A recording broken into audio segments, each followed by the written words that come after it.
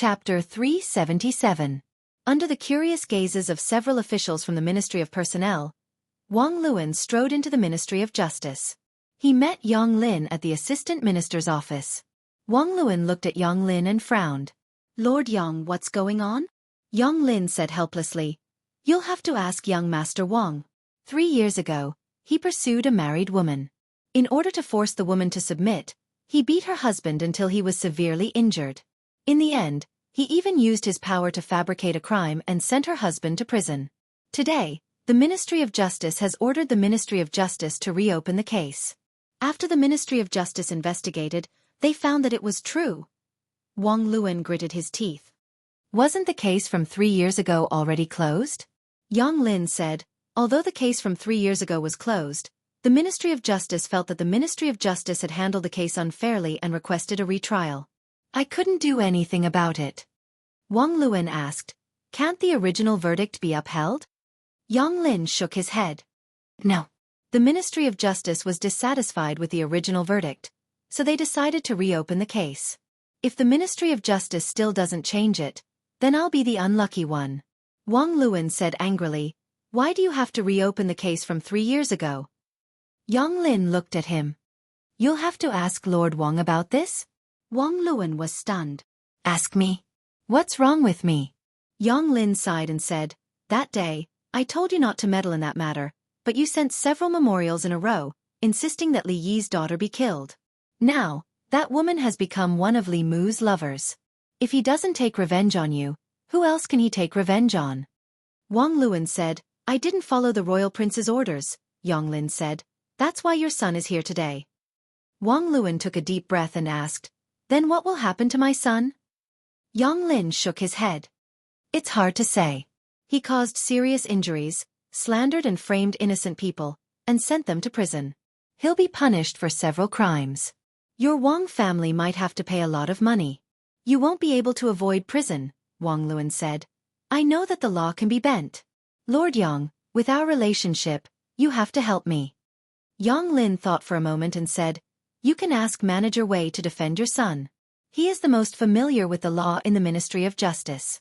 Perhaps he can help your son fight for a reduced sentence." A moment later, in a certain office of the Ministry of Justice, Wang Luan held Wei Peng's hand and said, "Manager Wei, I'll leave my son to you. After the matter is completed, I will definitely reward you handsomely." Wei Peng nodded and said, "I'll try my best." With that, he slowly walked into the courtroom. Wang Luan asked Yang Lin, "How will the Ministry of Justice judge him this time?" Yang Lin thought for a moment then said, "Inflicting serious injuries and setting someone up to be imprisoned for 3 years. The fine is at least 200 taels of silver, and this is under the condition that the other party is willing to forgive you.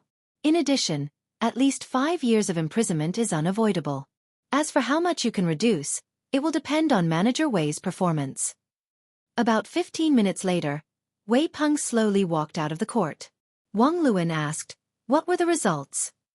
Wei Peng said, "Forget it." Wang Luan was pleasantly surprised. "His sentence has been waived?" Wei Peng said, "The fine is waived. He was only sentenced to 20 years of imprisonment." Wang Luan was stunned for a moment. When he came to his senses, he grabbed Wei Peng's collar and said through clenched teeth, "What did you say? Just how did you argue?" Yang Lin hurriedly said, "Lord Wang, watch your actions. Your actions." He had just finished speaking when several figures walked into the Ministry of Justice. They looked at Wang Luan and asked, "Are you the director of the Ministry of Personnel, Wang Luan?" Wang Luan was furious. He said unhappily, "I am." "Who are you people?" Crack. 2 of them pressed down on Wang Luan's arms. Another person put shackles on his wrists and said, "The Imperial Clan Temple has investigated. In the past few years, you have abused your power for personal gain many times. When evaluating officials, you were severely unfair. In addition, in order to get your son off the hook, you used your position as the director of the Ministry of Personnel to put pressure on the Ministry of Justice. This is also a serious violation of the law. Come with us to the Imperial Clan Temple." Wang Luan said in horror, "What are you saying? I am an official of the Imperial Court. You have no right to do this." "You still know that you are an official of the Imperial Court?" The official from the Imperial Clan Temple glanced at him. He waved his hand and said, "Knowingly breaking the law. This is an additional charge. Take him away." Seeing Wang Luwen being taken away, Yang Lin sighed and said, "I told you long ago not to stand up for others when you shouldn't. You just wouldn't listen." Outside the Ministry of Justice, the officials from the Ministry of Personnel were dumbfounded. Everything was fine in the morning. They had just come out for lunch and the director was taken away. The onlooking commoners were also discussing. This family, both the father and son were arrested. What a sin! The father committed a sin, and the son committed an even greater sin. They could have been released after a few years as compensation. Now, they have been locked up for 20 years. When will they be released? Manager Wei's defense is really amazing. This is nothing. Just last month, there was a murderer who was sentenced to be banished to the army. His family spent a lot of money to hire Manager Wei to defend him. Guess what happened? What happened? He was just executed yesterday. In a room on duty in the Ministry of Justice, Wei Peng was writing a file. Yang Lin stood in front of the table and asked, "You have a grudge with Wang Luwen's son, right?" Wei Peng nodded and said, "We had a conflict before." Yang Lin said, "Be careful in the future. It's best not to bring personal grudges into official matters." Wei Peng said, "This official understands." Yang Lin shook his head and left.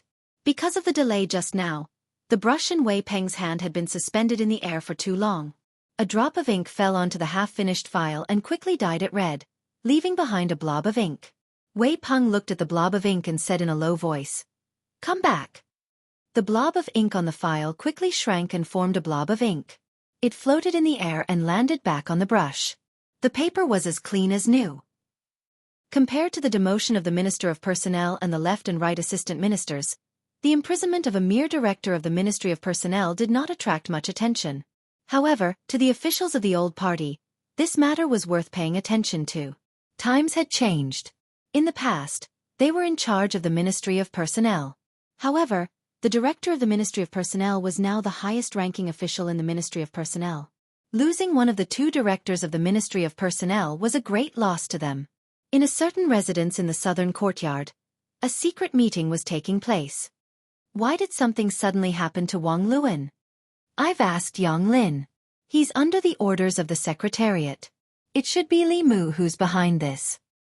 Wang Luwen once received my order to persuade the imperial court to execute Li Mu's daughter. Now, I heard that Li Yi's daughter is living in Li Mu's house and is very close to him. Perhaps she has already become his woman. He's taking revenge. After a long silence, someone sighed and said in an unwilling tone, "In my opinion, we shouldn't provoke Li Mu for the time being. He has the Empress protection and doesn't reveal any flaws. We can't do anything to him and there's no need to fight to the death with him. Don't forget that we only have one opponent. As long as we defeat the Zhou family, no one will be a threat to us." Someone sighed and said, "Now, I'm afraid it's not about whether we should provoke Li Mu or not, but whether he should provoke us. If Li Yi's daughter is already his woman, then Li Yi is his father-in-law. It's very likely that he wants to avenge Li Yi. Hasn't he already overturned the verdict for Li Yi? Overturning the verdict is not revenge. Judging from Wang Luwen's case, this person will seek revenge for the smallest grievance. Since he took action against Wang Luwen so quickly, I'm afraid he won't let the others off easily." As soon as he finished speaking, someone knocked on the door from outside. He walked over and opened the door. A servant whispered a few words to him. When he walked into the room, his face was very gloomy. He said, "In addition to the left physician of the Ministry of Personnel, Wang Luwen, the right physician of the Ministry of Personnel, Shui Yan, was also taken away by the people of the Imperial Clan Temple." "Pa! Preposterous!" Commandery Prince Nanyang slapped the table and stood up abruptly. He said angrily, "What is he trying to do?" In the Li residence, Li Mu held Li Qing's hand and said, "Those people from back then, don't even think about escaping." Lu Hanyan glanced at Li Mu and coughed softly. Li Qing let go of Li Mu's hand in a panic. Although the three of them had reached a tacit understanding on some matters, she was much more thin-skinned. In a situation where there was a third person present, she was still not used to being intimate with Li Mu. Li Mu held Li Qing's hand in his left hand and Lu Hanyan's hand in his right. It was not easy to enjoy the happiness of having two wives. If they could not be impartial, it was only a matter of time before the harem caught fire. Lu Hanyan looked at Li Qing and asked Li Mu, "When do you plan to officially welcome her into the Li residence? We have to prepare in advance." Li Qing shook her head and said, "There's no need to go through so much trouble." Although Lu Hanyan and Li Qing were both women, their understanding of marriage was completely different. Lu Hanyan's heart was still that of a secular woman. She hoped to have a romantic and ritualistic wedding. Li Qing entered the Fu Lu school when she was very young. She had the carefree and casual nature of a cultivator. When cultivators practiced dual cultivation, as long as the two of them were willing, they could enter the bridal chamber at that time and skip all the tedious procedures. Lu Hanyan shook her head and said, "That won't do. If others know, they will think that I have mistreated you." Li Qing insisted, "There's really no need. As long as the three of us can be together forever, that's enough." "Three?" Lu Hanyan looked at Li Qing and seemed to realize something. She looked at her with a strange expression and asked, "Junior sister, you don't think that Wan Wan and Xiao Bai are just our maids, do you?" Chapter 378. Li Qing went back to her room alone to calm down. Lu Hanyan had a gloating expression on her face. Li Mu smacked her butt and said, "You did it on purpose, didn't you?" Lu Hanyan smiled and said, "I just wanted her to experience my feelings. Besides, she will find out sooner or later. If I don't tell her, will you tell her yourself?" The eldest madam of the Li family did it for revenge. Because of Li Qing, she had cried a lot in the past. Li Qing had wronged her, so she wanted to use Wan Wan and Xiao Bai to take revenge. She was still the petty Lu Hanyan. But she was also the Lu Hanyan that Li Mu liked. For many things, it was more appropriate for her to speak to Li Qing than Li Mu. After thinking this through, Li Mu put his arm around her and rubbed the place where he had just hit her. He said, "Does it hurt?" Lu Hanyan blushed and slapped his hand away. She said, "Behave yourself. Wan Wan and Xiao Bai are still over there." Li Mu looked over. The two girls who were sitting together on the swing immediately covered their faces with their hands. Their eyes peeked through the gaps between their fingers. Li Mu moved his hand away and said angrily, "Children shouldn't poke their noses into adult affairs. I'm not a child anymore." I'm not a child anymore," Wan Wan and Xiao Bai tried to defend themselves. Li Mu waved his hand and said, Go back to your room to play." Although they were not young in some areas, they were still under 18 years old. As long as they were not over 18 years old, in Li Mu's eyes, they were different from Lu Hanyan and Li Qing. Li Mu could hold Xiao Bai's original body, but as long as she transformed, he would feel guilty. Wan Wan was the same. She had not changed much in the past 2 years. She was still greedy and playful. The only change was that her eyes were more seductive. As long as one looked into her eyes, one's soul would be sucked in. Little White and Wan Wan were soul seducers and soul catchers respectively. When the two beauties worked together, even Li Mu could not withstand them sometimes. Li Qing was alone in the room. Lu Hanyan was full of satisfaction after getting her revenge. She went to the great music bar to find her friends. She planned to buy the whole place and was discussing the price with the owner. Li Mu had nothing to do, so he watched Wan Wan and Xiao Bai play aeroplane chess in the courtyard. Before the game, they had agreed that the loser would have to warm the bed next time Li Mu slept in the study. Li Mu watched for almost an hour. They were still playing aeroplane chess. While he was bored to death, something in the space of the flask heaven suddenly moved. Li Mu stretched out his hand, and the spiritual snail appeared in his hand. "Come to the Jianghu palace." Only this sentence came from the spiritual snail, and then there was no more sound. In the past few days, he couldn't even take care of his family. He was immersed in his women and completely forgot about the Empress. 15 minutes later, Li Mu appeared in the Jianghu palace. He bowed and asked, "Your Majesty, what are your orders?" The Empress threw him a token and said, "From now on, you are the deputy commander of the bamboo guards. You will be in charge of the bamboo guards together with Ali." The Empress had 4 internal guards. Their names were Mei, Lan, Zhu, and Ju. The 4 guards had different names, and their functions were also different. The Mei guards were in Shen. They were in charge of monitoring the officials. The commander was Mr. Mei. The lawn guards were scattered in various counties. Their job was to monitor the local officials. Li Mu had never seen their commander before. The bamboo guards were a special operation organization. They were in charge of carrying out special tasks, such as investigating rebels under the Empress orders. The commander was Shangguan Li. The Jew guards were the most mysterious of the 4 guards. It was said that they were in charge of intelligence.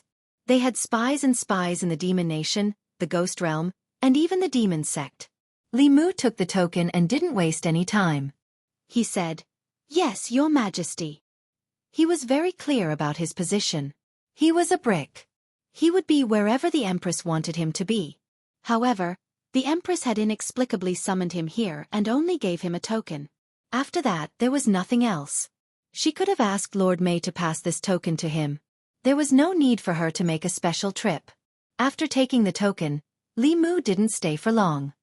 He walked out of Chang'an Palace and said to Shangguan Li, "Commander Shangguan, I have other things to do during this time. I'll need you to take care of the bamboo guards." Shangguan Li said lightly, "When you're not here, I'm the only one in charge of the bamboo guards." Since Shangguan Li didn't have any objections, Li Mu could focus on his own matters. After leaving Chang'an Palace, he went straight back to Chang'an Palace. Zhou looked at the pile of memorials on the table and said, "Look, there's only one more woman by their side, and they don't even care about national affairs. They don't go to the imperial kitchen, and they don't come to Chang'an Palace. I should forbid them from taking concubines." Seeing that the Empress's attitude towards Li Mu was becoming more and more strange, Mr. Mei's face was bitter, but he couldn't say anything. In the Imperial Secretariat, Li Mu sneezed for no reason and crossed out 2 names on the list on the table. Lu Yi walked in from outside and put a few oranges on the table in front of Li Mu. He smiled and said, "Sir Li, these are oranges from my hometown. Although they're not as sweet and delicious as the tribute oranges, they still taste pretty good. You can take them back and try them." Zhongjuan didn't produce oranges. In the past, there were people who transplanted them and used their mana to carefully cultivate them. However, the fruit was small and bitter, so no one tried it again. This kind of fruit was usually transported from the southern counties. The price was ridiculously high, and it wasn't something that ordinary people could afford. Li Mu smiled and said, "Thank you, Sir Lu." Lu Yi had eaten Li Mu's tribute oranges before, so he only came to return the favor. He said, "You're welcome." He was about to leave when he saw a piece of paper on Li Mu's table. He asked, "What's this?" Li Mu said casually, "Oh, this. I have nothing to do, so I practice writing." "Sir Li is really elegant," Louis smiled and complimented him. He left Li Mu's office, but he couldn't help but be curious. Who would practice writing using a person's name? Wang Luan, Qian Long, seemed to be the left and right doctors of the Ministry of Rights. The names after that, Ai Tong, Wu Shang, Chen Guang, sounded familiar. They seemed to be the officials of the Imperial Court. Morning Court. A few days ago, the Imperial Court was in turmoil, and there was a big change that hadn't been seen for many years. Today, the change that affected countless officials finally calmed down. The Morning Court regained its tranquility. But soon, some officials found that the court today seemed to be too quiet, as if there were suddenly a lot of people missing.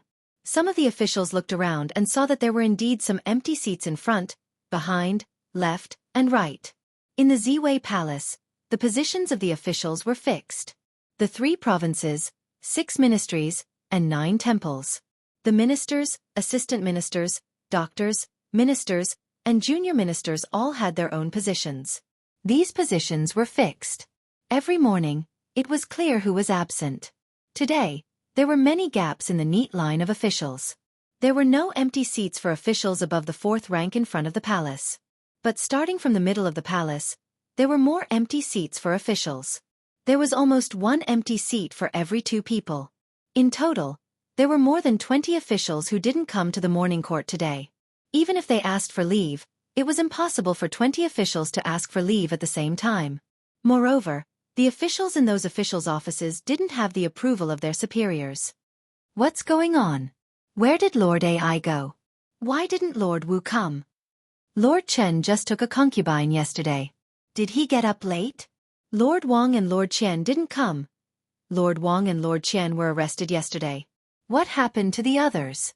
Were they arrested too? Ai Tong, Wu Shang, Chen Guang. Louis stood in front and listened to the officials' discussion behind him. He was a little confused. The names of these absent officials sounded familiar, as if he had seen them somewhere. Soon, he remembered where this inexplicable sense of familiarity came from. Weren't these people the officials Li Mu used to practice calligraphy? But even if Li Mu used their names to practice calligraphy, it shouldn't be to the extent that they disappeared. Could it be that he wasn't practicing calligraphy, but using a divine ability? He had never heard of a divine ability that could make people disappear just by writing their names.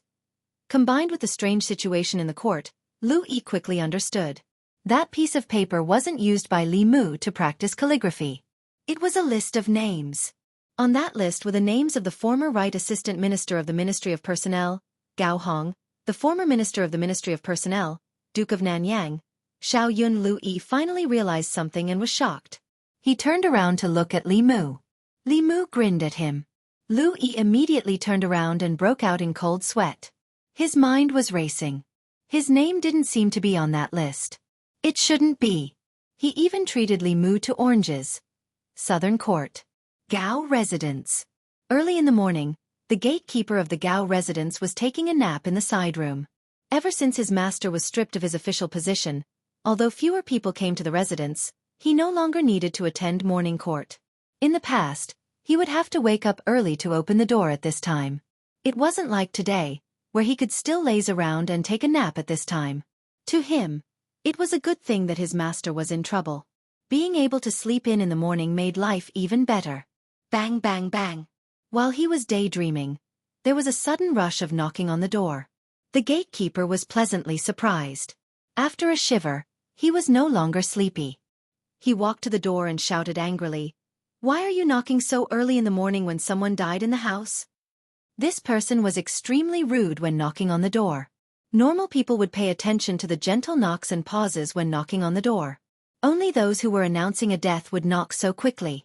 The knocking stopped and a voice came from outside. "I'm here to visit Lord Gao." Hearing the words "I'm here," the gatekeeper was already looking down on him. His anger hadn't subsided and he asked coldly, "Do you have something to say?"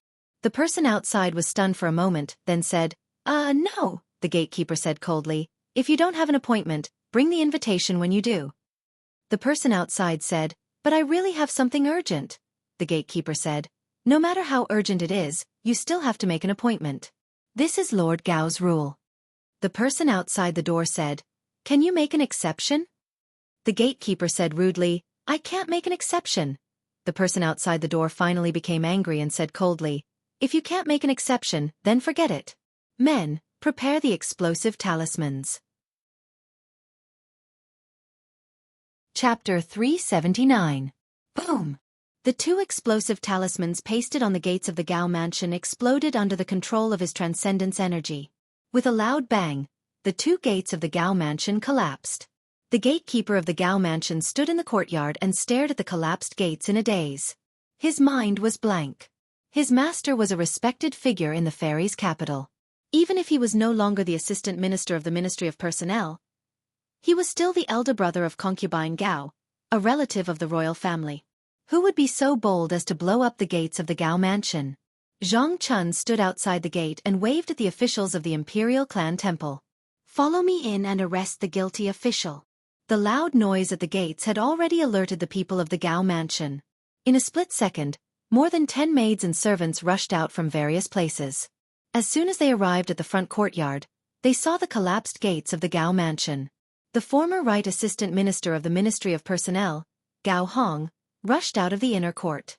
Seeing that the main gate of his residence had been blasted open, he was enraged. He glared at Zhang Chun, his eyes almost popping out of their sockets as he snapped, "Zhang, what are you doing?" Gao Hong hated Zhang Chun to the core. Not only because Zhang Chun took his position as the Assistant Minister of the Ministry of Personnel, but also because Zhang Chun was Li Mu's #1 lackey. If you hated someone, you would naturally hate everything about that person, including his lackeys. Zhang Chun looked at Gao Hong and said calmly, "There is a case that requires you to go to the Imperial Clan Temple. However, your gatekeeper refused to cooperate, so I can only take forceful measures." The gatekeeper of the Gao mansion hid in a corner, trembling and not daring to raise his head. Gao Hong held back his anger and asked, "What case?" Zhang Chun said, "You'll know when you get there." Gao Hong said coldly, "No matter what, I'm still the royal uncle. You don't have the right to summon me. If you want to summon me, show me the official seal of the Imperial Clan Temple." Zhang Chun looked at a minor official of the Imperial Clan Temple and asked, "Is there such a thing?" The minor official nodded and said, "Lord Gao's sister is the son of the former emperor's concubine, Concubine Gao of the Western Palace. To summon a member of the royal family or a relative of the emperor, you need the seal of the Imperial Clan Temple Master. Indeed, Lord Gao does not have this authority." Zhang Chun looked at Gao Hong and said, "You want the abbot seal, right? Wait a moment. I'll be right back." Gao Hong's face darkened as he watched Zhang Chun leave with his men.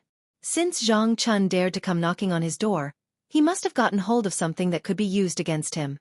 He couldn't figure it out at the moment.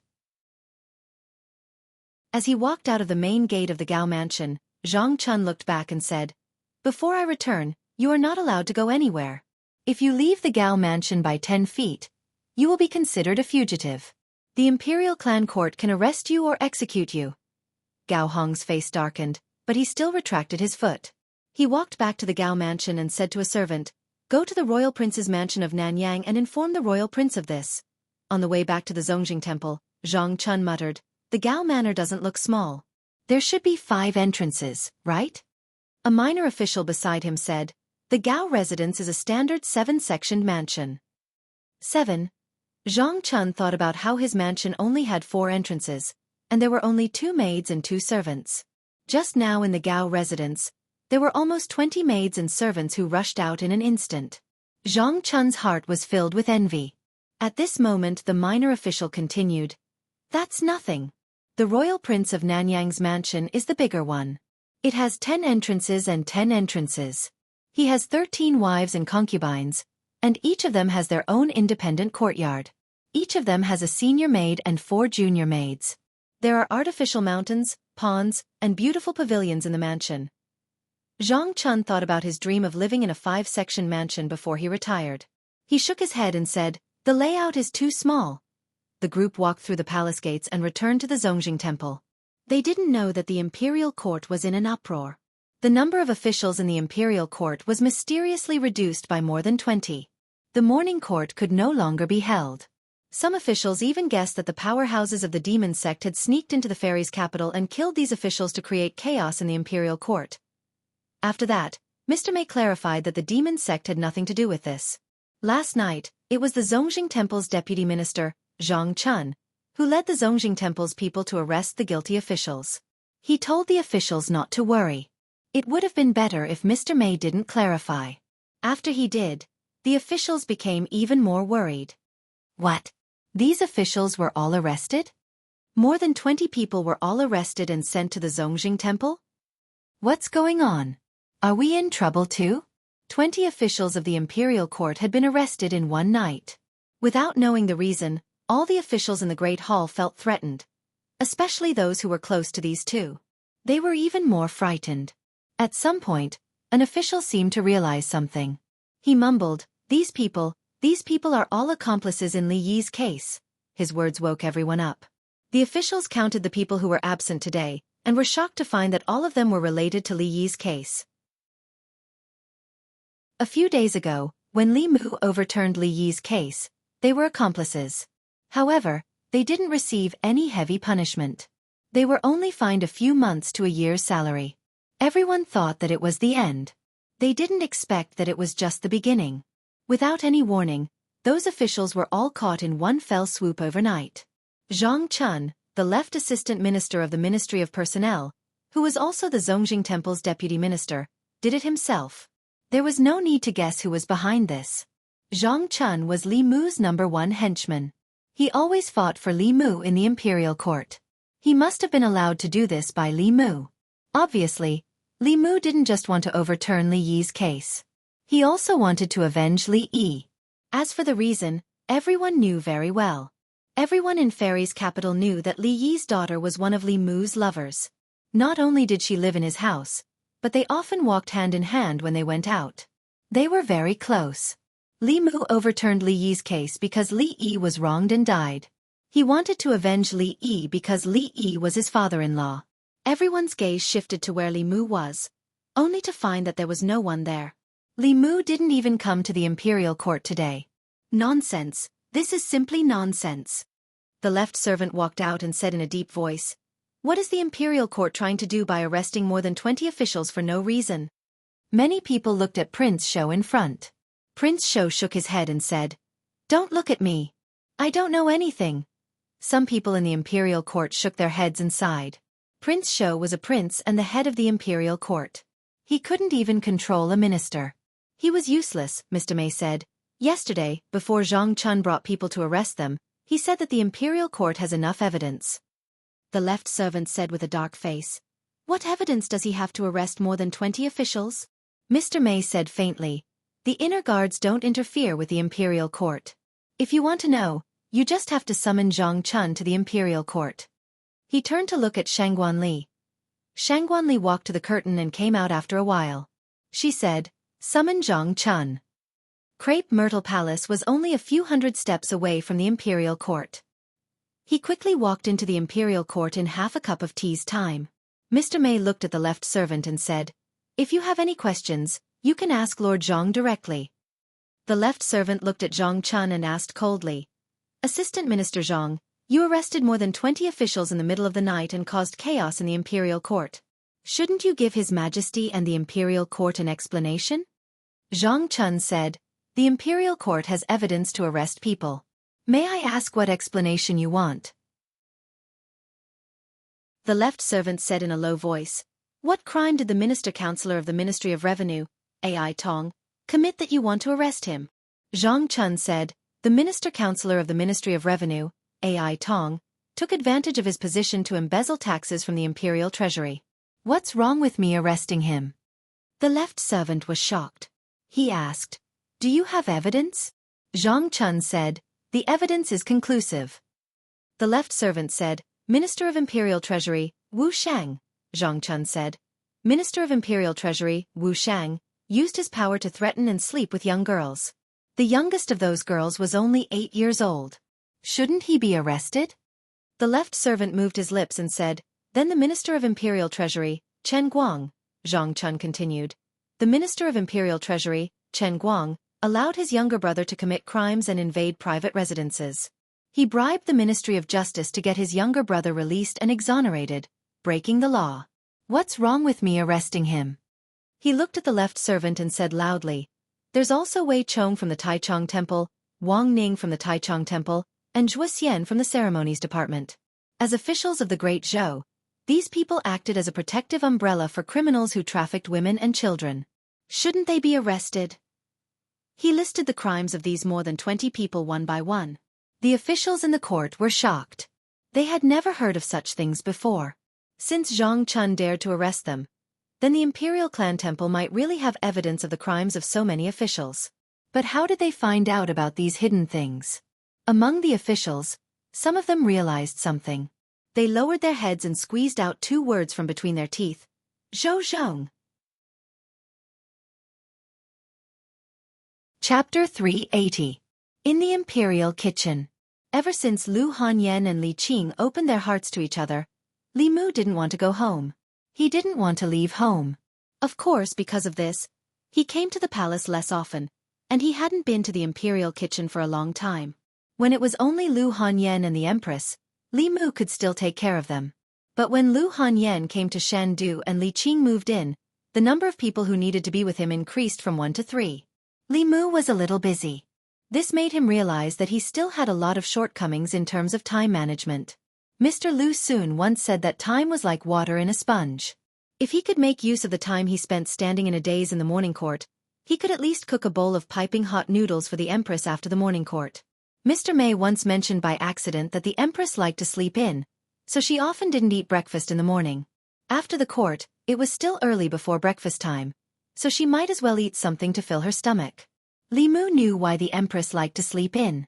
It was because she couldn't fall asleep at night, so she would cook conch porridge with Li Mu in the middle of the night, or enter his dreams to teach him how to cultivate. As a cultivator in the upper 3 realms, She wouldn't feel tired even if she didn't sleep for a month. But cultivators were still people, and nothing could replace the joy and happiness brought by sleeping. Of course that was in the past. At that time, Li Mu and she were both single. Now, Li Mu had his wife in his arms every night. Unlike the empress, who had nothing to do during the long nights, he couldn't sleep beside Lu Hanyan and talk to another woman all night, even if that woman was Lu Hanyan's idol. While he was cooking the noodles, several imperial chefs were watching. Finally, one of them couldn't help but ask, "Lord Li, is there some secret to your cooking? Why can't we use the same ingredients and the same steps to make your dish taste the same?" Regarding this point, Li Mu also did not know. With the same ingredients and steps, the food made by these imperial chefs would definitely be better than his. Perhaps the empress was used to eating the food and liked his taste. After cooking the noodles, Li Mu calculated the time and arrived at Jianghu Palace just as the morning court session was about to end. Soon, a figure walked out from the back of the hall. Zhou Yi looked at Li Mu and said, "Is it because I spoil you too much that you are becoming more and more unruly? You even dare to sneak out of the morning court." What's that smell?" Her throat moved, and her tone instantly softened as she asked, "Did you cook noodles?" Li Mu said, "I guess that your majesty probably didn't eat breakfast today, so I went to the imperial kitchen to cook a bowl of noodles." Zhou Yi slowly sat down, thought for a moment, and said, "You are the deputy commander of the bamboo guards and also responsible for internal affairs. If there is an emergency in the morning court session, you can leave first. I won't blame you. Okay, give me the chopsticks." Watching the empress eat the noodles in small bites, Li Mu asked, "Your Majesty, how is the situation in the court?" Zhou Yi slowly finished a mouthful of noodles, and then said, "You don't know what the result of the trouble you caused will be. The court officials are all in danger, and the court is in chaos. The trouble was caused by you, so you are responsible for pacifying it." Li Mu said, "These more than 20 guilty officials deserve to be punished. Although it will cause chaos for a short period of time, as long as it's properly arranged, it won't affect the court too much. Your Majesty, you can quickly promote some experienced officials without any background to replace their original positions in the departments of those guilty officials. This way, the impact can be minimized and the normal operation of the yamen can be maintained. At the same time, Your Majesty can also publicize the crimes of these officials, and use this to win over the people. After Lord Li Yi overturned the case, the people of the 36 counties will greatly increase. After punishing these corrupt officials, Your Majesty's reputation will reach the peak, and you will not be inferior to the previous wise emperors of Great Zhou. It will only be a matter of time before you surpass Emperor Wen." Zhou Qiong didn't seem to be interested in Li Mu's pancake at all. Her mind was completely focused on the bowl of noodles in front of her. She was puzzled. The same noodles and the same side dishes. Why was it that the imperial chef's dish didn't taste as good as Li Mu's?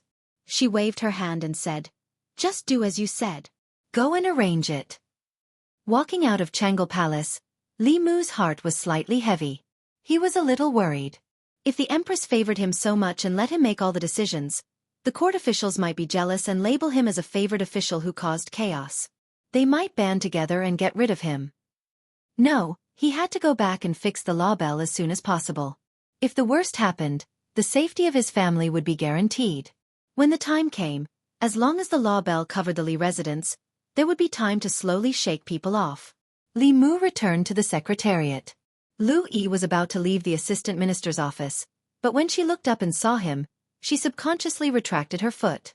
At the same time, in the Zongjing temple not far from the secretariat, Zhang Chun looked at Prince Shou and said, "Prince, without your seal, it won't be easy for me to catch people." Prince Shou shook his head and said, "If I give you my seal and let you catch our people, wouldn't I be in a difficult position?" Zhang Chun said, "According to the law, Gao Hong should be arrested." Prince Shou shook his head and said, "Whoever wants to arrest him can do it. In any case, I'm not arresting him." Zhang Chun gritted his teeth and said, "Then you are bending the law for personal gain. The next time I go to the imperial court, I will report you in the Golden Palace. As an official of the Zongjing Temple, you are bending the law for personal gain and shielding your accomplices. Your crime is not light." Prince Shou said angrily, "Are you threatening me?" Zhang Chun said indifferently, "This is persuasion." Prince Shou suddenly sighed and said, You are threatening me with impeachment. If I arrest Gao Hong, they can't blame me. Show me the official document and my seal. Not long after, Zhang Chun brought people out of the Zongjing temple and came to the southern courtyard, in front of the Gao residence. The morning court had already ended, and Gao Hong had already received news that Zhang Chun was not targeting him. Last night, more than 20 officials in the imperial court were arrested by the Zongjing temple. Without exception, these 20 people were all officials of the old party. Gao Hong found it hard to believe that the Zongjing temple had something on all of them. Even the Empress's internal guards did not have this ability. There was no doubt that there was a traitor among them. As for who the traitor was, it couldn't be any more obvious. Gao Hong gritted his teeth and said, "Zhou Zhong, you should be hacked into pieces." As the assistant minister of the Ministry of Justice, Zhou Zhong had gained their trust over the years. The Ministry of Justice had also become a shelter for the old party officials. No matter what crimes they committed, they could be cleared of any crimes through the Ministry of Justice. Zhou Zhong had helped the old party officials time and time again, and his status in the old party had also risen. At the same time, Zhou Zhong also had many things on them. Facts had proven that the more they valued someone, the deeper they were hurt. In just a month, Zhou Zhong had betrayed them twice.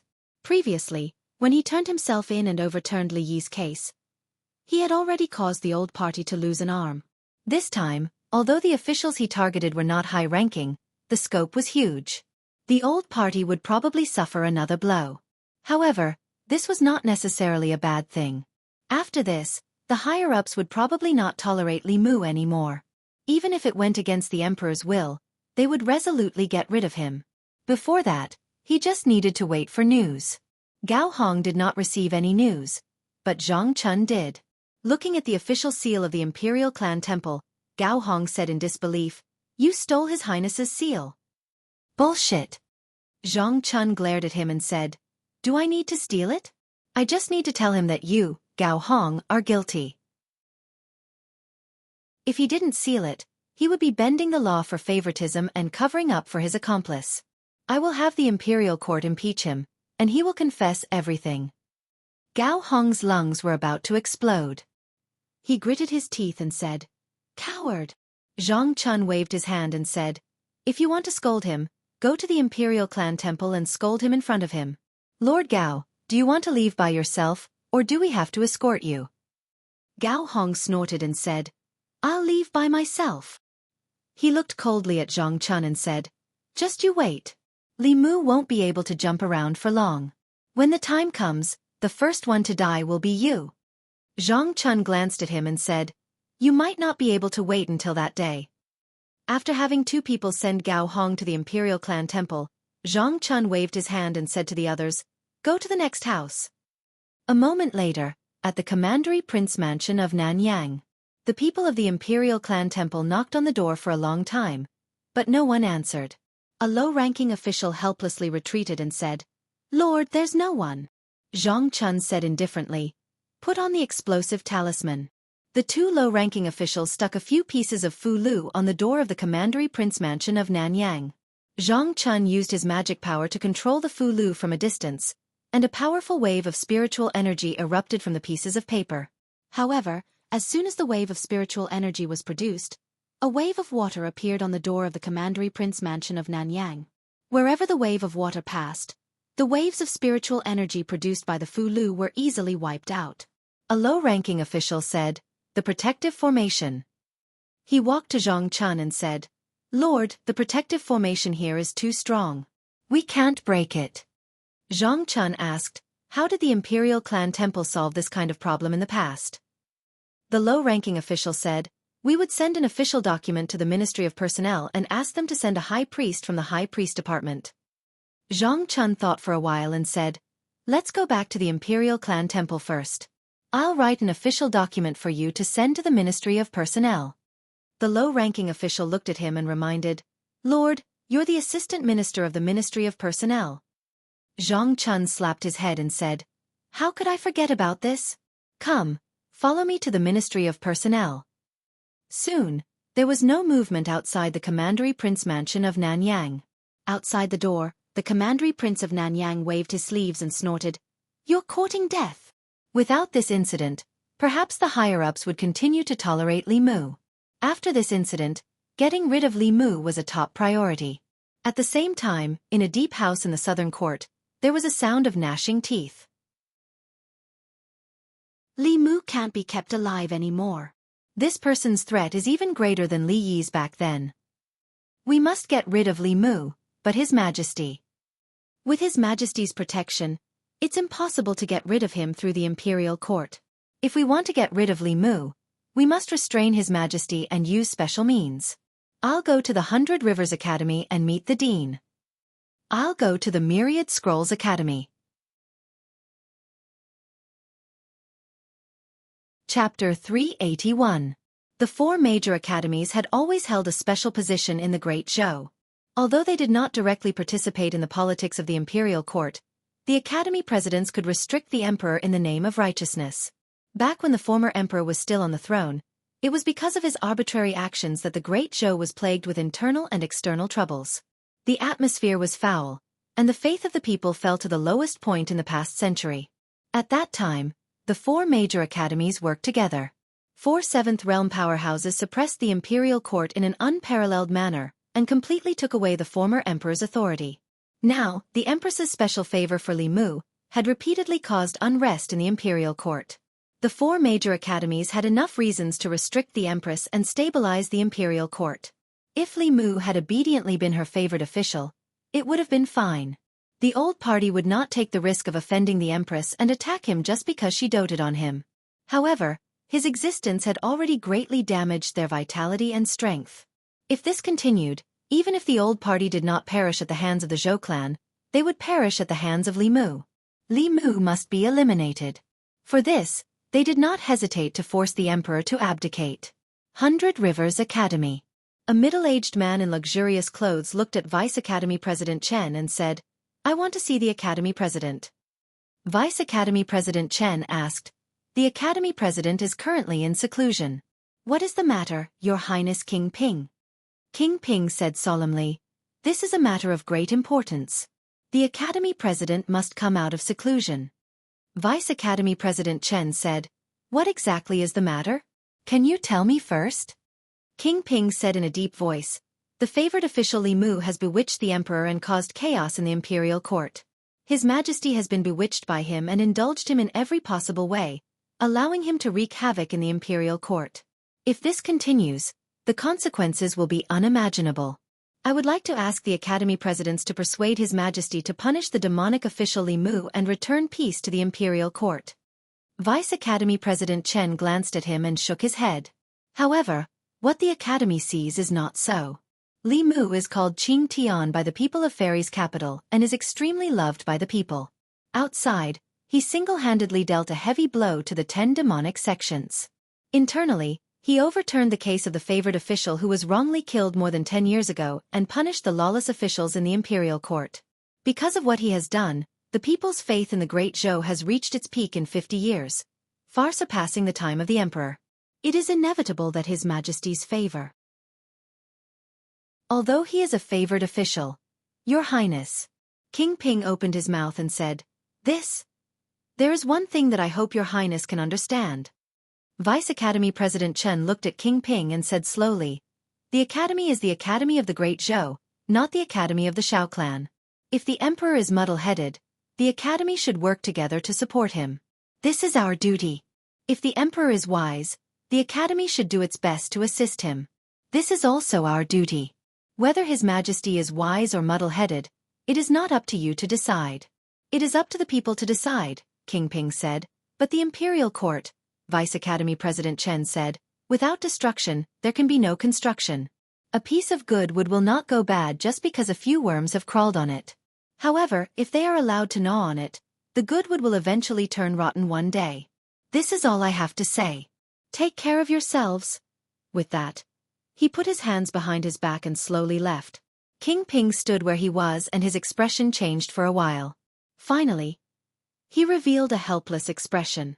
After a while, he left the 100 Rivers Academy and returned to King Ping's residence. Several people who were waiting in the residence immediately came up to him and spoke. "How was it? What did the dean say? Brother Wang say something?" King Ping looked at everyone and sighed. Let's drop this matter. Don't mention it again. Why? Could it be that the academy doesn't agree? While everyone was asking, another figure walked in from outside. The Duke of Jianghu had just walked into the courtyard when he shook his head and said, I didn't see the dean. I don't think we can count on the Thousand Scrolls Academy. Among the 4 great academies, the White Deer Academy belonged to the Ministry of War and could never be counted on. As for the other 3 great academies, the 100 Rivers Academy and the Thousand Scrolls Academy supported the Shao clan. The Azure Cloud Academy stood on the side of the Zhou clan. If even the 100 Rivers Academy and the Thousand Scrolls Academy could not be won over, then there was no need to mention the Azure Cloud Academy. At least 3 deans were needed to persuade the Empress. Even if they managed to win over the Azure Cloud Academy, it would be useless.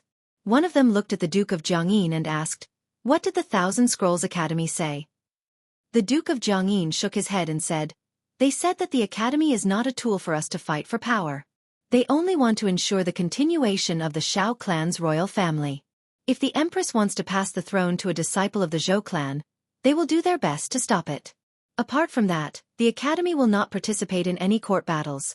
After saying that, he looked at King Ping and asked, What did the 100 Rivers Academy say?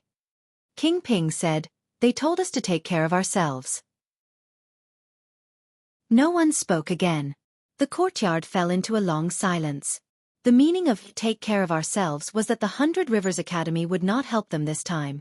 All along, they had thought that the Zhou clan only had one advantage over the Shao clan, and that was that the Empress's surname was Zhou. Regardless of whether it was the control of the imperial court, the local area, or the number of academies behind them, they were stronger than the Zhou clan's new faction. In fact, if it was not for the former emperor's incompetence that caused the wrath of the people and made the Azure Cloud Academy's dean extremely disappointed in the Shao clan, there might be 3 or even 4 academies behind the Shao clan. It was only now that they realized that although the 2 academies behind them were inclined to let the Shao clan return to the orthodox lineage in the future, that was a matter for the future. At present, they still acknowledged the Empress. In fact, it was not just the academies. Even everyone present was convinced by the current Empress. She had shown great talent in cultivation since she was young. Otherwise, she would not have been valued by the former emperor and become the crown princess and empress. The fact that she could be acknowledged by the emperor's qi and successfully advance to the 7th realm proved this point. At that time, no one in the Shao clan could withstand the emperor's qi and forcefully break through. The royal clan would not have an additional 7th realm powerhouse, but a useless person whose foundation was destroyed. One had to know that she was only 25 years old back then. Since ancient times, no one in the Shao clan had been able to inherit the emperor's qi and advance to the 7th realm at the age of 25. Obviously, the academies would not stand against the empress for this matter. The Duke of Jianghu asked, What do we do now? After a long silence, King Ping shook his head and said tiredly, Let's leave it at that. Although he did not say much, everyone could hear the intention to retreat from his words. The Shao royal clan did not retreat when facing the new faction that was at the peak of their power. Now that they were facing a lone official, they had the intention to retreat. After failing to defeat Li Mu after using countless methods openly and secretly, they chose to avoid him. The Li residence. Li Mu had just learned from Zhang Chun that the Duke of Nanyang's residence was covered by a powerful formation, and the officials of the ancestral temple could not enter. As the assistant minister of the Ministry of Personnel, he mobilized the consecrated department to help, but was rejected by the consecrated department. The consecrated department was a special department in the imperial court. It was not an official office. The consecrators in it were powerhouses recruited from all over the country at great cost by the imperial court.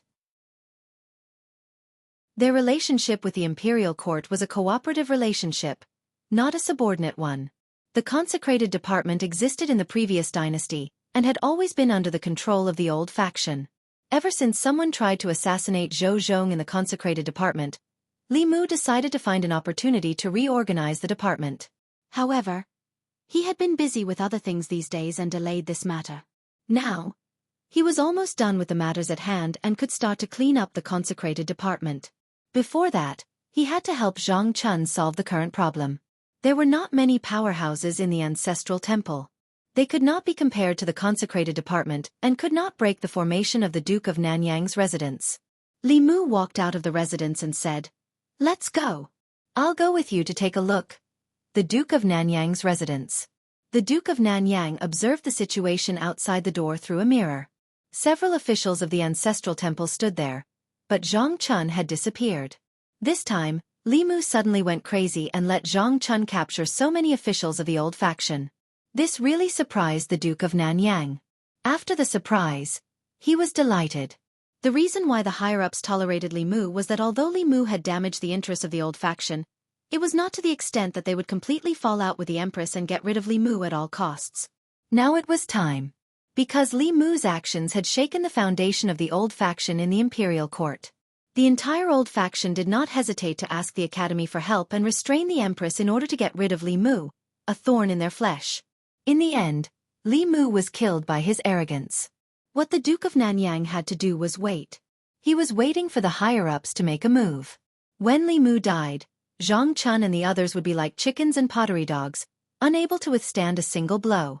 While the Duke of Nanyang was waiting, he saw the figures of Zhang Chun and Li Mu appear in the mirror. When he saw Li Mu, a trace of impatience appeared on his face. He gritted his teeth and said, "Why haven't you made a move yet?" Then, he saw Li Mu and Zhang Chun outside, trying all kinds of methods to break the array of the Duke of Nanyang's residence. The Duke of Nanyang sneered. This array was set up by the array masters of the Spirit Array sect. Even a sixth realm expert would have to spend some effort to break it. Li Mu and Zhang Chun were overestimating themselves.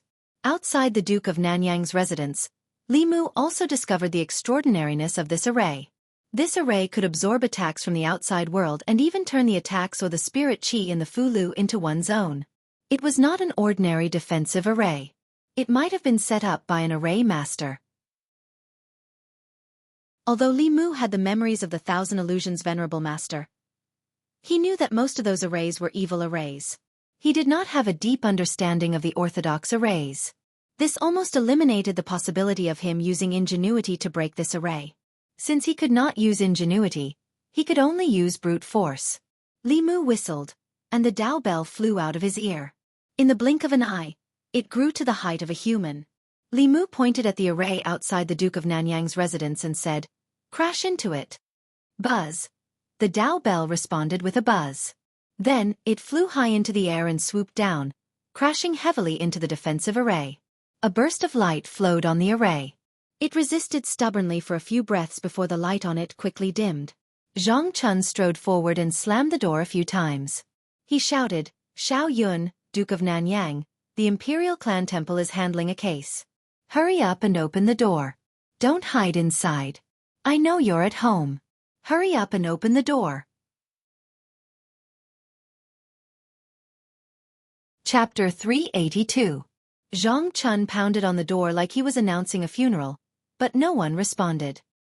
He channeled his mana into his palms and slammed them down. The two doors collapsed inwards, and Xiao Yun, the Duke of Nanyang, appeared in front of him with a gloomy face. Zhang Chun stared at the Duke of Nanyang unhappily and asked, "The Imperial Ancestral Temple has summoned you to close your residence. Are you resisting arrest?" The Duke of Nanyang, the former Minister of Personnel, had fallen to the point where his residence was broken down and humiliated. The Duke of Nanyang could no longer suppress the anger in his heart. He wanted nothing more than to kill Li Mu and Zhang Chun. Thinking that the two of them would not last long, he forcefully used his mana to suppress his anger. He looked at Zhang Chun and said coldly, "Why would the Imperial Ancestral Temple come to my residence for no reason? I thought it was a bold bandit who attacked my residence." Zhang Chun said indifferently, "Whether it is for no reason or not, you will know once you follow me to the Imperial Ancestral Temple." The Duke of Nanyang said, "Do you have the official document from the Imperial Ancestral Temple?" Zhang Chun took out the official document with the seal of the Imperial Ancestral Temple and waved it in front of him. He asked, "Is this enough?" The Duke of Nanyang said calmly, "If that is the case, let's go." Even as a duke, he could not openly resist the Imperial Ancestral Temple, because it was equivalent to resisting the Imperial Court. However, this did not mean that he would submit to Zhang Chun and Li Mu. King Ping and the others had already gone to the academy to discuss with the dean. Eliminating Li Mu was already the top priority of the Shao clan. Perhaps at this moment, Bai Chuan and the two deans of the Myriad Scroll Academy had already taken action to restrain the Empress. The experts that King Ping and the others had arranged to clean up the Empress and kill Li Mu were already on their way here. Baichuan Academy. In the northeast corner of the academy, there was a bamboo forest that was green all year round. The students of Baichuan Academy would not easily approach this place. Everyone knew that this was the place where the dean cultivated. The dean of the academy was one of the few experts in the Great Zhou. He was deeply respected and loved by the students, and no one would disturb his cultivation place. In the depths of the bamboo forest, in front of a bamboo house, a hearty laughter could be heard. Beside the stone table in front of the bamboo hut, the man in white put down a word and said with a smile, "Zhao Qingsong, I haven't seen you in 2 years. Your chess skills are getting worse." The middle-aged man opposite him waved his hand, and the black and white chess pieces on the chessboard quickly flew up and returned to their respective baskets. He looked at the man in white and said, "What is there to show off?" "I was just careless and distracted. Otherwise, you would have lost 15 minutes ago." The man in white asked, "What can distract you?" The middle-aged man said, "I don't know if this change in the imperial court is good or bad." The man in white thought for a moment and said, "You mean that young man named Li Mu?" The middle-aged man said, "Who else could it be?" The man in white nodded and said, "Indeed. At such a young age, he has such a natural disposition. He has gathered the faith of the people in Chengdu, can communicate with the heavens and earth, and can achieve the Tao with his words. He is also extremely talented in the Fulu Tao, and made the Fulu school bet its future on him. He can be said to be a hero of his generation. What kind of people are the Shao clan that you support? Why do they have to go against him instead of keeping the Zhou clan in check?" The middle-aged man looked at him and said, "The Zhou clan that you support is not much better than the Shao clan." The man in white crossed his arms and said calmly, "I just can't stand Shao Jing's actions. If Emperor Cheng knew that the crown prince he chose was even more muddle-headed than him, and almost caused the Great Zhou to be doomed eternally, he might as well smear that essence on the wall." The middle-aged man coughed softly and said, "Zhang Xingchui, you are the head of a school after all. You should at least show some respect to the late emperor and Emperor Cheng."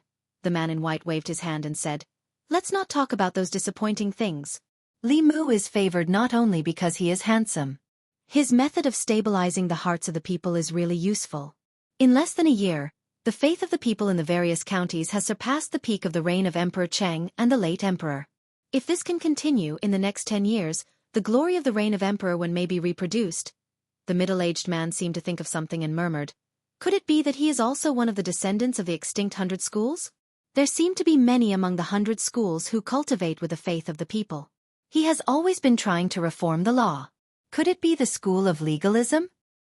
Establishing a heart for heaven and earth, establishing a life for the people, inheriting the lost knowledge of the past saints, establishing peace for all ages." The man in white whispered a few words and said, "It sounds more like the Confucian school. He has the ambition of ruling the world and is full of righteousness. It is very likely that he is a descendant of the Confucian school." The middle-aged man put down a chess piece and rubbed his chin. He said, "The Confucian school has always been active in the court and respected etiquette. However, his actions are bold and radical, seeking change. It is not like the Confucian school, but more like the school of legalism." The man in white put down another chess piece and said, "Whether it is the Confucian school or the school of legalism, those who can rule the country are righteous. Let him be." The Zongjing Temple. The prison of the Zongjing Temple, which had always been cold and cheerless, was especially lively today. More than 20 court officials were locked together, all frowning. Most of them had been brought from their homes by the people of the Zongjing Temple last night. Some of the officials had their doors blown up by Zhang Chun while they were eating dinner. Some of them had been pulled out of their beds while they were being intimate with their concubines. At first, everyone was panic-stricken, but after arriving at the Zongjing Temple and seeing so many familiar colleagues, they slowly calmed down. When they saw the former Assistant Minister of Personnel Gao Hong and the Duke of Nanyang being arrested, they were even more reassured. Of the two of them, one was a relative of the imperial family and the other was a member of the imperial clan. The higher-ups would definitely not let them stay in the Zongjing Temple. When the time came, they would be able to save them along the way. After calming down, they began to curse the main culprit. "This damned Zhou Zhong. I've really misjudged him all these years. He doesn't have many days left and he still wants to drag us down with him. Gao Hong did not curse like the others. He knew very well that Zhou Zhong had been sitting in the position of the Assistant Minister of the Ministry of Justice all these years and had a lot of information on them. He no longer had the golden ticket of exemption from death, and was no longer the Assistant Minister of Personnel. Once those crimes were confirmed, it was enough for him to die several times. In the cell next door, the Duke of Nanyang was meditating with his eyes closed. At a certain moment, he opened his eyes and glanced at Gao Hong. He said indifferently, "Why are you panicking?" Gao Hong strode over and asked, "Duke, are you sure that the higher-ups will make a move on Li Mu?" The Duke of Nanyang said, "Li Mu has already forced them into this situation. Do you think they will continue to tolerate it?" Gao Hong said uneasily, "But it's been so long. Why hasn't there been any movement at all?" The Duke of Nanyang said indifferently, "What's the hurry? Perhaps they are already on their way." Gao Hong was still worried. He walked out of the cell and said to a jailer, "Go and invite His Highness Prince Shou here." Hearing this, the jailer quickly walked out of the prison. Although the prisoners in the cell were all criminals, they still had a higher status than the jailers. As a lowly jailer, he did not dare to disobey these people. After a while, Prince Shou walked in from the outside. He looked at the two of them and said, "What's wrong with you?" "Why are you caught again?" Gao Hong said. "Isn't it because Zhang Chun took the official document with your highness's seal?" Prince Shou frowned and said, "Why? Are you blaming me? Zhang Chun threatened me. If I didn't do it, I would be bending the law.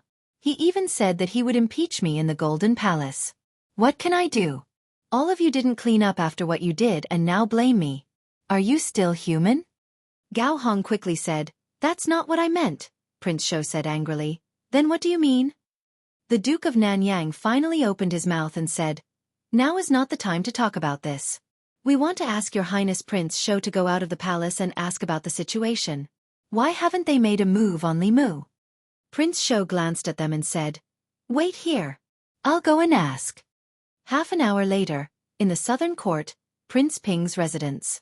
Prince Shou sipped his tea and looked at Prince Ping. He asked, "What about the Duke of Nanyang, Gao Hong and the rest? Should I let them go?"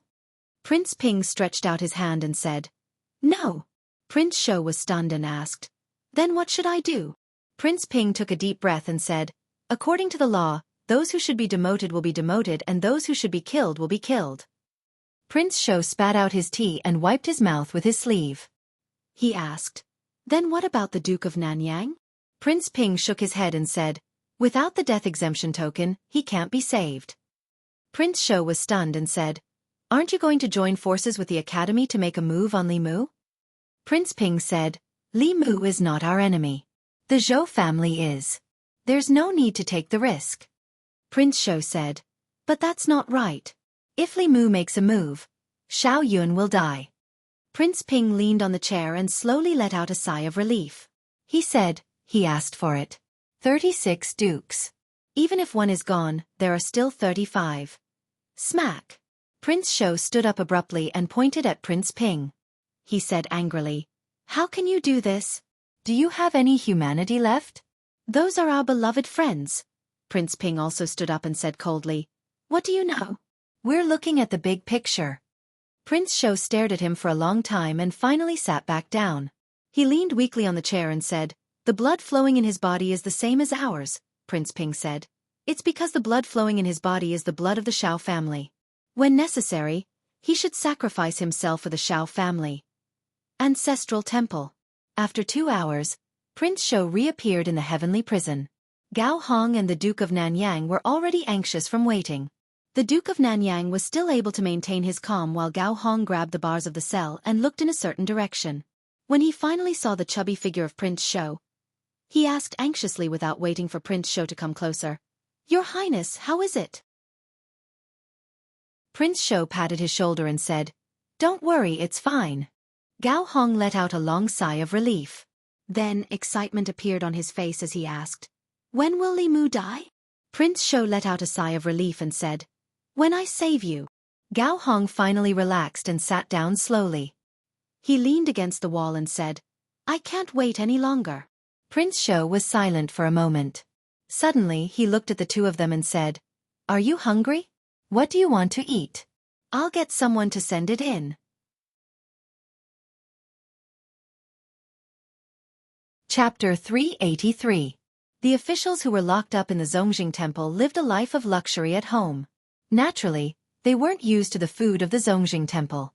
As the head of the Zongjing Temple, Prince Shou took this into consideration and sent them food from the restaurant outside the palace.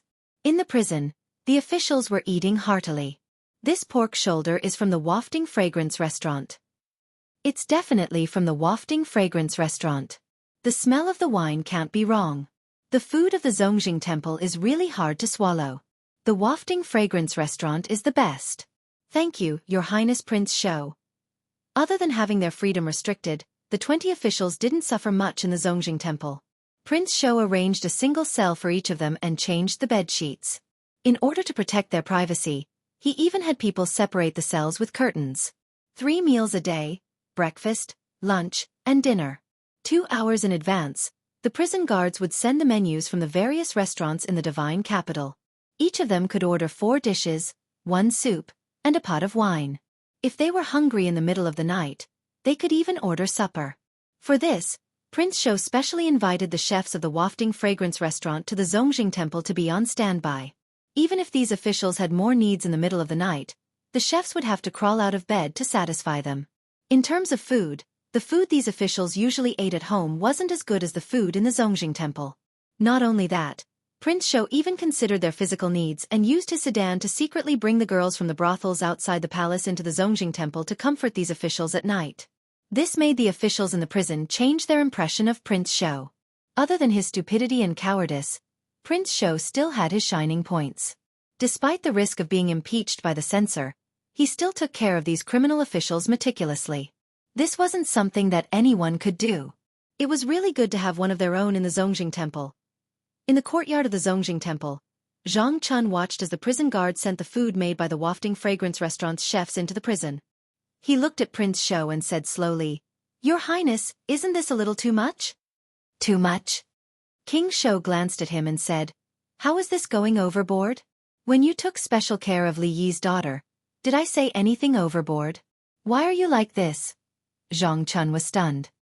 "I just covered her cell with a curtain and changed her bed." King Shou said, "I also covered up their cells and changed their beds." Zhang Chun looked at the busy figures in the kitchen of the Zongjing Temple and said, "But you brought the chef of the restaurant into the palace. Isn't that too much?" King Shou said, "Is this too much? This is not too much at all. Let me tell you what is too much. Li Mu used His Majesty's imperial kitchen to cook for other women. This is what is too much."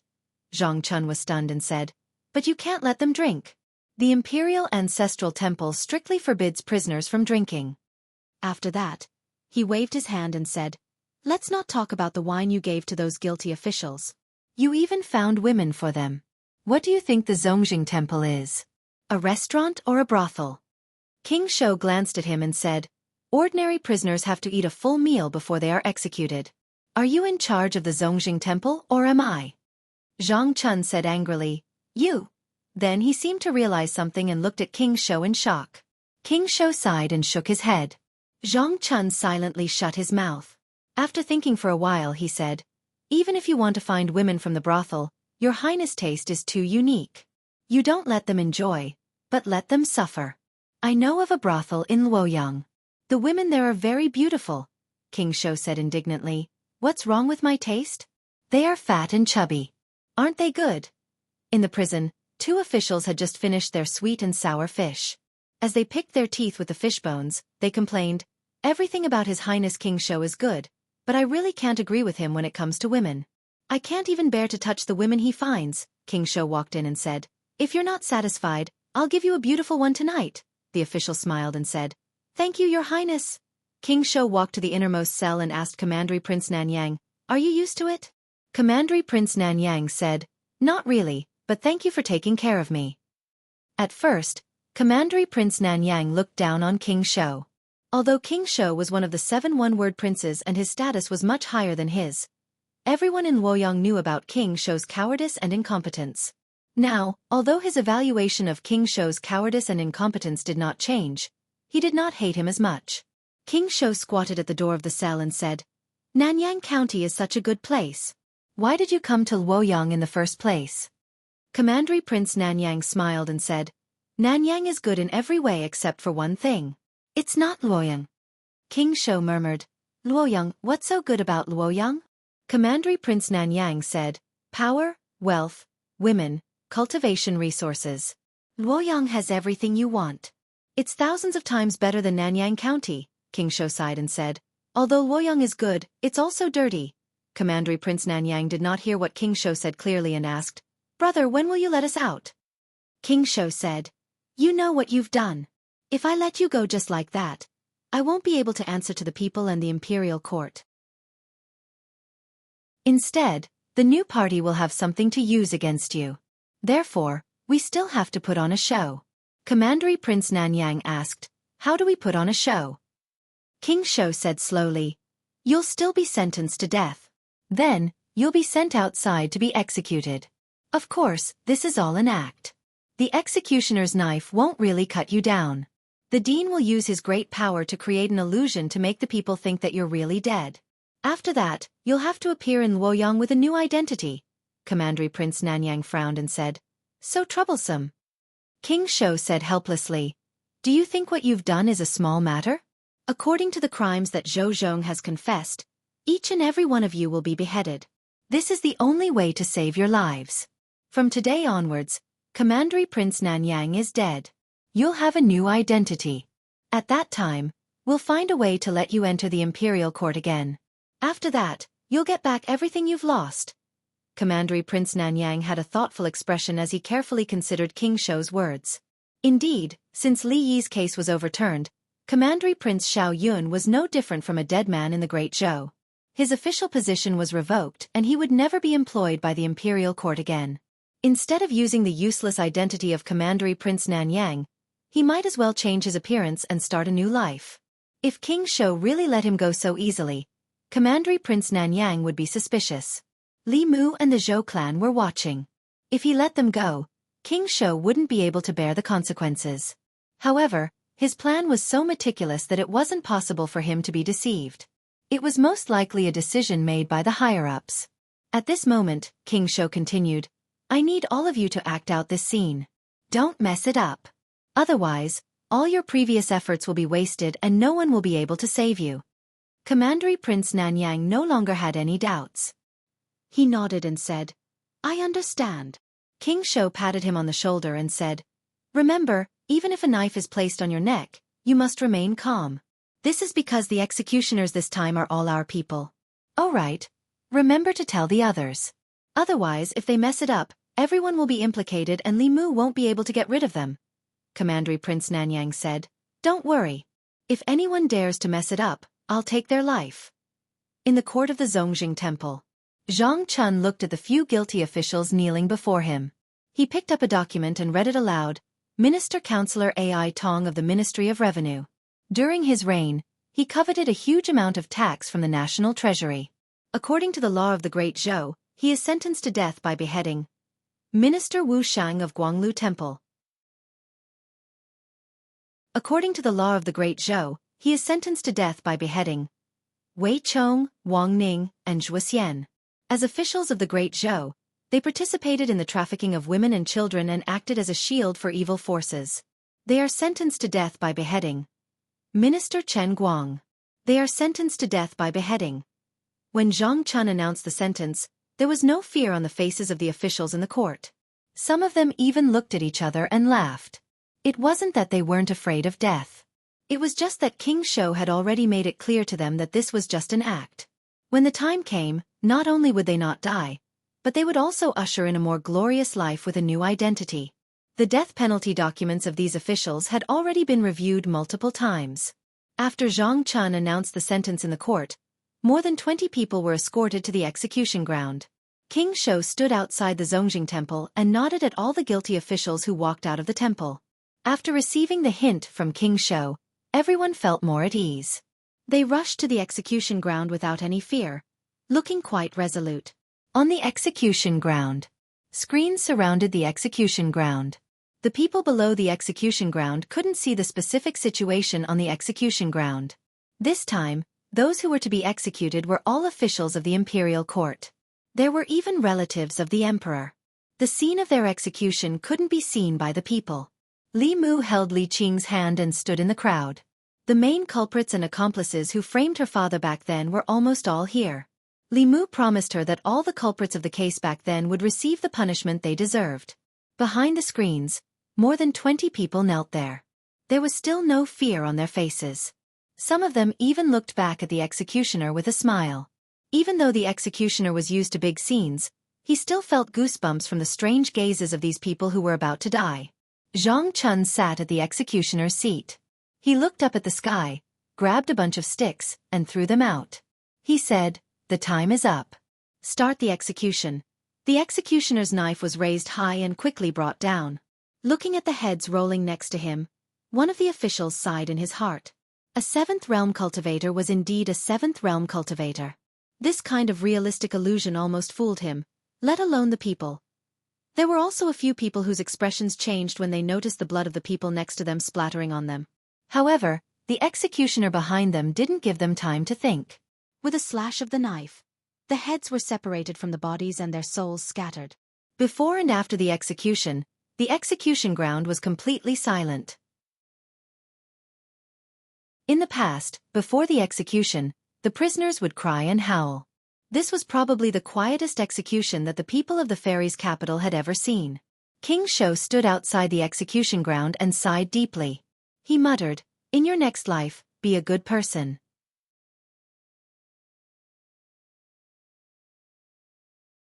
Chapter 384. The execution was very strange. Even the people outside the execution ground could tell that something was wrong. They had seen executions in the past. It was normal for the prisoners to cry and scream before they died. There were also many who yelled and cursed. However, this time, there were no cries and no cursing. The execution platform surrounded by screens was silent. More than 20 people were calmly going to their deaths. It was so quiet that it was eerie. Soon, the cheers of the people drowned out the silence. Good execution. They are all criminals who wronged Lord Li back then. These people deserve to die. Lord Li can rest in peace now. At the front of the crowd, Li Qing held Li Mu's hand tightly and said, "Let's go." The two of them turned around. The people took the initiative to open a path for them. They walked slowly. The people behind them watched them leave. They clasped their fists and said, "I wish Lord Li and Miss Li a long and happy life together. Grow old together. May you have a child." More than 20 guilty officials were beheaded, and the people all clapped their hands in joy. These people were not only accomplices in framing Lord Li, but they themselves were also guilty of many crimes. Their death was a good thing for the country and the people. After the execution, some of the commoners even spat on the execution platform as they left, their faces filled with joy. King Shou sighed and said to a servant beside him, "Don't remove the screens yet. Inform their families to come and collect the bodies." The servant nodded and said, "Yes." King Shou put his hands behind his back and shook his head as he walked away. He said softly, "It's good that they're dead. There's no more trouble after they die." Zhang Chun walked behind him and said, "These people have committed countless crimes. It's too easy for them to die like this." Although these criminals were dead, they still thought that it was a trap. After today, they would reappear in the divine capital with a new identity. Although they died in the end, at least they didn't feel fear or pain before they died. King Shou said casually, "In life, there are some things that shouldn't be taken too seriously. It's fine if it's not too bad." The news that more than 20 officials from the old party, including Commandery Prince Nanyang and the elder brother of the concubine dowager, had been beheaded at the street corner quickly swept through Luoyang and shocked countless people. Are they really dead? No one saved them? The Shao clan hasn't done anything. Are they just going to be abandoned like that? What are they afraid of, and what are they afraid of? You still don't understand. They're obviously afraid of Li Mu. At the Zhou family's banquet, Zhou Chuan's face was pale. Chen Jian was dead, Gao Hong was dead, and the Duke of Nanyang, Xiao Yun, was dead. Of the 7 main culprits back then, only he, the Duke of Zhongyong, and the Duke of Peace and Peace were left. Li Mu didn't even spare the accomplices, so how could he spare the main culprits? In particular, The death of the Duke of Nanyang had made him even more terrified. Even the Xiao royal family could not escape Li Mu's punishment, let alone him. Zhou Chen lowered his head to eat, but his forehead was full of cold sweat. He knew what his father was worried about. The Duke of Nanyang and those people were dead. Perhaps his father would be his next target. More than half a year ago, Li Mu was still a small official in a remote county. Unexpectedly, in just half a year, he had grown into an existence that even the old party did not dare to provoke. The Xiao royal family was not as fearful of the Zhou family as they were of Li Mu. Just before he came to Luoyang, Zhou Chen had tried to send an assassin to finish him off, but it had ended in failure. If Li Mu knew that he was the one who sent that assassin, wouldn't he be reduced to the same fate as those people this morning? In the Zhou family, while Zhou Chuan and his son were in shock, Li Mu was also hesitating in the Li residence. Until today, most of the people involved in the case back then had received the punishment they deserved. No accomplices had escaped, and there were still 4 main culprits in Luoyang. These 4 people were the Marquis of Zhongyong, the Earl of Ping En, the Marquis of Yongding, and Zhou Chuan of the Zhou family. The first 3 bigwigs of Luoyang were involved in Zhou Zhong's scheme.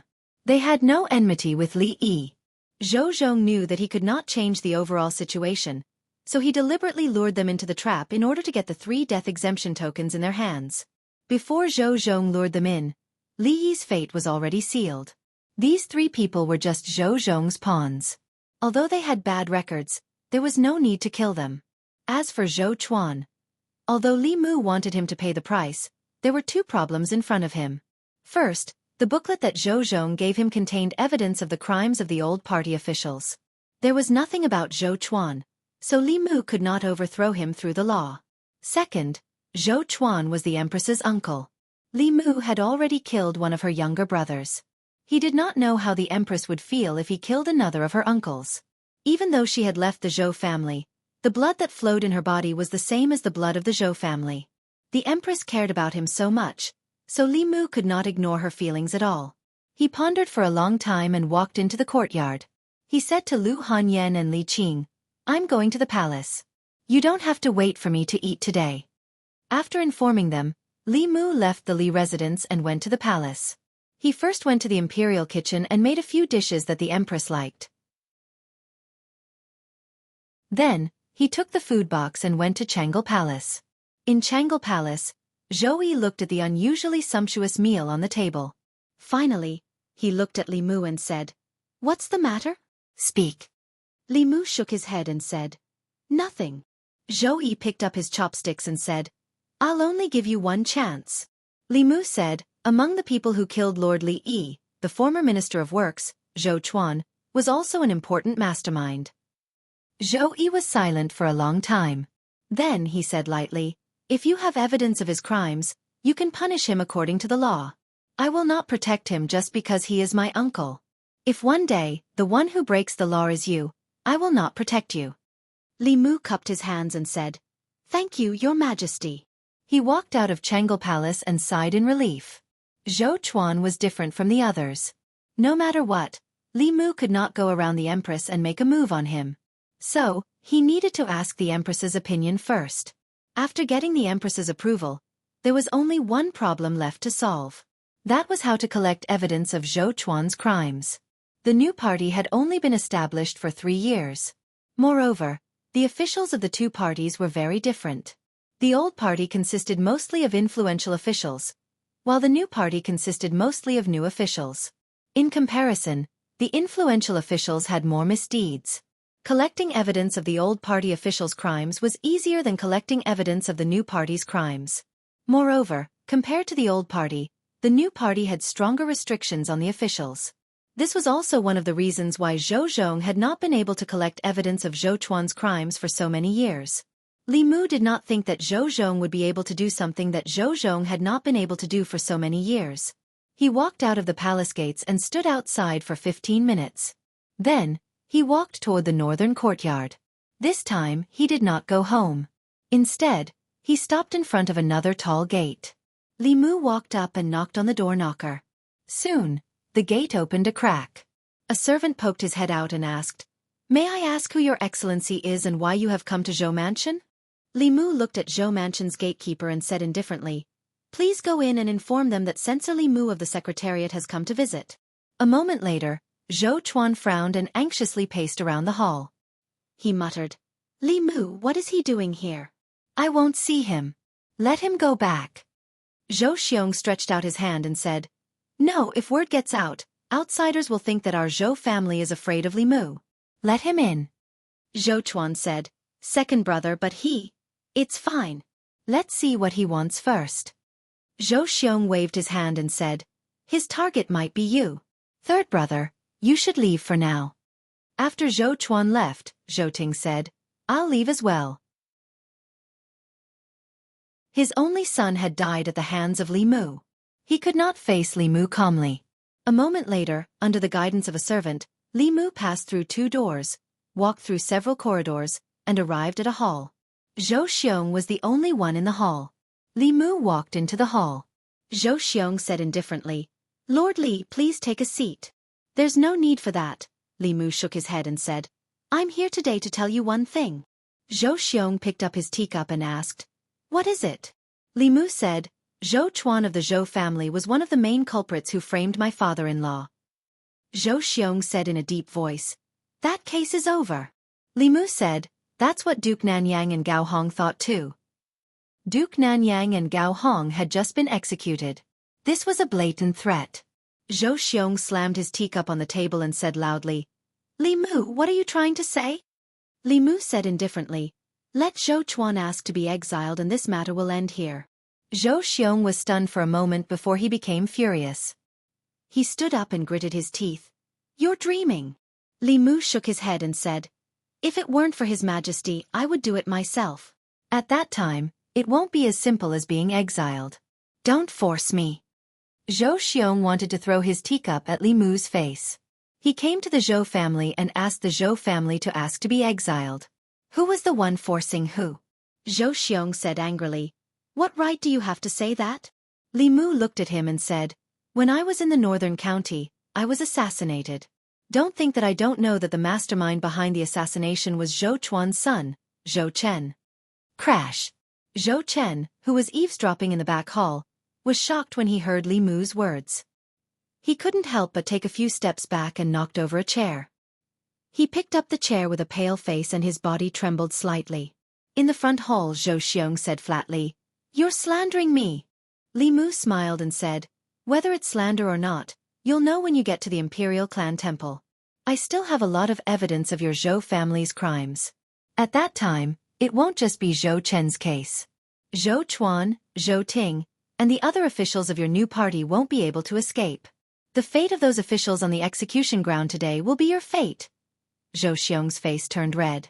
He pointed at him and said angrily, You. Li Mu looked at Zhou Xiong and said calmly, Chen Jian's grave is already covered in grass. Gao Hong and Prince Nanyang's bodies have just turned cold. I only asked Zhou Chuan to be exiled because of His Majesty. I have no interest in the fight between the old and new parties. However, if I don't punish Zhou Chuan and avenge my father-in-law, I won't be able to answer to my wife. Zhou Chuan's request to be exiled is my limit. I'll give you 3 days to think about it.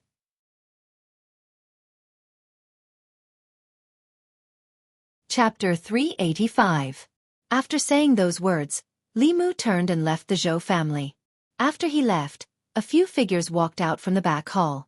Zhou Xiong looked coldly at Zhou Chen and asked, Is what Li Mu said true?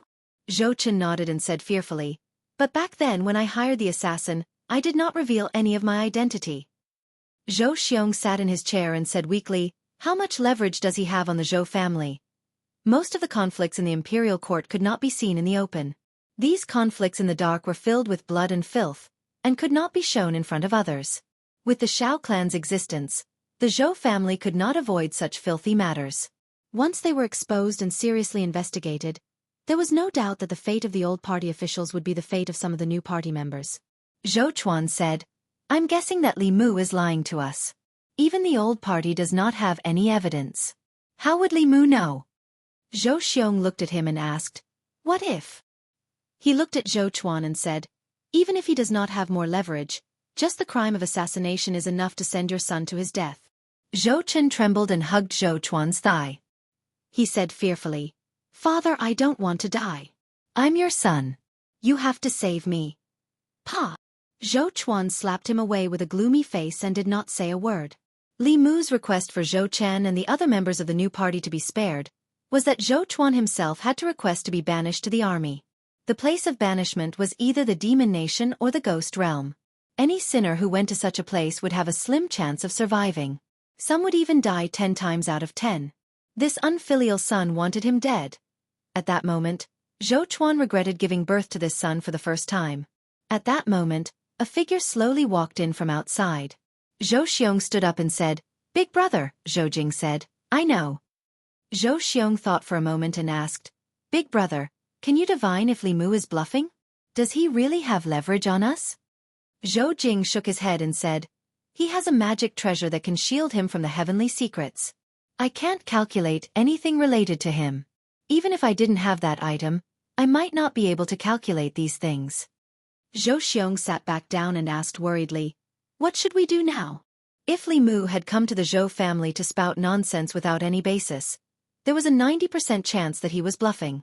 However, he had directly pointed out the secret things that Zhou Chen had done, which made Zhou Xiong feel uncertain. If what Li Mu said was true, then they would have to give up on Zhou Chuan and be banished to the army.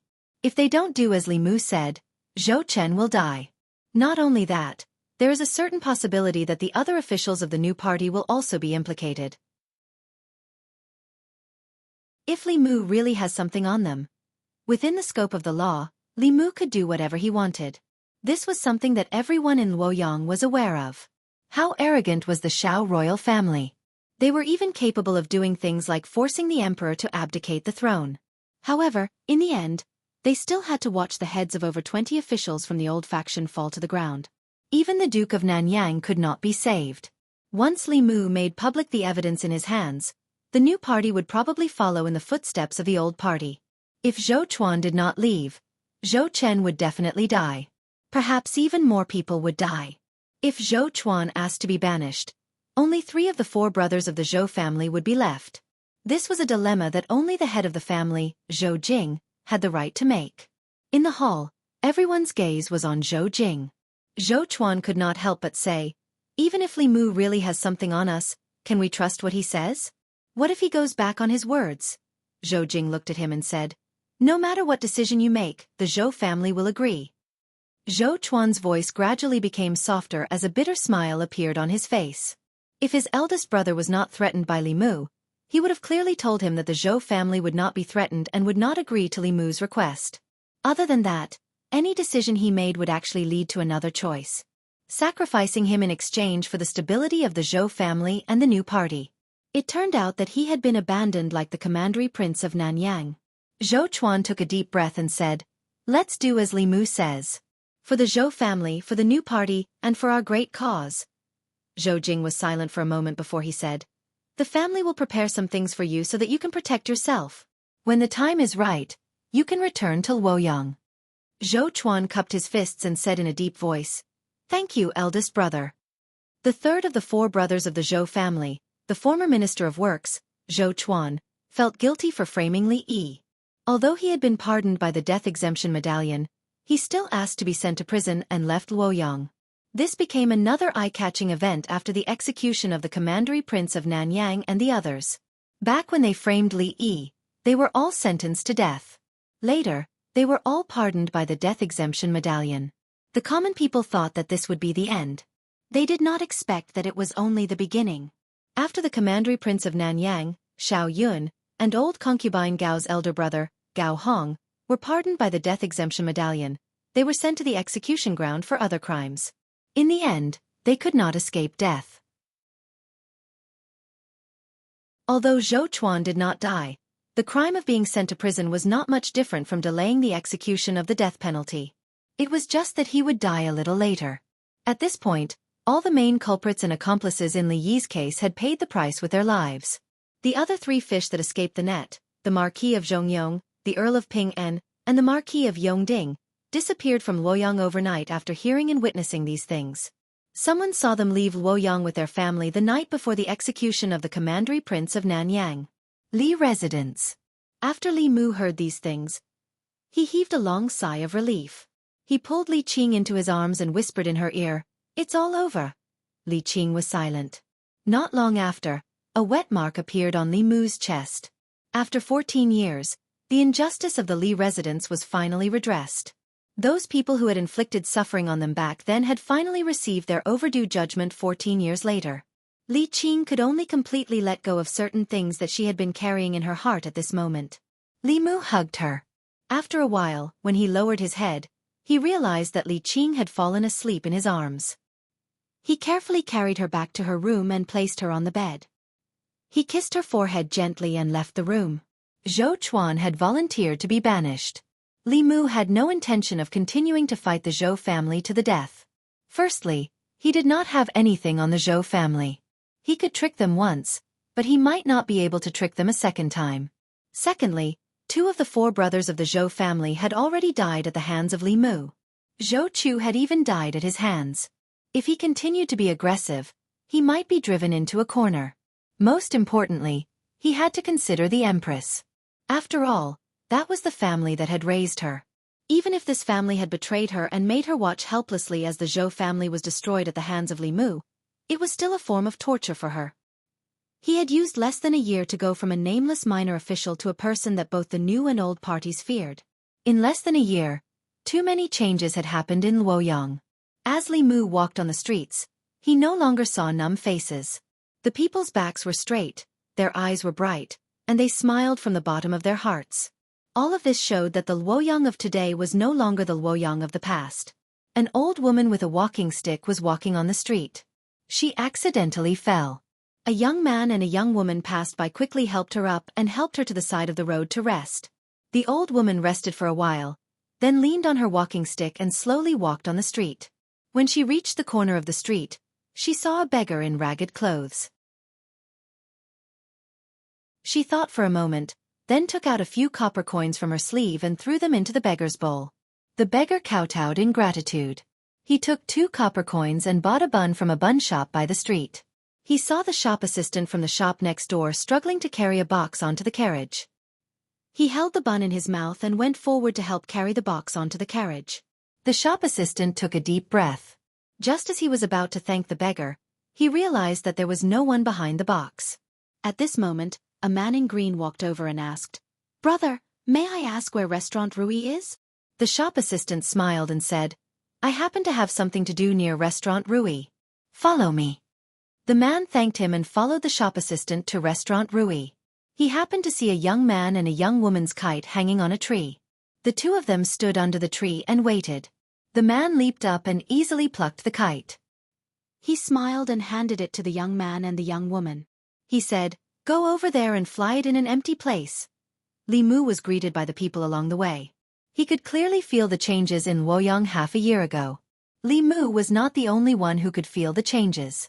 The people of Luoyang could feel it too. In the past, there was no good or evil in Luoyang. There was no right or wrong. It was chaotic and dark. Until half a year ago, a ray of light shone through the darkness. From then on, good and evil were separated in Luoyang. The officials and nobles who broke the law were punished the same as the common people.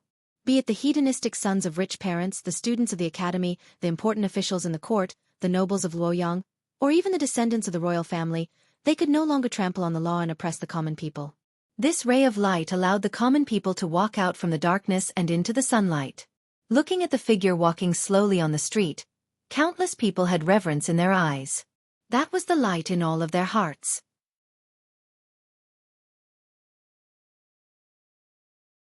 Chapter 386. Walking on the streets of Chengdu, Li Mu found that he seemed to be more and more fond of the human world. Especially after witnessing the changes in the people in the past half a year, the achievements and joy he got from it were far from what he got from cultivation. In this state of mind, his heart was empty. Even without the clear heart technique, he could still maintain absolute peace in his heart. Somehow, he even had a kind of enlightenment. Establishing a heart for the heavens and earth. Establishing a life for the people. As long as he could practice these 2 words with himself, one day, he could rely on the hundreds of millions of people in the Great Zhou to advance to the upper realm. Now, he didn't have to do anything deliberately and could continue to absorb psychic power from the people. He was like a walking temple. He walked slowly on the street. What he saw and what he heard was the ecology of Shen Du. Only a duck-like voice was mixed in it, which seemed a little out of place. Fortune-telling, fortune-telling, fortune-telling, infertility treatment, ensuring the birth of a fat baby, you're not allowed to be free, you're not allowed to be free. This voice was a little familiar. Li Mu looked in the direction of the voice and saw a sloppy Taoist priest squatting at a corner of the street. In front of him was a Bagua diagram, and beside him was a flag with the words, Divine Strategy, written on it. The Taoist priest's spiritual sense was very sharp. The moment Li Mu looked over, the Taoist priest raised his head and looked at him. When he saw Li Mu, the Taoist priest was stunned for a moment. Then he jumped up from the ground and said in amazement, "Why is it you again?" Li Mu walked over, smiled at him and said, "Senior, we meet again." The Taoist priest scratched his head and said, "Why do I always run into you wherever I go?" That's not right." As he spoke, his tone suddenly changed. He grabbed Li Mu's wrist and said in shock, You have a good fortune." Li Mu said, "In the past few months, I encountered some opportunities." The old man let go of his hand and muttered, "Bullshit opportunity, why can't I encounter such an opportunity?" Thinking back to more than a year ago, when he first met the young man in front of him, he was just a mortal who had lost his 7 souls and didn't have long to live. When he saw him for the second time, he was already in the omnipotent realm. Only half a year had passed, and when he saw him again, he was already in the creation realm. This made the scruffy Taoist priest doubt his life. At this rate, in another year or so, wouldn't he be inferior to him? He returned to his original position and waved his hand at Li Mu. Go, go, go. Let this old man be alone." Li Mu glanced at him and then turned to leave. When he met an old friend, he only went up to greet him out of politeness. To Li Mu a year ago, peak 6th realm cultivators were unreachable. But now, he was in close contact with 7th realm cultivators every day. In his eyes, 6th realm cultivators were just a... It wasn't until Li Mu's figure disappeared that the scruffy Taoist priest raised his head and looked in the direction he left. His heart was bitter and indescribable. He muttered, "Thief! God, this is not fair, not fair." Li Mu quickly forgot about the scruffy Taoist priest.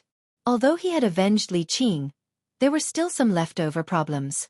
As the Great Zhou FBI, some of the priests in the Department of Worship enjoyed the cultivation resources provided by the Imperial Court, but they didn't do anything for the Imperial Court and didn't listen to the orders of the Ministry of Personnel. They even became the private soldiers of the old party, disobeying Imperial orders and doing whatever they wanted. Li Mu had thought of cleaning up the Department of Worship a long time ago. The Department of Worship was nominally under the command of the Ministry of Personnel, but it wasn't an office under the Ministry of Personnel. Before the Empress ascended the throne, the Department of Worship was directly responsible to the Empress. After the Empress ascended the throne, because she couldn't subdue the Department of Worship controlled by the old party, she established the internal guards. The bamboo guards of the plum, orchid, bamboo, and chrysanthemum guards were used to replace the Department of Worship. Of course, whether it was strength or resources, the internal guards were far inferior to the Department of Worship. The Department of Worship was supported by the Great Zhou's national treasury. Every year, large amounts of spiritual jade, fulu, talismans, and other cultivation resources were allocated from the national treasury. The internal guards were subsidized by the Empress herself. The highest cultivation of the internal guards was only 5th realm. In the Department of Worship, there were 2 great priests who were both 6th realm cultivators. There were also dozens of 5th realm priests. In Jianghu Palace, when he was eating with the Empress, Li Mu told her about cleaning up the Department of Worship, but the Empress was a little absent-minded. Zhou Yi didn't answer Li Mu's question. Instead, she asked, "Tell me, what's so good about being the Empress? Why can they disregard other people's lives and even their own for this position?" Zhou Chuan had already been sent away from the Immortals' capital today. Li Mu wasn't surprised that the Empress would feel this way. To the Empress, there was indeed nothing good about being the Empress. She wasn't keen on power, nor was she greedy for beauty. She didn't have anyone in her harem, and she didn't want to review memorials. To her, this position was a prison. But to others, controlling the life and death of hundreds of millions of people and becoming the ruler of the most powerful country in Zhou province was already a fatal temptation. Moreover, after becoming the Empress, she could legitimately replenish her harem. If Li Mu was the Empress, He could legitimately make Lu Hanyan empress and Li Qing noble consort. Wan Wan and Xiao Bai would be fair consort and virtuous consort. No one would have to be jealous of anyone. It was only natural for the empress to take in concubines. Just thinking about it made one feel that it was wonderful. There would no longer be a fire in the harem or an azura field. Zhou Yi glanced at Li Mu and said, "I'm asking you a question. What are you laughing at?" Li Mu no longer fantasized. He withdrew his smile and said, "Your Majesty, not everyone is like your Majesty who doesn't like power. To them, becoming the emperor above hundreds of millions of people is a fatal attraction." Zhou Yi asked, "You too?" Li Mu shook his head and said, "This isn't my dream." Zhou Yi continued to ask, "Then what is your dream?" Li Mu thought for a moment and said, "This subject's dream is to take my wives to travel all over the 10 continents and 3 islands, see all kinds of sceneries, and finally find a quiet and secluded place. When I'm not cultivating, I'll raise flowers and vegetables and live the life of an ordinary person." Zhou Yi glanced at him and calmly asked, "You want to leave the imperial court?" Li Mu heard the fluctuation in her tone. To prevent her from thinking that he wanted to run away, he added, "Of course not now." Zhou Yi asked, "Then when?" Li Mu said, "After I've helped your Majesty clear away all obstacles and solve all problems." Zhou Yi said indifferently, "I feel that the Yao Kingdom, the Ghost Realm, and the Demon Sect are the biggest obstacles and troubles in my heart. I won't keep you for long. Once the Demon Sect is destroyed, the Ghost Realm is subdued, and the Yao Kingdom is pacified, I will let you go." Li Mu was dumbfounded. The Yao Kingdom, the Ghost Realm, and the Demon Sect. Which of these 3 powers hadn't existed for as long as the Great Zhou? Even if the Great Zhou perished, they might not necessarily perish. To put it bluntly, she wanted him to work for her for the rest of his life. Even when the Jade Emperor made things difficult for Sun Wukong, he didn't go so far.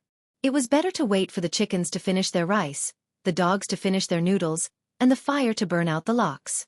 This way, Li Mu would at least have something to look forward to. At this moment, he had already decided to stick to his original plan. After helping her condense the next strand of Emperor Qi, he would take Lu Hanyan and the others and run away. There was a wider world outside, and he didn't want to waste his life on the Empress. Zhou Yi glanced at him and asked, "What, you're not willing?" Li Mu squeezed out a smile and said, "I'm willing to go through water and tread on fire for your Majesty. Not to mention destroying the Demon Sect, subduing the Ghost Realm, and pacifying the Yao Kingdom. When I'm strong enough, I can even go to the Eastern Sea and catch a dragon to be your Majesty's mount." Li Mu had long since figured out the Empress's personality. Ordinary women also liked to hear nice things, but the Empress wasn't an ordinary woman. She liked to flatter and praise even more. Regardless of whether she could do it or not, she had to get through this hurdle first. Zhou Yi asked, "Is what you said true?" Li Mu nodded and said, "Everything I said came from the bottom of my heart." Zhou Yi said indifferently, "Then swear to the heavenly Tao." Li Mu stared blankly at the Empress. He didn't expect that she wouldn't play by the rules. If he had said this to Lu Hanyan and Li Qing, they would definitely have covered Li Mu's mouth before he swore to the heavenly Tao. Then, either coquettishly or angrily, they would say, "Who told you to swear?" "I don't want you to swear," and so on, and forget about this matter. But the Empress. It was fine if she didn't stop him, but she actually took the initiative to make him swear? Was an oath to the heavenly Tao something that could be casually sworn? Li Mu felt that the trust between humans was gone. "What, you're not willing?" Zhou Yi looked at Li Mu and asked, "Could it be that everything you said just now was false?" Li Mu wanted nothing more than to slap his own mouth. But it was obviously too late. Looking at the Empress' serious eyes, Li Mu slowly raised his right hand, bent his thumb and pointed to the sky. He gritted his teeth and said, "I, Li Mu, swear to the heavenly Tao that only after the Demon Sect is destroyed, the Ghost Realm is subdued, and the Demon Country is pacified, can I leave your Majesty. If I violate it, I will not have a good ending," Zhou Yi said. "Also, I really want to have a dragon as a mount." Li Mu's lips moved and said, "Your Majesty, how about we forget about this? The dragon race has a fishy smell, and it's slippery. It's not suitable to be a mount." Zhou Yi glared at him. "Hurry up."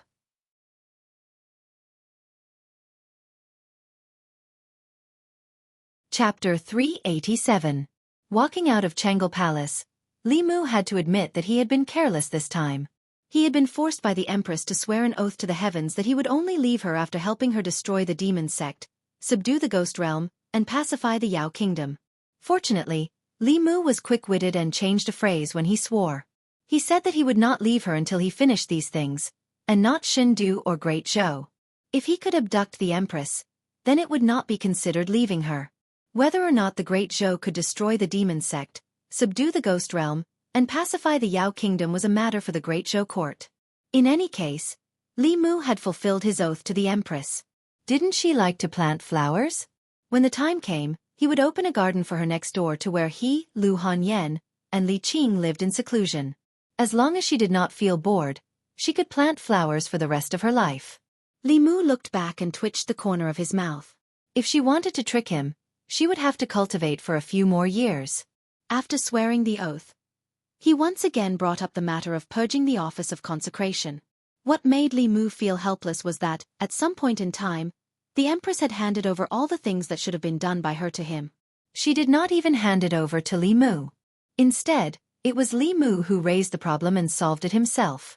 Now, she wanted Li Mu to be her slave for the rest of his life. If she had not given him so much and treated him so well, Li Mu might have gone back to inherit the Fulu school long ago.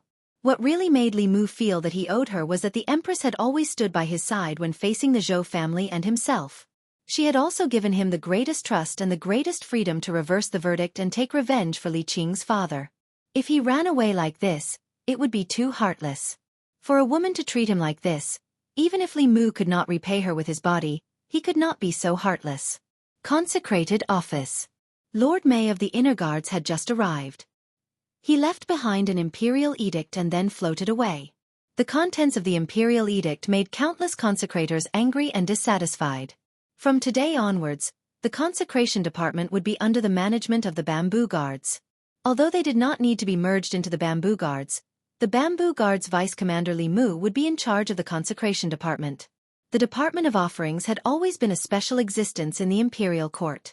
They were not from the academy, nor were they officials of the imperial court. Their relationship with the Great Zhou court was more like cooperation than subordination.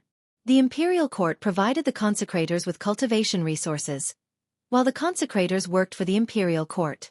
Both sides took what they needed.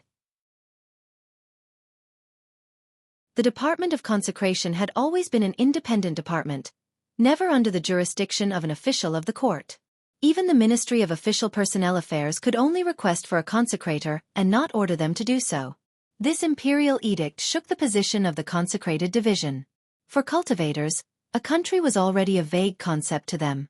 What cultivators pursued their entire lives was supreme strength and the ethereal heavenly path. Most cultivators despised becoming a lackey of the imperial court, or rather, a lackey. However, the path of cultivation was not something that could be achieved by one person alone. Cultivation required resources, and cultivation resources were not easy to obtain for most cultivators without any background. In order to obtain cultivation resources like spiritual jades more easily, some cultivators with some strength would put down their pride and choose to become a consecrator of the imperial court. But this did not mean that they were willing to be under the jurisdiction of the imperial court. After becoming a consecrator, these people were still more unruly than the officials of the imperial court. They would submit to the strong, but would not submit to official rank. What is the Empress thinking? She actually let a brat control us? Although his talent is not bad, his cultivation has only just reached the 5th realm. What right does he have to command us? He killed more than 20 people from the old faction and forced Li Mu to ask for exile. Has Li Mu's hand finally reached the Department of Offerings? I don't know if you can tolerate it, but I can't. We must express our stance in protest. Everyone, don't come to the Department of Offerings tomorrow. Doesn't he want to be the master of the Department of Offerings? Just let him be the master of the Department of Offerings. Most of the consecrators in the Department of Offerings were opposed to this matter. If the Empress let a 6th realm cultivator take charge of the Department of Offerings, it would be fine. But Li Mu was only at the 5th realm, and had just reached the 5th realm. Any random consecrator here was stronger than him. To make them listen to the orders of a weakling was something that was very difficult to accept. Of course, among them, there was also a large portion who had long been bribed by the benefits of the old faction and harbored enmity towards Li Mu. Under this enmity, There were very quickly people who began to incite the other consecrators to take Li Mu down a notch. A group of people noisily left the Department of Offerings. Two elders with similar appearances stood in the courtyard with their hands behind their backs. The elder on the left said, "What do you think?" The elder on the right thought for a moment and said, "Killing him a little is good for his spirit. We have to let him know that the Department of Offerings is not a place where he can behave atrociously." The Empress temporarily placed the Department of Offerings under the Bamboo Guards. As the deputy commander of the Bamboo Guards, Li Mu naturally became the direct superior of the Department of Offerings. A few days ago, he had done a detailed search for information on the Department of Offerings. Currently, there were two Sixth Realm cultivators in the Department of Offerings. Both of them had just reached the Sixth Realm several years ago, and they were a pair of twin brothers.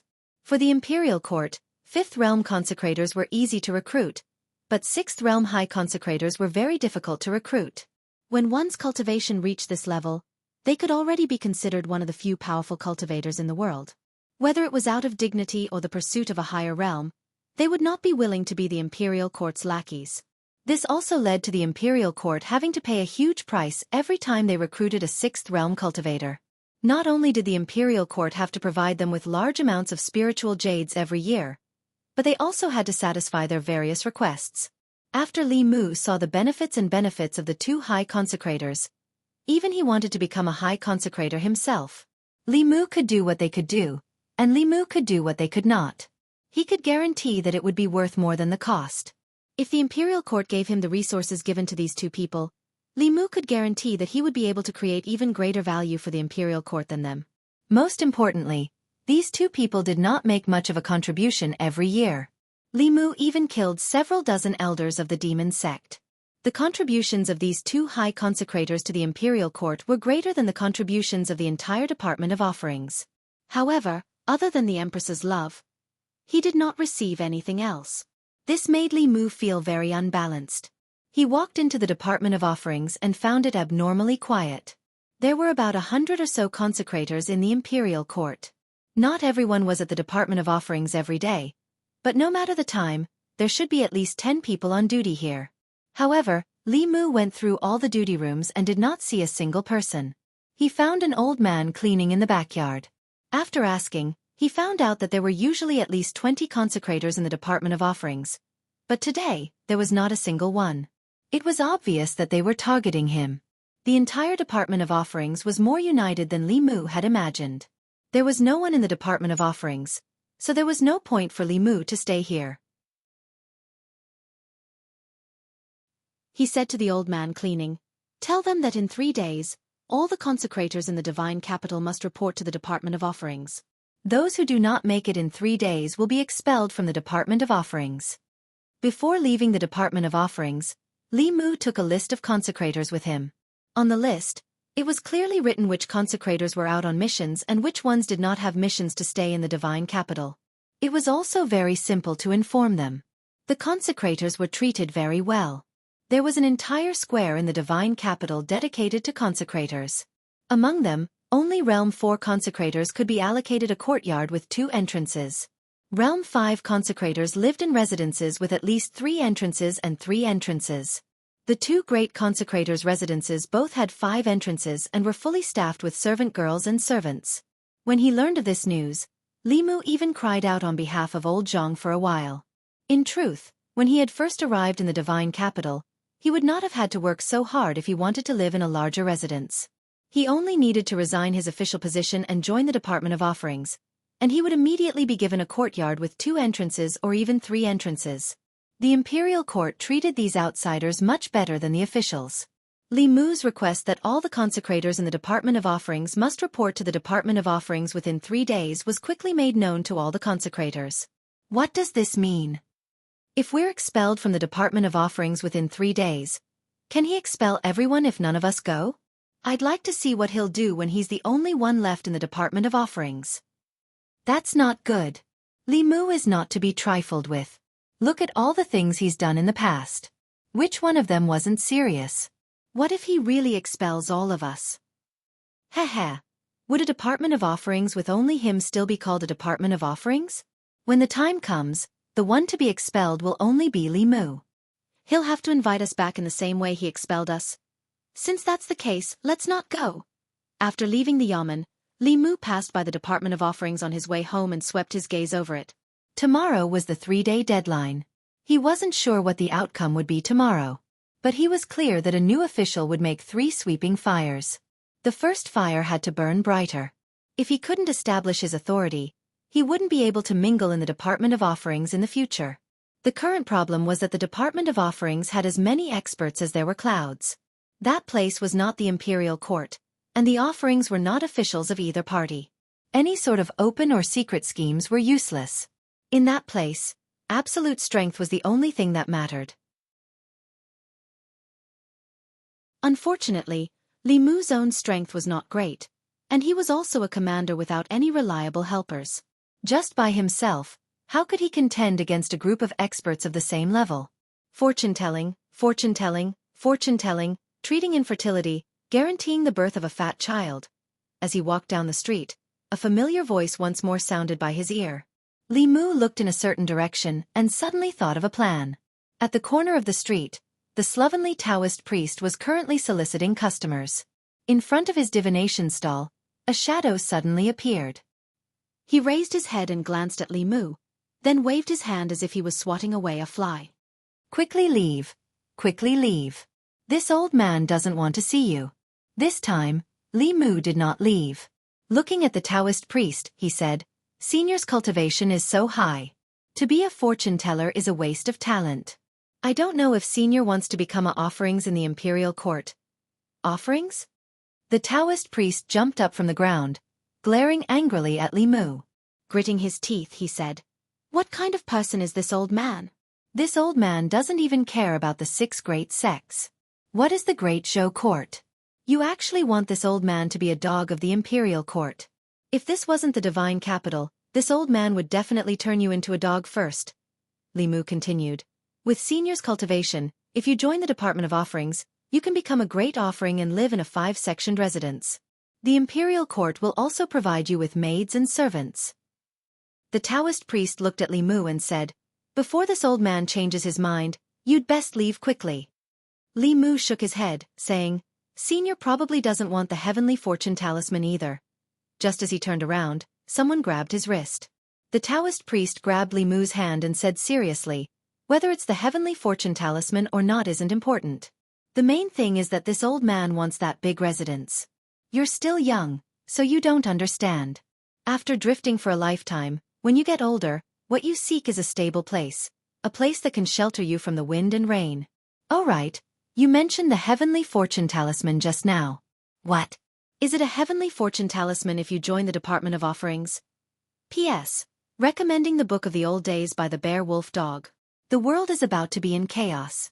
Demons are emerging in an endless stream. Chu Qiguang is guarding his territory. Looking at the demons working peacefully and the old employees who have just turned into zombies, he shouted, How dare you call the sun and moon to change the sky?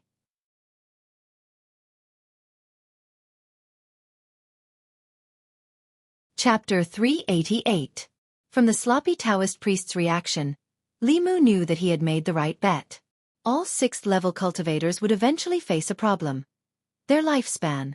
Without reaching the upper 3 realms, their lifespan would not be able to break through the limits of mortals. 260 years, or 120 years, was their life and death moment. If they were mortals, then it would be fine. Although 260 years was a long enough lifespan, mortals could not escape from old age, sickness, and death. Most people could not even live past 160 years, so naturally they would not encounter a situation where their lifespan ran out. But cultivators were different. As long as a 6th-level cultivator did not seek death like the Thousand Illusions Venerable Master or the Nether Saint, they would not die so easily. The only thing that could kill them was time. A heavenly secret talisman could buy them 10 years of lifespan. In these 10 years, as long as they broke through to the 7th level, they would immediately gain another 60 years of lifespan. Thus, there was no need to be envious of these 6th-level cultivators, especially those at the peak of the 6th level. Although they were incomparably prominent in front of others, they might not have many years left in their lifespan. Although their cultivation was not as high as theirs, from now on, they could live longer than them. Li Mu looked at the sloppy Taoist priest and said, The imperial court has always been generous to the offerings. As long as Senior joins the offerings department, I guarantee that you will receive a heavenly secret talisman within a year. Although the materials for the heavenly secret talisman were precious, if the imperial court wanted to gather them, they could also gather a few sets. After the excitement just now, the old man had already calmed down. He glanced at Li Mu and said, "Kid, don't try to trick me. The heavenly secret talisman is a saint-level Fu Lu. Even those old fellows in the Fu Lu school could not draw it. Who in the great Zhou court can draw a saint-level talisman?" Seeing was believing. Li Mu stretched out his hand and swiped at the air in front of him. An illusory image of a Fu Lu covered in mysterious runes appeared before the Taoist priest's eyes. He could easily reproduce the Fu Lu that he had once drawn. Taoist priest looked at Fu Lu on the screen, and his eyes lit up. "Saint level, it's really a saint level." Then, his face was filled with smiles again as he said, "To be honest, although this old man has spent most of his life traveling outside, this old man was born in the Great Zhou dynasty and can be considered a citizen of the Great Zhou dynasty. It is only right for me to do something for the Great Zhou dynasty. This old man will enter the Department of Consecration." Li Mu cupped his hands and said, "Senior is truly righteous. Tomorrow morning, you can directly report to the Veneration Department." After bidding farewell to the Taoist priest, Li Mu finally felt at ease. In the end, the consecrated office was a place where strength spoke. Without a superpower house holding down the fort, Li Mu did not have the confidence to speak. Speaking of which, exchanging a divine secret talisman for a powerhouse at the peak of the sixth realm was a very good deal.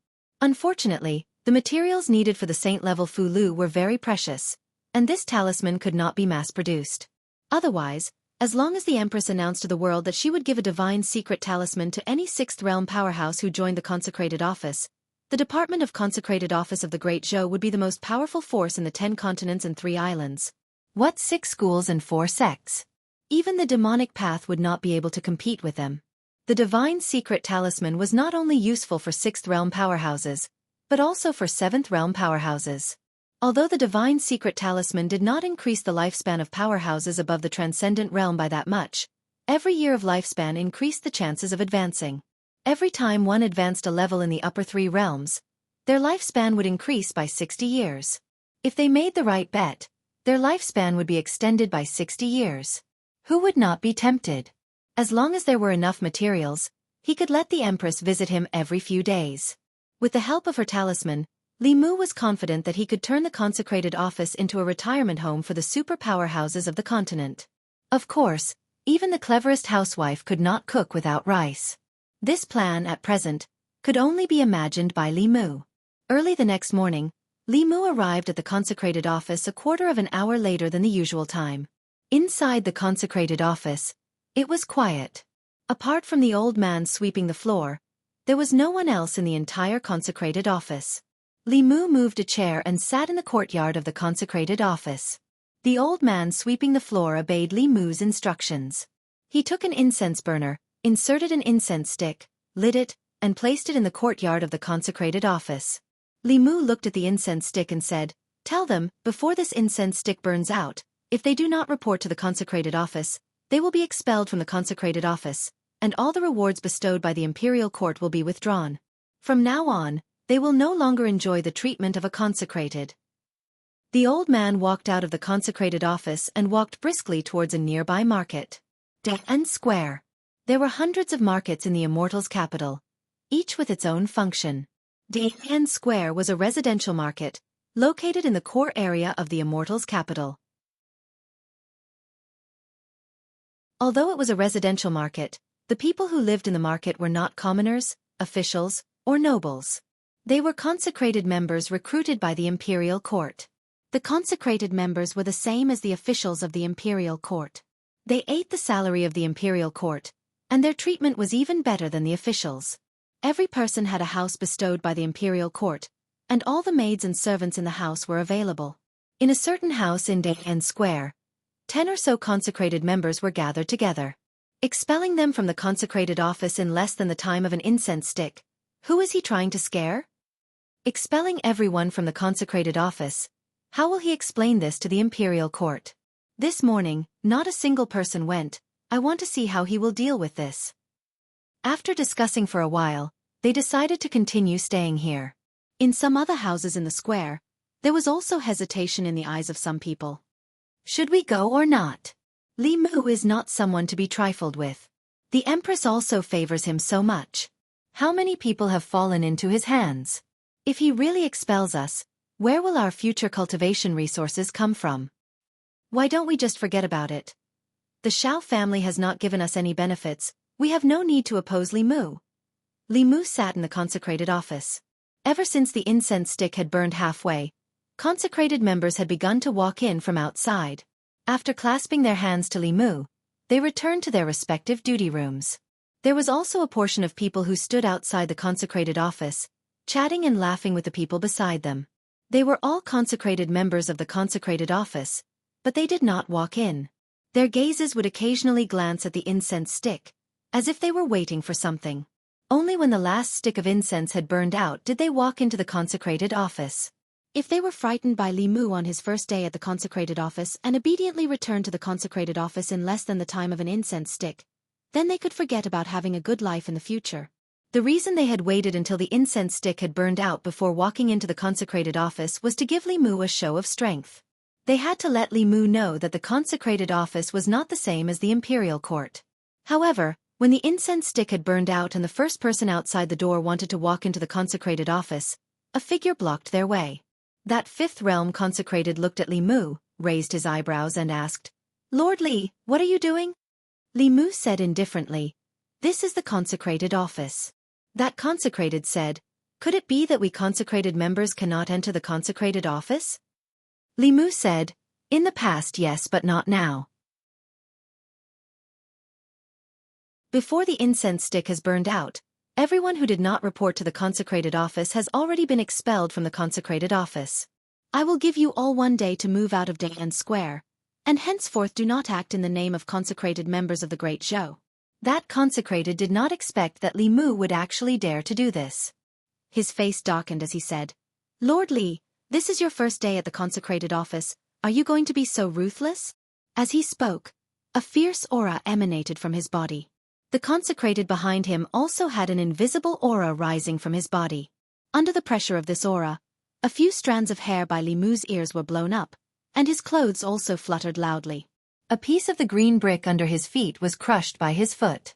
The next moment, Li Mu took a step forward. Boom! An even more powerful aura erupted from his body. The dozen or so consecrated at the entrance of the consecrated office retreated several steps under this aura. The fifth realm consecrated could still barely hold on, but several fourth realm cultivators directly fainted under the impact of that aura. Li Mu looked at them and said indifferently, "From now on, you are no longer consecrated members of the imperial court. The consecrated office is an important place of the imperial court. Those who trespass into the consecrated office without permission will be expelled, and those who trespass repeatedly will be killed without mercy." Several fifth realm consecrated members struggled to resist Li Mu's aura pressure, their hearts extremely shocked. They did not expect Li Mu to be able to release such an aura when he had just advanced. In that instant, they even felt as if they were facing a sixth realm cultivator. Li Mu's strength was far stronger than they had imagined. They originally wanted to show him their strength, but now they were the ones who could not step down. Just as these people did not know how to deal with it, a gentle force swept over them. The aura emanating from Li Mu collided with this gentle force and cancelled each other out. Two elders with similar appearances slowly walked to the entrance of the consecrated office. "The head consecrated is here." "Greetings, head consecrated." Seeing the two old men, the crowd seemed to have found their backbone and bowed to greet them. The elder on the left glanced at them and said, "What are you all standing here for? Hurry up and go in." The head consecrated spoke, and these people heaved a sigh of relief. The leader was about to enter, but just as he took a step into the consecrated office, he was suddenly hit in the chest by a golden light, and his entire body was sent flying. After sending one person flying, the Dao bell shrunk to the size of a palm and floated on Li Mu's shoulder. Seeing this, the few consecrated who were about to enter immediately stopped in their tracks. They never would have thought that Li Mu would not even give face to the head consecrated. The elder who had spoken just now had a dark expression and asked, "Lord Li, what is the meaning of this?" "Nothing." Li Mu looked at him and said calmly, I have said before that those who do not last 5 minutes will be expelled from the consecrated office. These people are standing outside the consecrated office and dragging their feet until the incense burns out. Clearly, they do not want to be consecrated anymore. The consecrated office is an important place of the imperial court. Not just any random person can casually enter. The elder looked at him and asked slowly, "The two of us are also late. Does Lord Li want to expel the two of us from the consecrated office as well?" Sixth realm cultivators were not easy to recruit. Li Mu did not have this authority. Although Li Mu really wanted to expel them to save resources for the imperial court, if he really did expel them, the imperial court would probably also put pressure on the empress. Li Mu looked at him and said, "Seeing that you are the head consecrated, I can make an exception this time." "There will not be a next time. There is no need to wait for a next time." The elder who had not spoken all this time snorted and said coldly, "If you want to expel them today, then the two of us will voluntarily resign. You can expel us as well while you are at it." Li Mu looked at this elder in shock. There was actually such a good thing? He was just worrying about how to expel them. With the sloppy Taoist priest, who was at the peak of the sixth realm, there was no need for the two of them. Wasn't this just a waste of the imperial court's resources? Li Mu looked at the two of them in surprise and said, "Words are no guarantee. Why don't the two of you make an oath to the heavenly Tao?"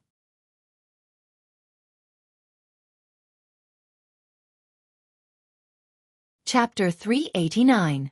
Li Mu wanted nothing more than for these two old fellows to leave the Department of Offerings. They lived in large mansions and were served by more than a dozen maids and servants. Every year, the imperial court would provide them with large amounts of spiritual jades, spiritual herbs, and other cultivation resources. Despite such good treatment, they couldn't even go to work on time. The results they could produce every year were even less.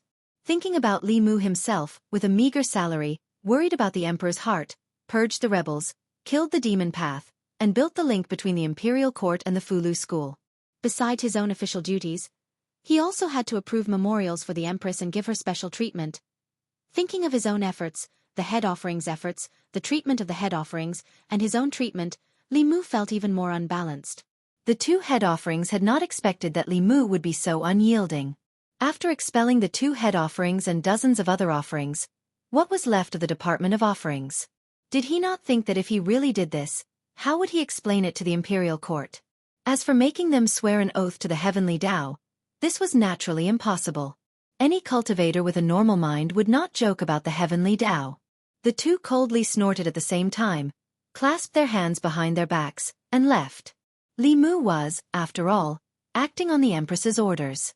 With their status, there was no need to say too much to Li Mu. When the Department of Offerings fell into chaos because of him, he would not be able to explain himself to the imperial court, and would naturally leave with his tail between his legs. Seeing that the two head reverends had left, those reverends who didn't report to the reverends department within the time set by Li Mu also didn't dare to step into the reverends department. They all left with gloomy faces. This was only a temporary departure. According to Li Mu's own rules, this time, more than half of the combat strength of the Department of Offerings would be expelled from the Department of Offerings. The Department of Offerings of the Great Zhou existed in name only. Once the imperial court investigated, he would not be able to bear the responsibility, and would still have to invite them back. And the offerings of the Department of Offerings were secretly rejoicing that they had changed their minds at the last moment. Li Mu didn't even give face to the great consecrator, much less them. Once they lost their status as consecrators, where would they find cultivation resources? Without a sect or family, leaving the consecrator department was the same as cutting off their cultivation path. After sending those people away, Li Mu sat back down on the chair in the courtyard of the Office of Offerings. The original intention of the consecration department was to recruit strong cultivators to serve the country. They did not want them to participate in the politics of the court. However, the consecrators were in the divine capital. These matters could not be avoided easily.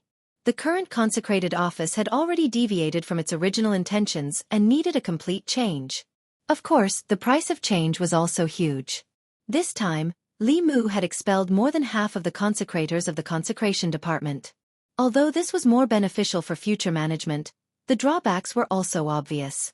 The overall strength of the consecration department had severely shrunk. Although they had the unkempt Taoist priest, No matter how powerful he was only one person. He could not solve the problem of the 36 counties of Great Zhou. Right now, the Foreign Service Division urgently needed fresh blood. However, they could not expand their recruitment at will. Otherwise, the previous internal guard was a lesson to be learned. If someone with bad intentions sneaked in and gave them a fatal blow at the critical moment, all their previous efforts would be in vain. Li Mu thought for a while and stretched out his hand.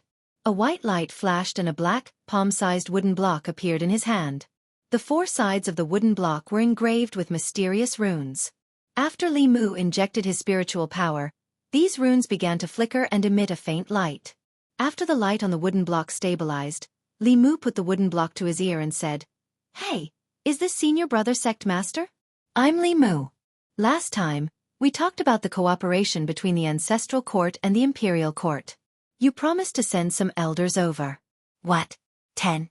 10 is too little, at least 30. 30 isn't much at all. What's the point of them staying in the mountains? Why don't we pull them out to temper their minds? It's good for their future cultivation." Li Mu put down the wooden box and saw the unkempt Taoist priest standing in the courtyard of the consecration department. He looked at Li Mu with a puzzled gaze and asked, "Xianxia is your senior brother?" Li Mu nodded. The Taoist priest thought for a while and asked again, "Then who is your master?" Li Mu said, "My master is talisman.At." The Taoist priest revealed a look of understanding and said, "So it's him." Li Mu asked, "Senior, do you know my master?"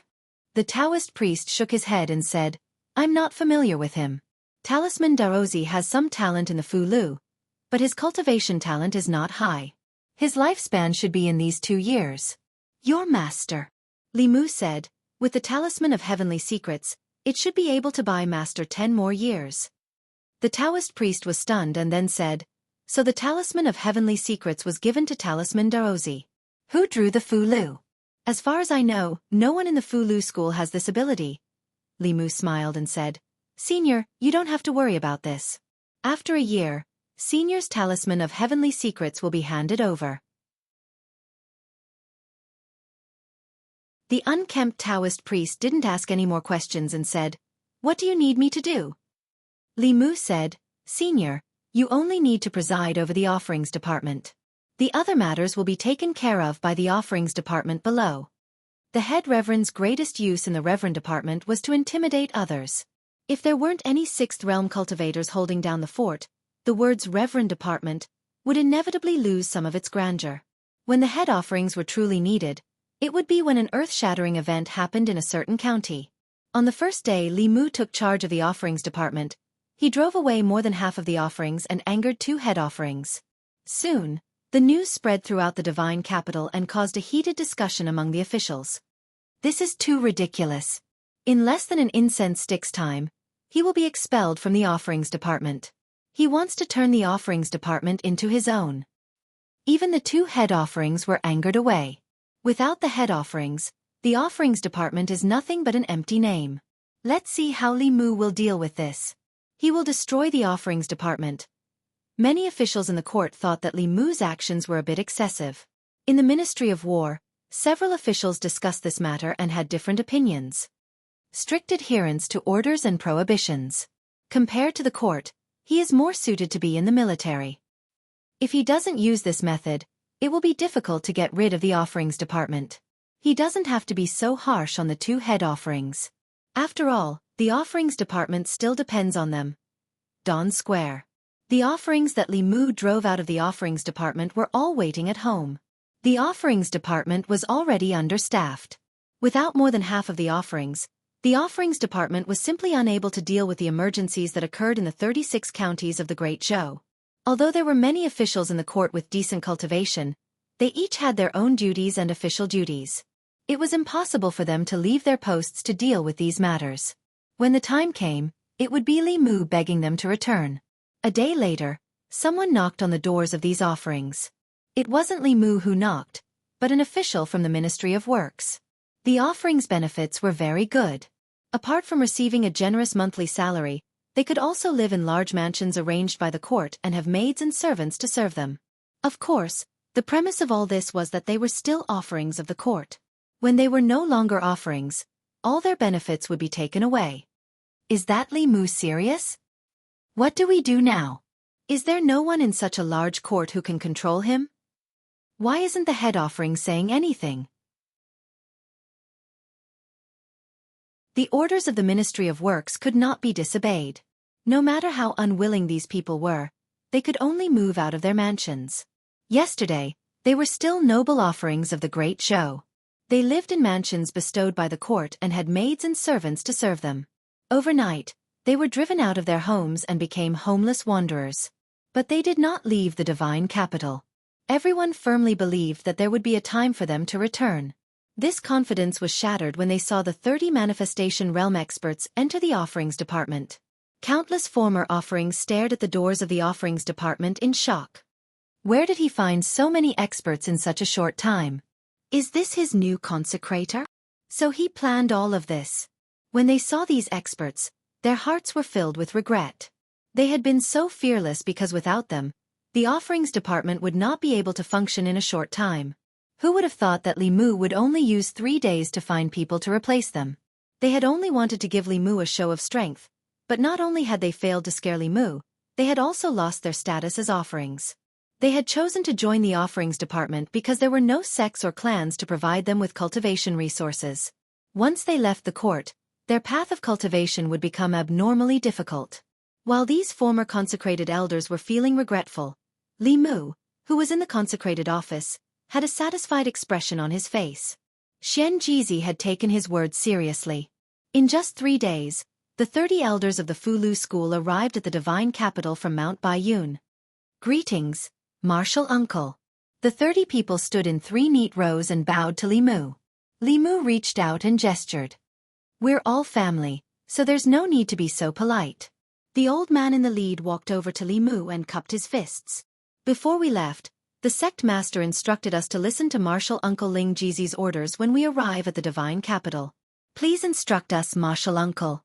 Li Mu felt gratified when he saw the obedient faces of these people. His own disciples were still the most obedient and sensible. What were those offerings who had looked up at the sky when they spoke? He waved his hand and told everyone, "There's no hurry. Let me arrange your accommodations first." Soon, Li Mu led everyone to the Da'an square. After he left, the doors of the offerings department closed.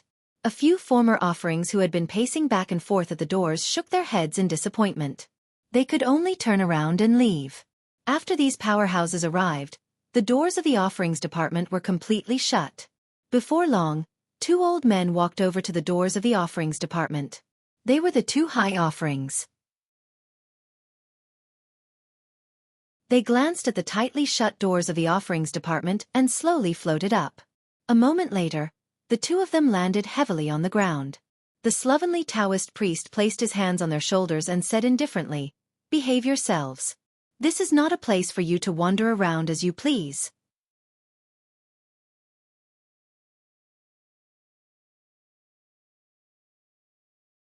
Chapter 390. After being forced down from the sky, the 2 great reverends did not turn their heads, nor did they dare to turn their heads. Although the person behind them only revealed a little bit of his aura, just this little bit of aura was enough to make them feel fearful. This was definitely a 6th realm cultivator, and a peak 6th realm cultivator at that. He was different from people like them who had just entered the 6th realm a few years ago. This kind of person already had 1 foot in the 7th realm. Although the other foot might never be able to cross over, it was still not someone the 2 of them could contend against. A peak 6th realm cultivator had the ability to kill a normal 6th realm cultivator. One of the old men said with a slightly pale face, "Senior, the 2 of us are reverends of the great show." "This is the Department of Reverence."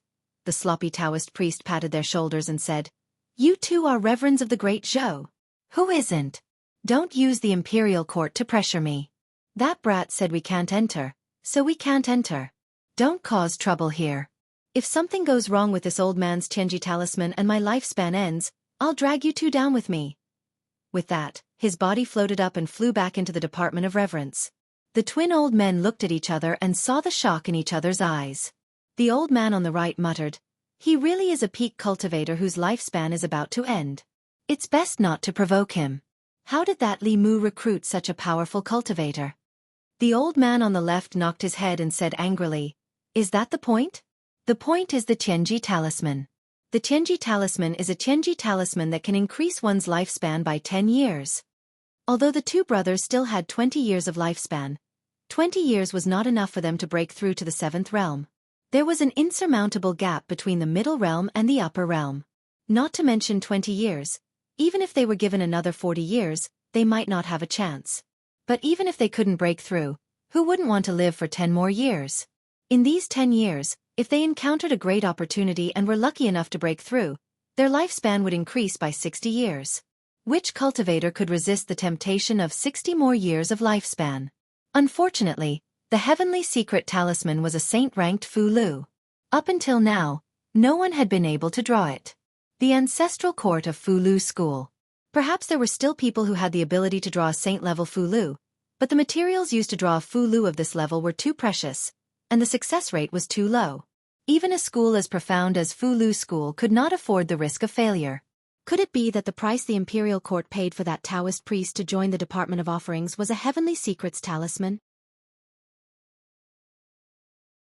Although they had no use for it at the moment, they would need it sooner or later. If they could obtain one, they would be able to live for at least 10 more years. Even if they couldn't break through in the next 10 years, just being alive was already good enough. After Li Mu had settled down a group of senior apprentice nephews, when he returned to the Office of Offerings, he saw two high priests pacing back and forth outside the Office of Offerings.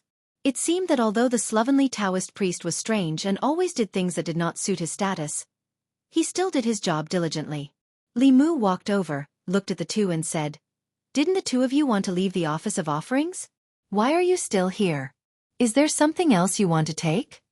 The two awkwardly smiled. An old man said, "Lord Li is joking.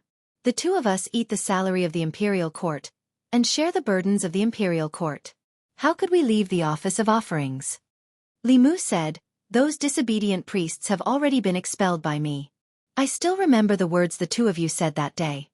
The old man who had just spoken said, "Those people are the imperial court's priests, but did not listen to the imperial court's orders. They should have been expelled. Lord Li has done the right thing." Li Mu asked, "So, the two of you have no objections to this official's actions?" The two nodded at the same time, saying, "No." Li Mu looked at the two, lightly sighed and said, "In truth, the two of you have profound cultivation. This official also wants to keep the two of you, but the treasury has been tight in recent years. There are not many spiritual jades, spiritual medicines, spiritual treasures and the like left. We really cannot afford to support the two of you," the old man said. "Lord Li is joking. Hasn't the Office of Offerings recruited a new high priest? That senior's salary must be even higher, right?" Li Mu shook his head, saying, "You have misunderstood. That senior will enter the Office of Offerings, and does not need a salary." The old man was taken aback, then said, "But I heard that the imperial court will give him a heavenly secret talisman." Li Mu said, "He only wants a heavenly secret talisman, not spiritual jades or spiritual medicines. If the two of you also only want a heavenly secret talisman, you can also stay in the Office of Offerings. Otherwise, the two of you should find another place. I believe that with the two of your strength, no matter which sect you join, you will be honored guests. The Office of Offerings is small, and cannot afford to support two great deities." At the 6th level of cultivation, the effect of spiritual jades on cultivation was very small, unless they could absorb an entire spiritual jade mine. Compared to spiritual jades, the heavenly secret talisman was an item that could truly increase one's lifespan. Without this item, 20 years later would be the day of their death. No matter which sect they joined, they would not be able to obtain a heavenly secret talisman, and the cultivation resources they could obtain would not be much more than in the Office of Offerings. The two exchanged glances, their gazes meeting, and quickly came to a decision. The slightly thinner old man smiled and said, "Actually, spiritual jades, spiritual medicines, and the heavenly secret talisman are not important.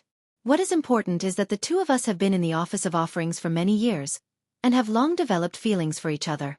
We are prepared to stay in the Office of Offerings until the day of our death." "That's right.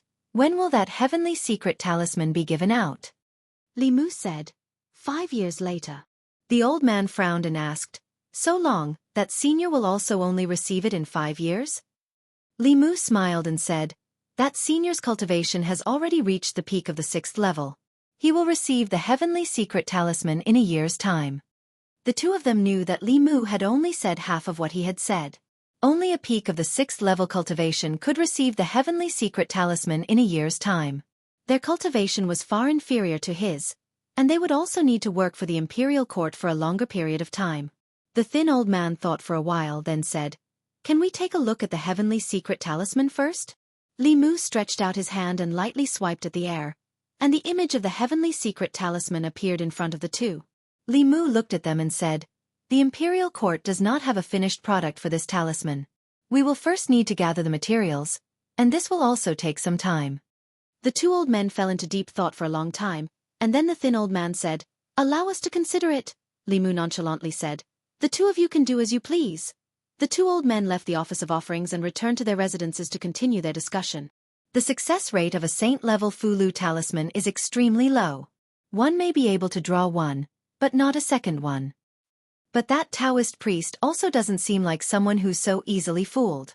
He doesn't have much lifespan left, so we can only choose to believe him. We still have to wait and see. We can stay for a year. If that person really does obtain the heavenly secret talisman, it won't be too late to continue staying in the office of offerings. In the imperial palace, Li Mu had already walked to the entrance of Xianxia Palace. There was no need to doubt the strength of those two high reverends. Although they were not as strong as the slovenly Taoist priest, they were still solid 6th realm cultivators. In Mount Baiyun, they would also be peak leaders. If the imperial court spent a large amount of resources to raise such people as mascots, Li Mu naturally wouldn't agree to it. But if they could work for the imperial court for free, then the more the better. In the end, they were still two 6th realm cultivators. Li Mu did not intend to let them go so easily. But these old monsters who had lived for a century were not so easily fooled. If he did not show some true ability, he might not be able to intimidate them. Thus, he planned to draw a saint-level Fulu talisman right now. Before coming to the imperial palace, Li Mu specially made a trip home to tell Lu Hanyan and Li Qing that he might not return home for 3 or 4 days, and that they did not need to worry. Even for the current Li Mu, drawing a saint-level Fulu talisman was a very taxing task. Before officially drawing the talisman, he had to adjust himself to his best condition to ensure that the talisman could be successfully drawn on the first try. Just now, Li Mu used the spirit snail to inform the Empress. She agreed almost without thinking. Li Mu walked to Xianxia Palace and said, "In these 3 to 4 days, I may have to stay in the palace and adjust myself to my best condition." Zhou said, "Just stay in the back hall of Xianxia Palace. If you need anything, I will ask the apricot guards to prepare it." Li Mu said again, "My own magic power is not enough to draw a saint-level Fulu talisman. When the time comes, I will have to trouble your majesty." Zhou nodded and said, "I understand. When the time comes, I will help you." Perhaps because they had been together for a long time, Li Mu still had some distance between him and Xianxia. But with the Empress, there was none at all. With her by his side, Li Mu had no worries at all. Talisman drawing was a very ritualistic affair. Even more so when it came to high-level Fulu talismans.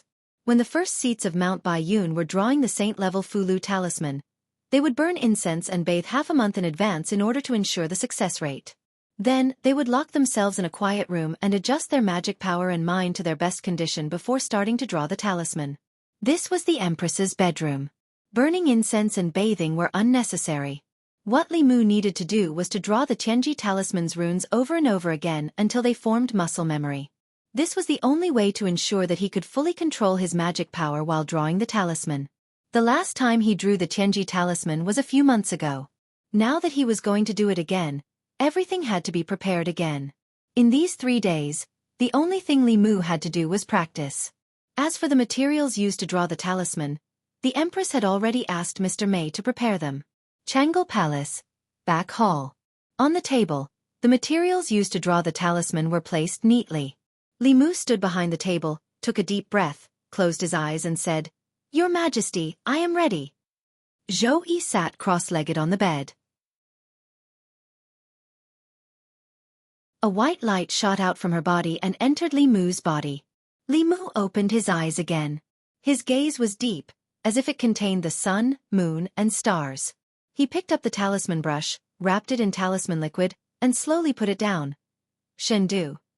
3 days passed without any disturbances. A few days ago, Li Mu took charge of the Department of Worship and expelled more than half of the worship.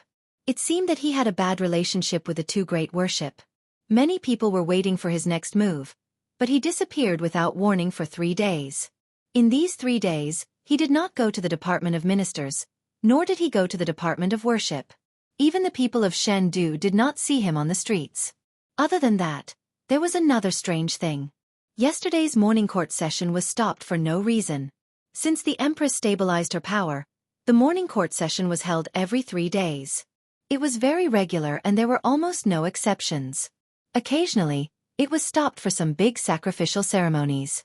It had to be said that the Empress was much more diligent than the previous emperor in the morning court session. Among all the previous emperors, perhaps only Emperor Wen, who held morning court every day, was more diligent than the Empress. The Empress and Li Mu disappeared at the same time, which made people's imagination run wild. Especially 3 days ago, someone saw Li Mu walk into Changle Palace with their own eyes. Changle Palace was the Empress's bedroom. She usually gathered the ministers in Xianxia Palace. Among the foreign ministers, only Li Mu could freely enter and leave her bedroom. Li Mu had not come out for 3 whole days after entering Changle Palace. Although the people did not dare to talk about it, they had thought a lot in their hearts. Some people even suspected that the Empress had no intention of passing the throne to the Shao clan or the Zhou clan, but wanted to have a son of her own. Li Mu looked like a favored minister, but he was actually a favored concubine, or the Empress had already chosen him as the Empress. As for Li Mu's wife, it was just a cover. Otherwise, how could they stay in Changle Palace for 3 days without coming out? And Li Mu's family did not have the slightest intention of looking for him. The Empress, who had always been diligent, had even stopped the morning court session for Li Mu. This was not a favored minister messing up the government, but a favored concubine messing up the government. Just as some of the officials were thinking this, they suddenly felt an inexplicable palpitation. Then, they realized that the sky had darkened without them noticing. An official was transcribing a dossier when the books on the table suddenly rustled in the wind. Just as he was about to close the window, he caught a glimpse of the sky outside the window. He could not help but stand up with a shocked expression and said in a panic, "What is this?" In the divine capital, all the officials in the palace walked out and looked at the sky. They saw that the originally cloudless sky was suddenly filled with dark clouds. The dark clouds covered the sky and covered the entire divine capital. It was as if the entire world had darkened. The dark clouds were extremely low. Everyone felt as if a huge rock was pressing on their chests, and they could not breathe at all. What's going on? Why is there suddenly such a phenomenon in the divine capital? I can't breathe. It's so uncomfortable. The citizens of the divine capital were also shocked by the sudden phenomenon. This doomsday-like scene made everyone uneasy. Dark clouds were still gathering in the sky. Soon they were as thick as ink. Lightning snakes danced in the dark clouds from time to time, adding a bit of fear to the scene. In the divine capital, the 4 academies, 4 figures floated up at the same time. This is heavenly tribulation. Someone has ascended to the 7th realm? No, the heavenly tribulation of the 7th realm is stronger than this. In the White Deer Academy, a middle-aged man pinched his fingers and murmured, "It's either someone ascending to the 7th realm or a precious treasure has appeared. I wonder what it is that caused this phenomenon?" In the consecration department, the sloppy Taoist priest was dozing off. His eyes suddenly opened, and he instantly appeared in the courtyard. He looked at the phenomenon in the sky and was stunned for a moment. Then shock appeared on his face and he blurted out, "Motherf asterisk Ker heavenly tribulation." Someone drew a saint-level Motherf asterisk Ker. Oh my, there's really someone in the Great Zhou court who can draw something like this. In the Dawn Square, the 2 high consecrators had long been alarmed by the phenomenon. They stood in the courtyard and looked up in shock. When the dark clouds gathered to a limit, they released tens of thousands of lightning bolts and struck in the direction of the palace. Everyone's gaze also looked at the palace. Inside the palace, the officials who were observing the weather saw the dense lightning bolts above their heads heading straight for them. All of them felt their scalps go numb and their guts go numb. Some of the weaker ones directly collapsed to the ground under the heavenly might and even fainted. In the rear hall of the Changle Palace, Li Mu's face was incomparably pale. Sweat dripped from his forehead, but he couldn't care less. The writing of the heavenly secret talisman had reached the most critical moment. The writing of the saint-level Mother *Cur this time was different from the time at White Cloud Mountain. Last time, Li Mu was in the special flask space. After he drew the Mother Cur, the heavenly tribulation phenomenon appeared. This time, the heavenly tribulation appeared much faster than Li Mu had expected. Before the Mother Cur was drawn, the tribulation clouds had already formed and condensed into the first wave of attacks. Thunder rumbled in his ears, but he couldn't afford to be distracted. If he was the slightest bit careless, 3 days of hard work and those precious talisman liquid would be wasted. Outside the Xianxia Palace. When the bolts of tribulation lightning were about to strike, the 4 walls of the divine capital suddenly flashed with a golden light. In the next moment, a golden light shield appeared above the divine capital and completely enveloped the divine capital. When the lightning bolts landed on the light shield, it was like a clay ox entering the sea. There was no sound and no splash. Only then did some officials remember that the divine capital, as the capital of the great Zhou, was protected by a powerful array formation. Even if there were thousands of soldiers and horses, or even 7th realm cultivators, they wouldn't be able to break through it. After realizing this, they gradually felt relieved. However, they still couldn't help but look in the direction of the Xianxia Palace. The target of the tribulation lightning was obviously Xianxia Palace. What were Her Majesty and Li Mu doing inside? Why did they summon the heavenly tribulation? In the sky, the lightning bolts in the tribulation clouds had already begun to accumulate for the second time.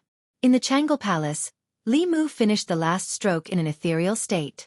The Mother Cur on the table flashed with spiritual light and slowly floated up. The heavenly secret talisman was completed. A beam of white light shot out of Li Mu's body and entered the Empress's body. Li Mu's body and mind were already exhausted to the limit. Without the support of the Empress' primordial spirit, he felt the world spin and immediately fell to the ground. However, he didn't fall to the ground. Instead, he fell into a body with a faint fragrance. Zhou Yi carried Li Mu to the bed and put him down. She said, "Rest first. Leave the rest to me." Li Mu was already exhausted to the extreme. He didn't have time to think about the soft princess carry just now. He closed his eyes and fell into a deep sleep. Zhou Yi looked at Li Mu. He took off his shoes and placed them neatly by the bed. The blanket at the end of the bed also stretched out on its own and covered Li Mu's body. After doing all this, Zhou Yi's body disappeared into thin air. In the next moment, everyone in the divine capital saw an illusory figure rise rapidly from the palace and appear in the sky. As the illusory figure rose, it kept growing bigger and bigger. Soon, it was hundreds of feet tall. The illusory figure was wearing an imperial robe and an imperial crown. It floated above the palace.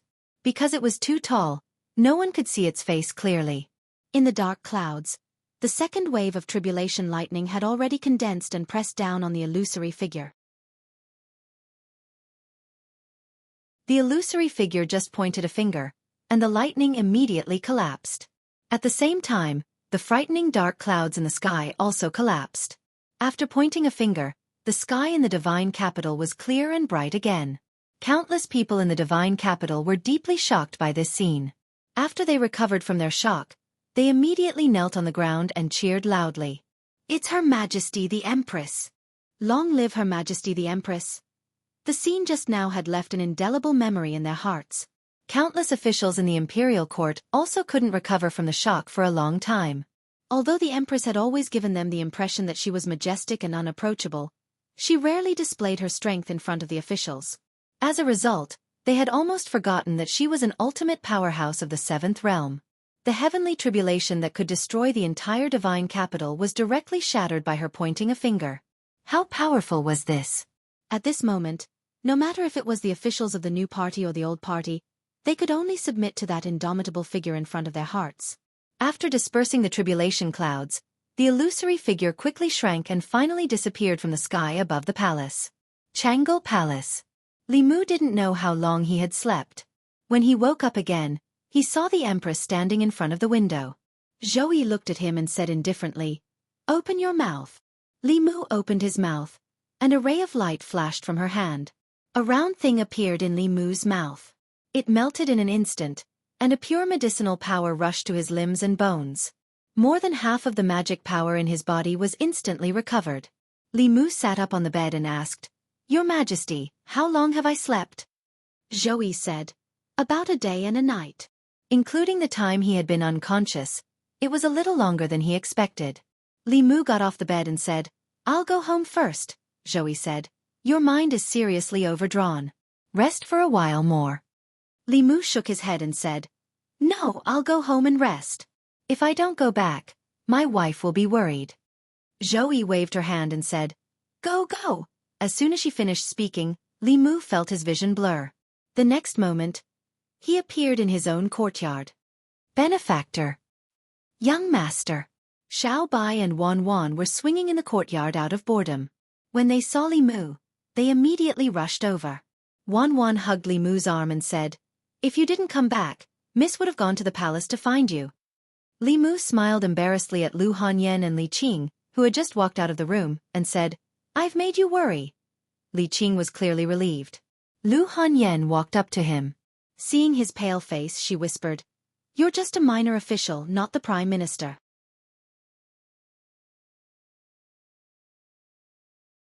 "Why do you have to work so hard?" Li Mu took her hand and said, "If it weren't for His Majesty, we wouldn't have everything we have today. We also wouldn't have been able to reverse the verdict and get revenge for Lord Li. Naturally, I have to repay His Majesty to the best of my ability. But you don't have to work so hard." Lu Hanyan looked at him reproachfully and said, "His Majesty doesn't know how to care about you. It's so difficult to reach the saint-level Fu Lu. What if you hurt your cultivation foundation?" Li Mu smiled and said, "His Majesty is very good to me. Don't worry, I'm fine. I'll recover after a few days of rest." In Chang'e Palace, Zhou Yi looked angry. She gritted her teeth and said, "Only you know how to care about him. So what if you're married?"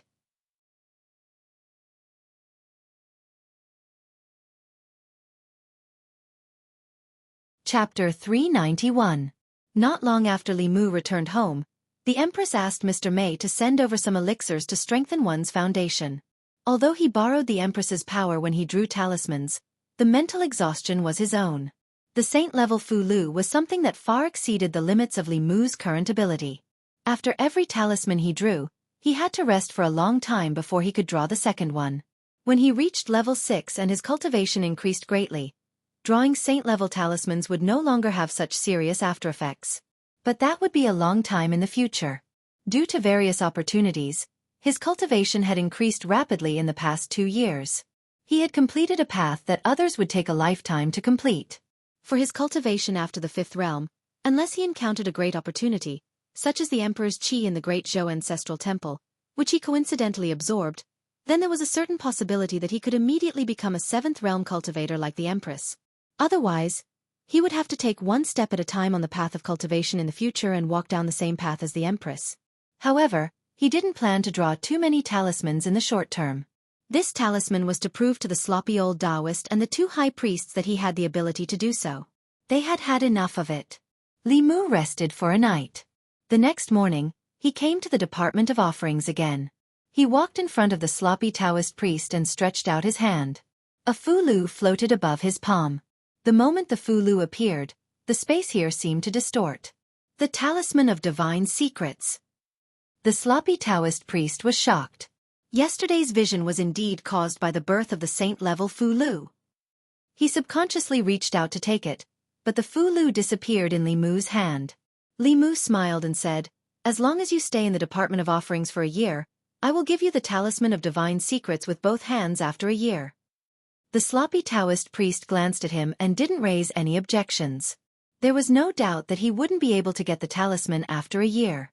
Li Mu represented the Great Zhou court, so it was impossible for the Great Zhou court to lie to him about this matter. They would not, nor would they dare to. What Li Mu wanted was for the slovenly Taoist priest to remain in the Department of Worship for a year. As for whether he was sleeping here or doing something else, it didn't matter. His use to the Department of Offerings was like a nuclear bomb to a country in another world. Whether or not he needed it did not matter, but it was a necessity.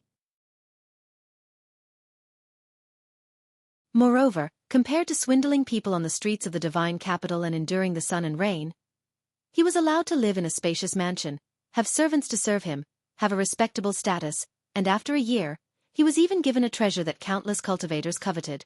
If he didn't contribute to the Department of Offerings, how could he feel at ease? To high-level cultivators, this was a great karma. If they were tainted by the karma but had no effect, it would have a great impact on their future path of cultivation. Hoarding for free did not exist for them. The more they hoard for free now, the more they would have to repay in the future. Li Mu walked into the courtyard and saw two figures standing there. He looked at the two old men and asked, "Have the two of you finished thinking?" The two great reverends nodded at the same time. The thin old man said, "We've finished thinking. After so many years, us two brothers have already treated the Department of Offerings as our home. How can we just leave like this?" Although staying in the Department of Offerings would be somewhat restricted, even if they joined a sect, they would still have to contribute to the sect. There was no sect that didn't ask them to do anything for the sect, but would provide them with large amounts of cultivation resources. And if they worked for the Great Zhou Court, they would be able to obtain the Talisman of Heavenly Secrets, extending their lifespan by 10 years before the end of their lives. This was a benefit that they could not obtain from any sect. Just for this reason alone, they could not leave the Department of Offerings. Li Mu looked at the two and said awkwardly, "But the state treasury is tight. I'm afraid it can't provide you with as many cultivation resources as before." At the sixth realm, the resources that the Great Zhou Court provided for them were not enough to accelerate their cultivation in the first place. If they ran out of resources, then so be it. Compared to that, the Talisman of Heavenly Secrets was the most important. The thin old man said seriously, "Although the two of us were not born in the Great Zhou, in our hearts, we've already treated the Great Zhou as our second home. We hope to do something for the Great Zhou. We don't need any spiritual jade or spiritual herbs," Li Mu smiled and said. "The Department of Offerings welcomes the two great reverends back." Of course, Li Mu would not refuse a sixth realm expert who had delivered themselves to his door for free. The more experts there were in the Department of Offerings, the better. The more powerful the Department of Offerings would be, and he would be one step closer to his dream of subduing the demon nation, pacifying the ghost realm, and destroying the demon sect. After fulfilling his promise to the Empress, he would be able to take his wives and entangle them to the ends of the earth. At present, Lu Hanyan had already become the head wife of the Li clan. He and Li Qing were still at the stage of holding hands and hugging each other. This was because compared to Li Qing, Lu Hanyan was more open and proactive. For the sake of dual cultivation, she climbed over Li Mu's window and climbed into his bed in the middle of the night. Before the two of them confirmed their relationship, Lu Hanyan was already capable of doing such things. If Li Qing was half as proactive as she might be the head wife of the Li clan now. However, this was due to the difference in their personalities. It could not be forced. Getting along with Li Qing had to be done step by step. If Lu Hanyan hadn't disturbed them yesterday, they might have already progressed from hugging each other to kissing and hugging each other. Li Mu suspected that Lu Hanyan was deliberately causing trouble, but he had no evidence. He had originally planned to continue what he hadn't finished yesterday with Li Qing tonight.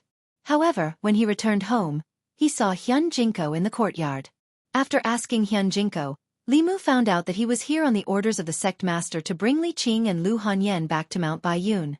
Although the sect master had only taken Li Qing as his disciple as a temporary measure, this matter was already known to everyone. In everyone's hearts, Li Qing was the disciple of the Fulu School's sect master. As one of the 6 Taoist sects, the Fulu School sect master naturally couldn't be careless about accepting a disciple. This time, Xianxia was bringing Li Qing back to the mountain for the purpose of holding the disciple acceptance ceremony.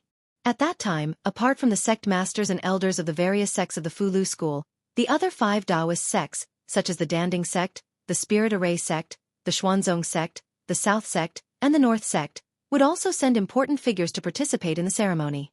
Lu Hanyan would also participate in this ceremony. When Yuzhenzi had taken her as his disciple, although he had extorted the Fulu School once, he hadn't held the disciple acceptance ceremony. This was because this kind of ceremony was only held by grand elders or first seats whose cultivation had reached the 7th realm. Yuzhenzi's cultivation had originally been at the peak of the 6th realm. After returning to the mountain this time and receiving Mount Baiyun's inheritance, he had already successfully advanced to the 7th realm. Her and Shen Jizi's disciple acceptance ceremony would be held together. Xianxia looked at Li Mu and asked, "Junior brother, do you want to return to the mountain with us?"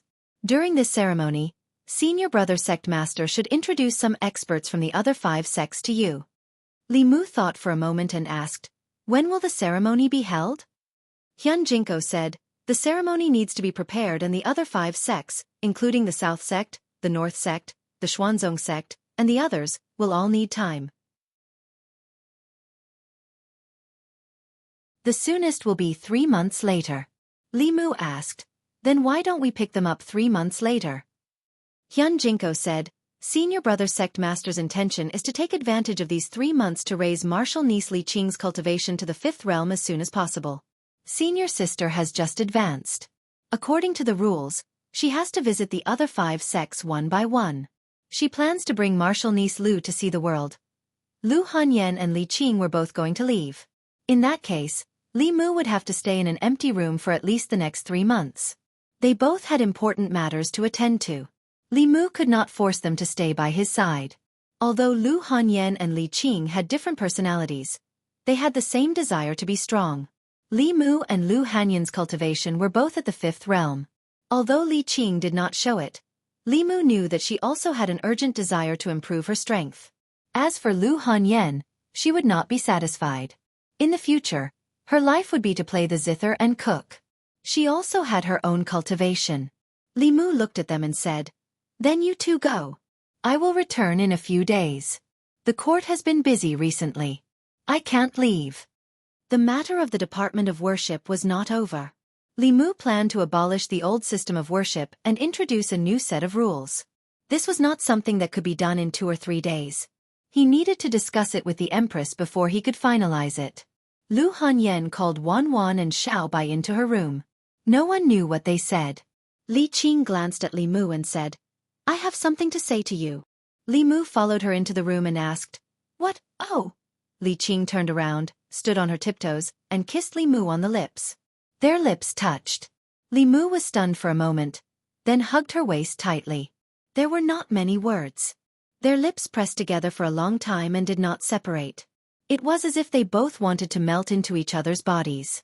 It was not until Lu Hanyan snorted outside that Li Qing let go of Li Mu somewhat awkwardly and ran out with a red face. Lu Hanyan extended a hand to Li Qing and said unhappily, look at you. You don't look like the Constable Li of the past. Let's go. Li Qing held her hand and turned around to look at Li Mu. Only then did she leave with her. This was not the first time that Li Mu had parted with Li Qing and Lu Hanyan. However, the 2 times they parted, his emotions were completely different. After parting with Li Qing in Yangqiu County, they had gone their separate ways. He did not know if they would meet again. The parting in Luoyang was only temporary. Li Mu knew very well that they would meet again very soon. The last time he parted with Lu Hanyan, it was because they were both weak and helpless. The incident where Li Mu faced off against Chu Jiang of Gojoseon alone had left a huge shadow in Lu Hanyan's heart. It made her want to urgently improve her strength. Now, the situation was completely different from that time.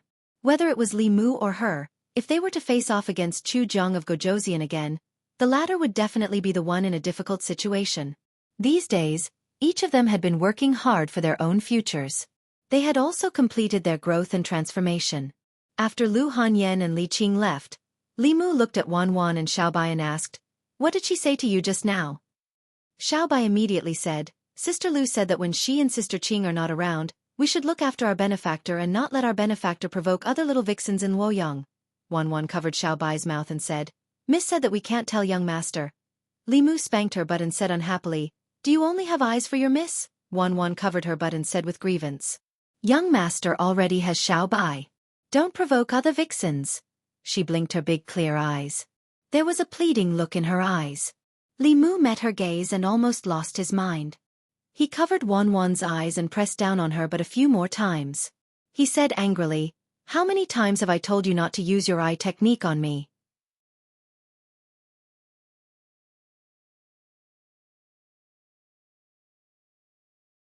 Chapter 392. With Lu Hanyan by her side, Wan Wan's progress was also very fast. Although her cultivation level was still at the 3rd realm, her ocular techniques were becoming more and more powerful. Even Li Mu couldn't control himself after looking at her pair of big watery eyes for a long time. Lu Hanyan left, but Wan Wan was left behind to act as Li Mu's spy. Fortunately, Li Mu had Xiao Bai. In this family, she was the only one who was wholeheartedly loyal to him. Okay. Li Mu put Wan Wan down and asked, "They're gone. There are only 3 of us. What are we eating tonight?" Wan Wan became energized at the mention of food. She rubbed her butt as she hugged Li Mu's arm and said, "Let's eat barbecued meat." "No, let's eat hot pot again." "No, barbecued meat again."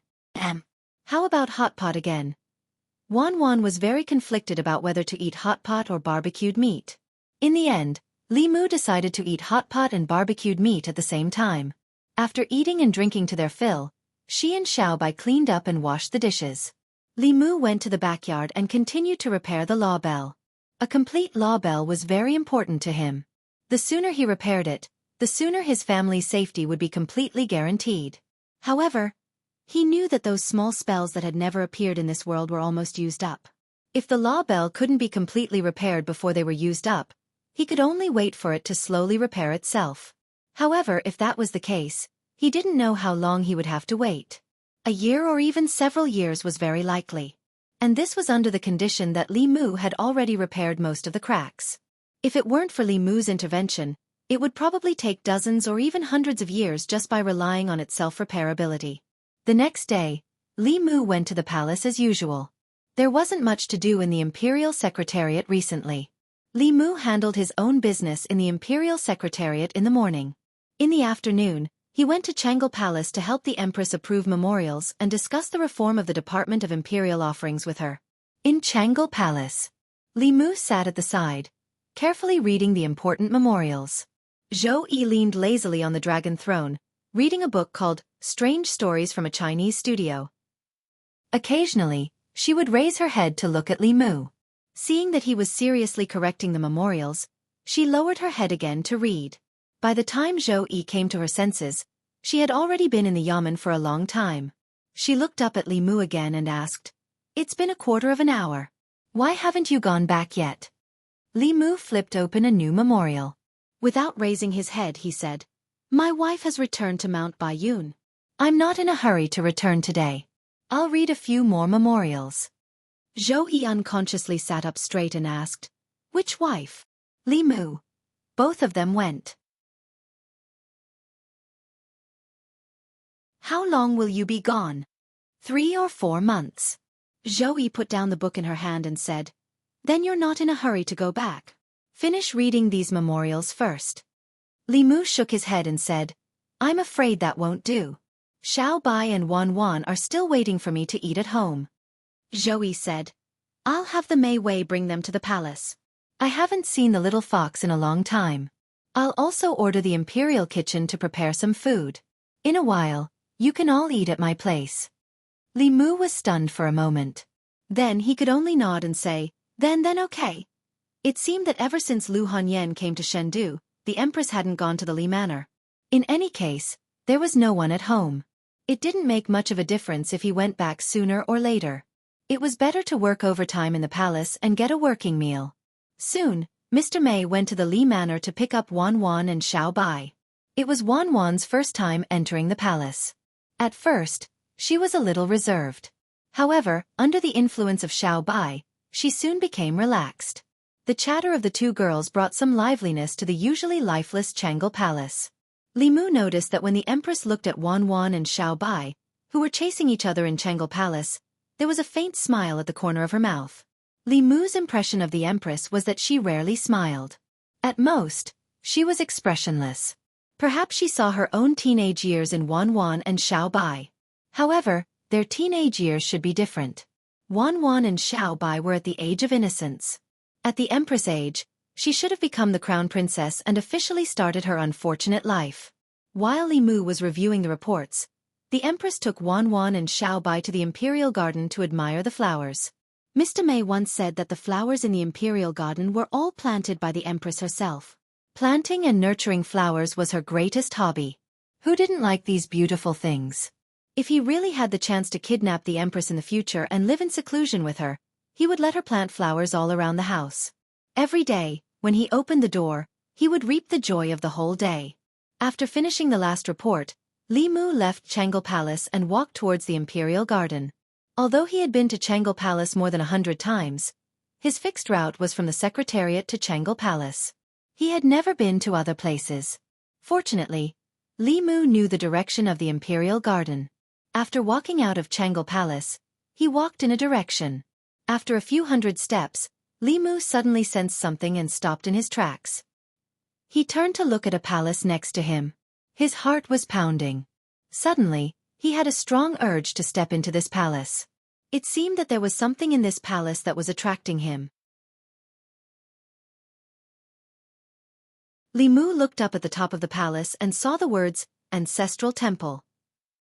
He subconsciously walked towards the palace, but before he could get close, a loud shout suddenly came from the palace. Get lost! At the same time, a strong aura swept out from the palace and pressed down on Li Mu. Li Mu took a few steps back. His hair fluttered behind him, and his clothes fluttered. However, he also condensed an extremely strong force on his body. The two forces collided and formed a powerful impact. In the sky, several floating clouds suddenly scattered. At the same time Li Mu's telekinesis condensed into force, a dragon's roar came from the palace. Then, a golden light suddenly flew out. It was a golden dragon. After flying out of the palace, it rushed towards Li Mu. The golden dragon was very fast. Li Mu had no time to dodge, nor did he try to. He did not feel any threat from the golden dragon. The golden dragon flew to Li Mu's side and instantly wrapped around his body. In the next moment, Li Mu's expression changed slightly. He felt that the telekinesis he had accumulated was quickly flowing into the golden dragon's body. Li Mu controlled his telekinesis so that it would not be taken away by the golden dragon. He grabbed the golden dragon's body with one hand, wanting to fling it away. However, his hand passed through the golden dragon's body. The dragon was actually an illusory object. It did not have a physical body at all. Seeing that the telekinesis he had painstakingly accumulated was about to be taken away by the dragon, Li Mu made up his mind and used the guiding technique to compete with it. The man and the dragon were evenly matched in the contest for the telekinesis. Neither could do anything to the other. At this moment, 3 figures walked out of the palace. The 3 of them were old men with white hair and beards. They wore crowns on their heads, which were different from the Empress's crown. They wore black dragon robes, and the golden dragon embroidered on their banners only had 4 claws. What shocked Li Mu was that the powerful aura emitted from the 3 of them was not weaker than the scruffy Taoist priests. There were actually 3 peak 6th realm experts in the palace. Seeing the golden dragon coiling around Li Mu's body, an old man's face darkened. He said coldly, "Those who disturb the Emperor's aura should be punished by death." He stretched out a withered finger and pointed at Li Mu from afar. A powerful force of heaven and earth quickly gathered. An illusory finger appeared in front of Li Mu's eyes. A terrifying aura was emitted from the finger. He was about to summon the Dao Bell to defend himself when a figure appeared in front of him. At this moment, the old man's right index finger had already pressed down. Crack! His outstretched finger was directly broken. He ignored his broken finger and looked at the figure in front of Li Mu in shock and anger. He gritted his teeth and said, "What are you doing?" The Empress looked at the 3 of them indifferently and said, "Go back." Then she waved her hand gently. A powerful force swept the 3 old men back. The Empress glanced at the golden dragon again. The golden dragon trembled and quickly scurried back into the palace. It was only now that Li Mu sensed the golden dragon's abnormality. He looked in the direction of the palace and muttered, "Your Majesty, this is," the Empress said, "Emperor's aura." It was not the first time Li Mu had heard the name, Emperor's aura. The Empress had been able to reach 7th realm because she had obtained it. However, he had only heard of Emperor's aura before. Today was the first time he had seen it. It was said that Emperor's aura was born from the telekinesis of the people of the 36 counties. Li Mu did not realize it earlier, but now he realized that the golden dragon itself was formed from telekinesis. However, the telekinesis was too vast and had already given birth to a spirit. The so-called Emperor's aura was the telekinesis spirit. If Li Mu absorbed a few more decades of telekinesis, his body should also give birth to a telekinesis spirit. This damned telekinesis spirit. It already had so much telekinesis, Yet it still coveted this little bit from him. Wasn't it too greedy? However, it was the first time Li Mu had seen such a vast amount of telekinesis. If he had enough spiritual jades, he only needed to swallow this telekinesis spirit and probably reach 6th realm immediately. If this telekinesis spirit completely matured, it would not be impossible for him to reach 7th realm immediately. The Empress looked at Li Mu and asked, "Do you want to go in and take a look?" Li Mu paused and nodded slightly. He followed the Empress to the entrance of the palace. 3 old men stood in the palace. The leader said in a low voice, "This is the ancestral temple. Those who are not members of the royal family cannot enter." The Empress looked at them calmly. "I let him in. Do you have any objections?" The old man said, "We are the guardians of the ancestral temple. If you want to let an outsider in, you have to step over our dead bodies first." The Empress looked at Mr. Mei, who was waiting outside the palace, and said, "Mei Wei, arrange for someone to come and collect the body." After saying that, the other 2 old men pulled the old man away, one on the left and one on the right. "Royal brother, forget it. It's not a big deal. Didn't the Zhou family also come in back then? If he wants to see, let him see. It's not like he'll lose anything."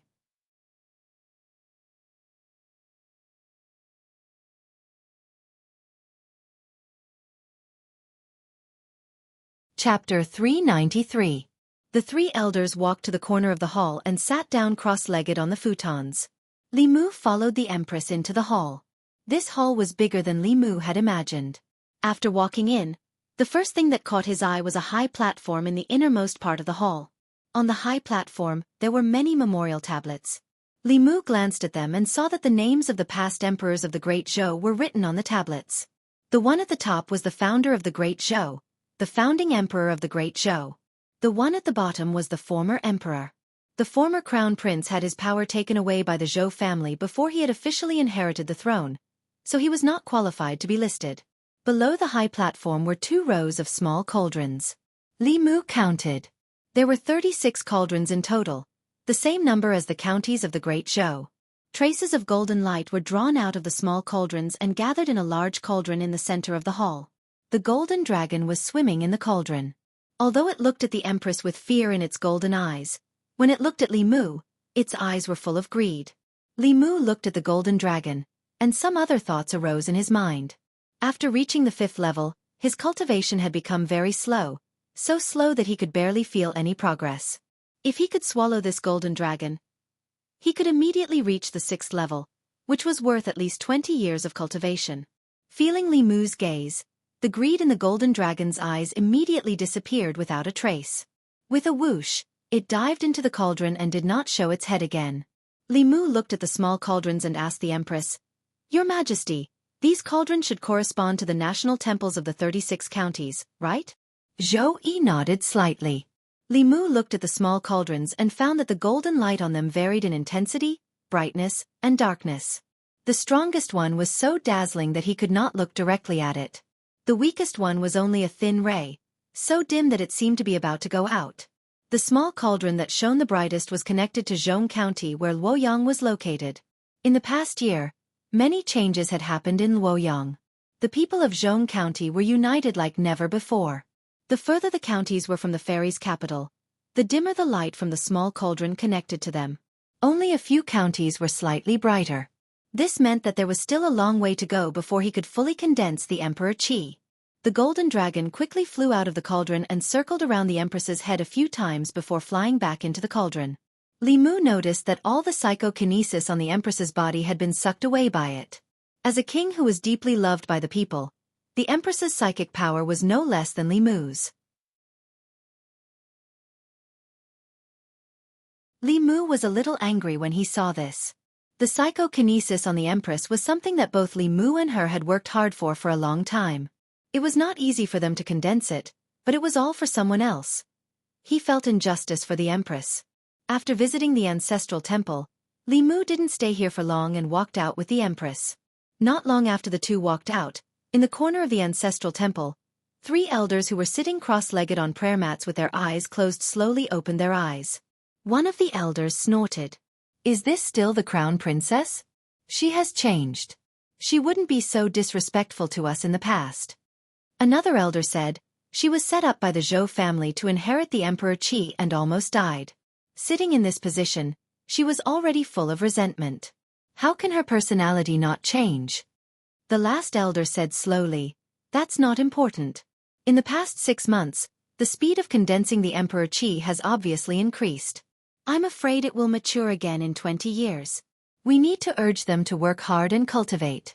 If they can enter the 6th realm, then they will have full confidence to refine the Emperor Qi." Chang'e Palace. Li Mu, Wan, Xiao Bai, and the Empress were eating hot pot together. After walking around the ancestral temple with the Empress, Li Mu gained a lot of knowledge. So this was how the Emperor Qi that was related to the inheritance of the Great Zhou came about. It was no wonder that when the people of the 36 counties sent the people's blood letter, both the old and new parties chose to give in. If the imperial court completely lost the people's hearts, the state temples in the various counties would not be able to absorb psychokinesis. Naturally, there would be no way to send it to the ancestral temple, which would delay the condensation of the Emperor Qi. The 3 elders in the ancestral temple were members of the Shao royal family. Their status was extremely high, and their seniority was even higher than that of the previous emperor. The 3 of them were all at the peak of the 6th realm. It seemed that the old party's strength was still far stronger than the new party's.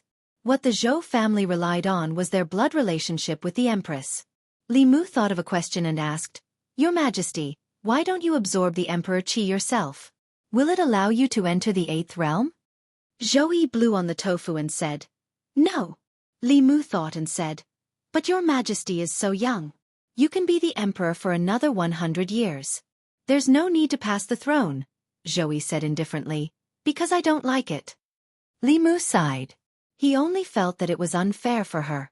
She did not want to be the emperor, but she took on the responsibility of being the emperor. From the beginning to the end, when the Zhou family was planning, they never asked if what they gave was what she wanted. At this moment, Zhou Yi looked at him again and said, "Unless you're willing to approve the memorial for 100 years. Li Mu picked up a piece of tofu and put it into his mouth. He did not care that it was hot and said decisively, "Since your Majesty doesn't like it, it's fine if you don't want to be the emperor. When the time comes, you can pass the throne to whoever you want. If your Majesty is willing, you can be my neighbor. We can open up 2 plots of land in front of the courtyard." Xiao Bai nodded and said, Okay. I also want to be Big Sister Zhou's neighbor." Zhou Yi patted her head and said, "Why don't you 2 not go back tonight? There are many empty rooms in Chang'e Palace. You can sleep here." Xiao Bai looked at Li Mu. She had to ask for Li Mu's opinion no matter what. After seeing the scene in the ancestral shrine, Li Mu felt even more sorry for the Empress.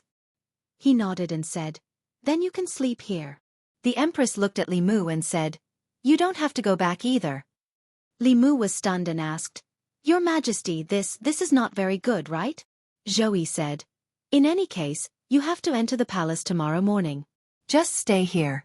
It's not the first time." What she said was somewhat reasonable. Chang'e Palace was only 100 steps away from the secretariat. It was much closer than home, so he could sleep for a while longer.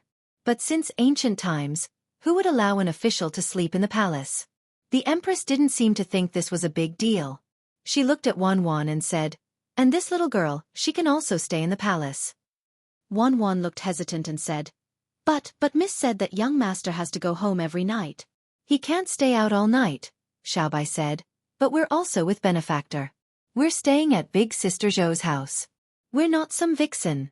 Wan was still hesitant. The Empress continued, "For breakfast tomorrow morning, you can also eat in the palace. There are dozens of pastries in the imperial kitchen. You can try them all." Wan grabbed Xiao Bai's hand and said, "I think you're right. Even if Miss knows, she won't blame us." Xiao Bai and Wan both agreed. Li Mu's opinion was not important. It wasn't 2 to 1, but 3 to 1. In any case, Lu Hanyan and Li Qing weren't here. Xiao Bai and Wan were with him. There was no one waiting for him at home. It didn't make any difference whether he went back or not. Tonight, Li Mu still slept in the back hall. When he closed his eyes and cultivated in his room, he could hear a girl's giggles coming from the front hall. Li Mu had spent more time in Chang'e Palace than he had at home, so he knew very well that this palace was cold and lonely most of the time. Even when he was here, He and the Empress were both busy with their own things. Li Mu was reviewing memorials. The Empress was either reading or relaxing. The palace was as quiet as ever. After Wan Wan and Xiao Bai arrived, it was no longer as lively as before. Li Mu didn't cultivate until very late. He prepared to rest. Not long ago, he had drawn a saint-level Fu Lu. His exhausted state of mind had not completely recovered. He still needed a period of quiet rest. Not long after Li Mu lay down, he seemed to sense something and sat up from the bed. He got off the bed and walked to the door. When he opened the door, he saw Wan Wan and Xiao Bai, wrapped in blankets, standing on either side of the door. Li Mu asked in confusion, "What are you two standing here for?" Wan Wan wrapped the blanket tightly around her and whispered, "We can't sleep." Xiao Bai continued, "Can we sleep with our benefactor?" One of them had a pitiful expression on her face, while the other looked at Li Mu with her big watery eyes. Li Mu opened the door and said helplessly, "Come in." The two figures immediately ran into Li Mu's room. They placed their blankets on the chair and crawled into Li Mu's bed. Fortunately, the bed in Jianghu Palace was very big. Even if 3 people slept on it, it wouldn't seem crowded.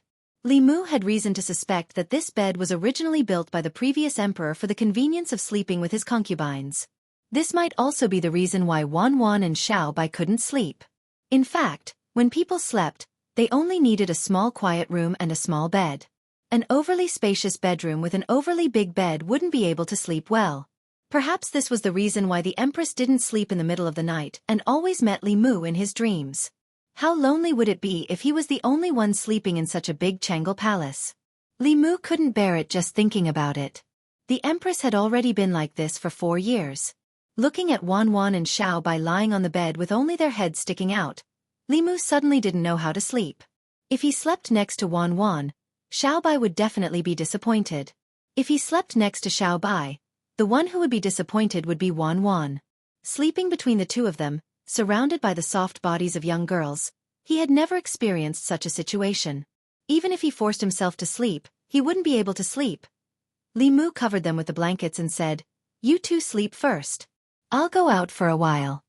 He put on his clothes and prepared to go out to the courtyard to get some fresh air. When he walked out, he saw a figure sitting on the roof of the front hall. From Li Mu's angle, a full moon rose behind her. She sat there quietly like a fairy in the moon. She was beautiful, but also seemed especially lonely. The night was long. He wasn't the only one who didn't have the heart to sleep. Li Mu thought for a moment and flew up. Standing on the roof of Jianghu Palace, Li Mu realized that Jianghu Palace seemed to be at the highest point of the imperial palace. Standing here and looking down, he could see the entire imperial palace.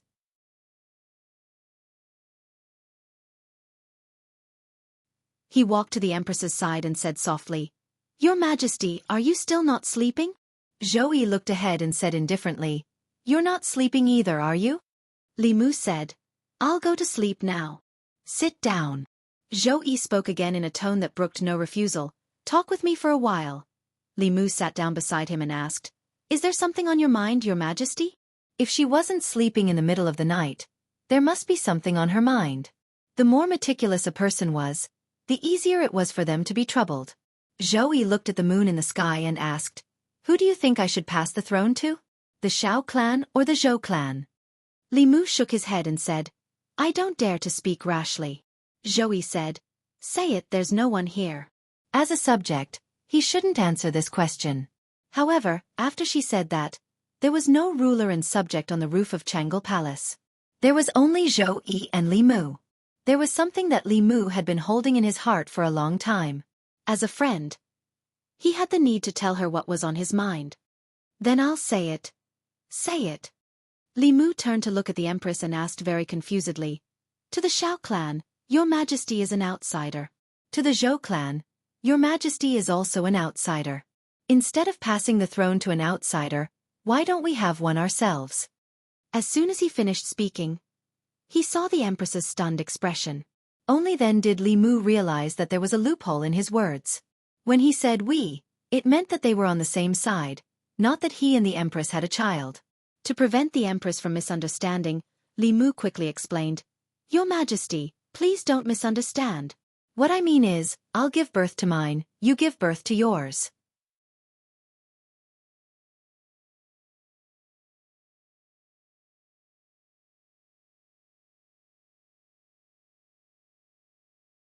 Chapter 394.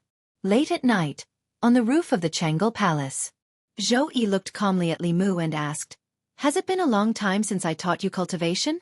Li Mu knew what she meant by cultivation, and immediately said, "You told me to be straightforward. If you blame me now, I won't say anything in the future." Zhou Yi looked at him and finally looked away. "I am the Empress." Li Mu said, "The Empress also has the right to pursue love." Although she had already been married once, who said that the Empress couldn't marry again? In another world, that woman first married the father, then the son, and had countless men. Compared to her, the Empress was like a pure Xiaobai flower. So what if she had an Empress?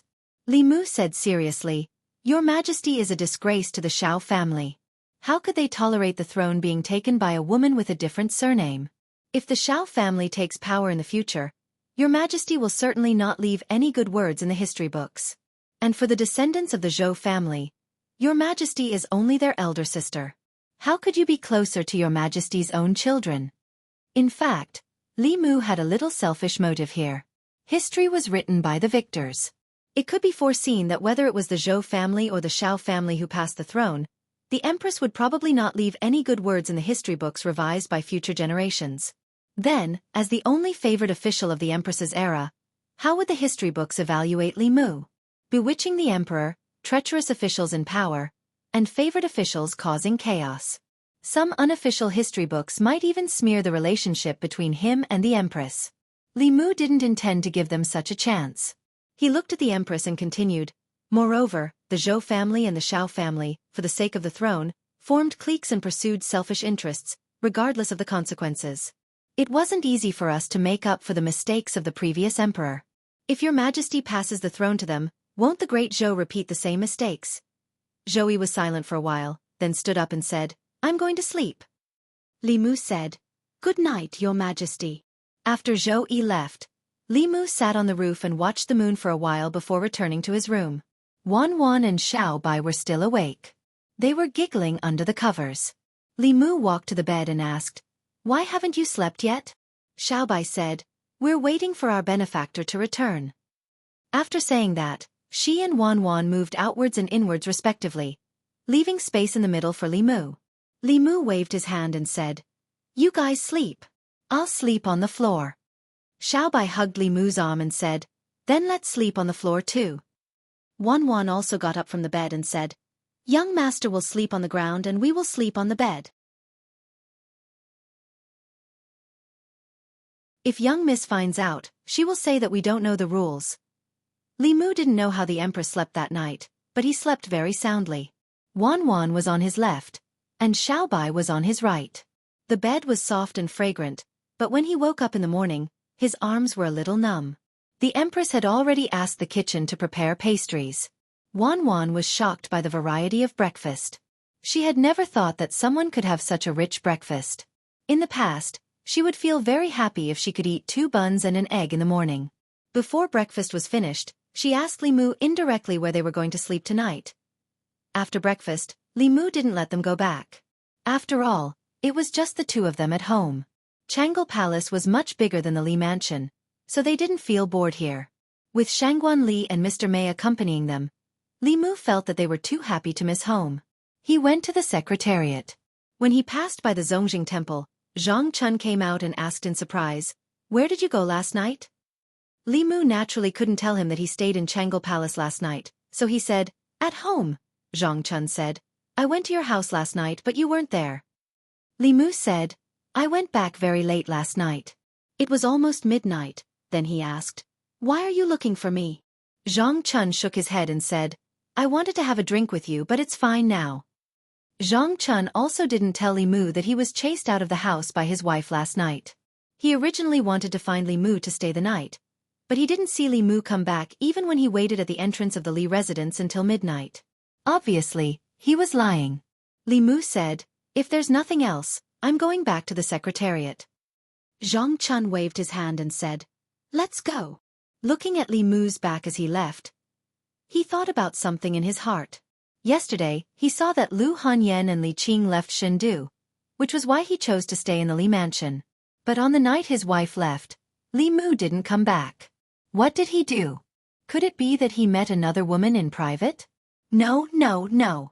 As far as he knew, Li Mu couldn't be such a person.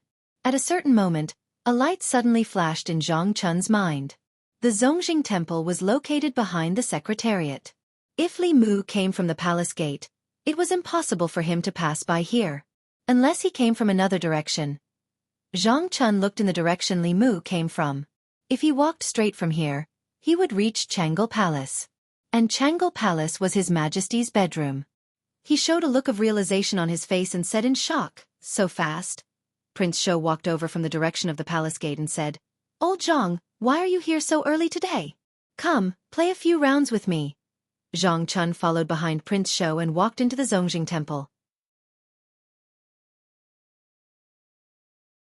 He asked casually, "Your Highness, wasn't Prince Nanyang beheaded? What happened to his mansion?" Prince Shou said, "It was temporarily conferred by the imperial court. In the future, it may be awarded to officials who have made great contributions to the imperial court." "Why are you asking this?" Zhang Chun smiled and said, "Nothing, I'm just asking. After returning to the Secretariat, Li Mu didn't delay. He seized the time to draft the new rules of the Department of Consecration. After finishing his own business in the morning, he still had to show the Empress the memorials in the afternoon. Now, she didn't worry about the imperial court at all. She left the small matters to Li Mu, and they discussed the important matters together. If they agreed, they would listen to her. If they disagreed, they would listen to Li Mu.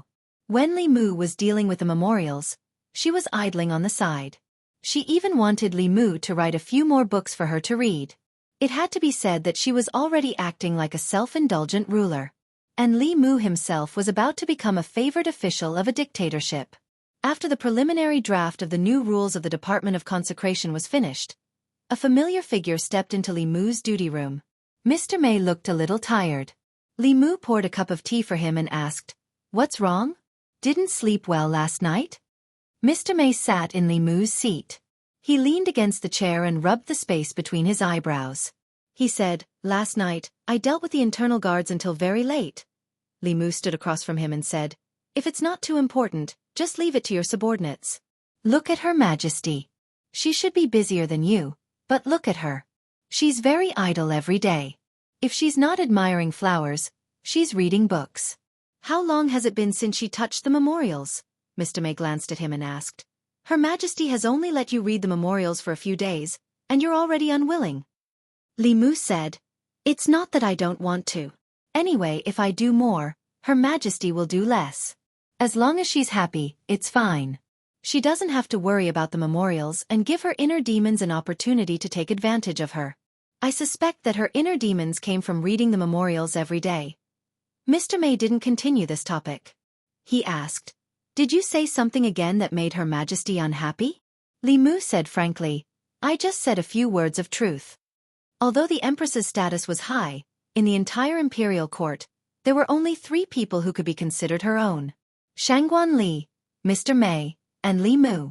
The 2 of them listened to everything the Empress said. These truths that would make the Empress uncomfortable could only be said by Li Mu. Mr. May asked, "What did you say?" Li Mu honestly told him the conversation last night. Mr. May glanced at him and asked, "Do you think that because Her Majesty favors you so much, you can say anything?" Li Mu said, "I'm also thinking for her sake." Mr. May thought for a moment and said, "You're thinking too simply. Her Majesty is the former crown princess, and also the former empress. If she really did that, what would the world think? All the court officials and the 4 major academies would stop her." Li Mu originally wanted to tell Mr. May that as long as she had absolute power, she could do anything. It was unlikely that she would have 3 palaces and 6 courtyards, because the mainstream view didn't approve of one woman having many husbands, and it would easily lead to criticism. However, it made sense to only have one empress. As long as the empress's power could suppress all resistance, the Great Zhou would have its first male empress. However, after thinking about it carefully, Li Mu felt a little uncomfortable. After all, Who didn't want to be the sole empress's favorite? If he had an empress, the empress might not treat him as well as she did now. It wasn't a possibility. It was a certainty. When Lu Hanyan and Li Qing weren't around, he could stay in Changle Palace all day. When they came back, he could only stay in Changle Palace for 4 hours a day. It was the same principle. Li Mu had to admit that he was also a selfish person. He didn't want to share the empress's favor with others, even if that person was the empress. Therefore, he didn't say anything more. Instead, he looked at Mr. May and said, "Don't worry about Her Majesty. You should worry about yourself. If you don't find one now, it will be too late. Do you want me to introduce you to?" Mr. May looked at Li Mu without any emotion. Li Mu felt his hair stand on end under her gaze. Then he realized something and immediately said, "Don't you dare have any ideas about me. I have a family, and you're almost old enough to be my mother. We're not suitable." In a panic, Li Mu said what was on his mind. Fortunately, Mr. May was magnanimous and didn't get angry. He left after drinking a cup of tea. Wan Wan and Xiao Bai were both in Changle Palace. Li Mu's lunch was also there. In the afternoon, he stayed in Changle Palace to help the Empress deal with the memorials. He didn't return to the secretariat. He walked out of the secretariat and saw Mr. May standing not far ahead. She looked at Li Mu with an extremely unfriendly gaze, holding a stick in her hand.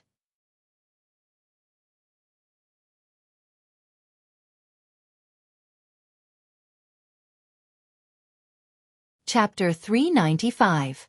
You're saying I'm old. You're old enough to be your mother. Let me hear you call me mother. In Changle Palace, Li Mu was being chased up and down by Mr. May with a stick. He thought that after escaping to Changle Palace, Mr. May would restrain himself in front of the Empress.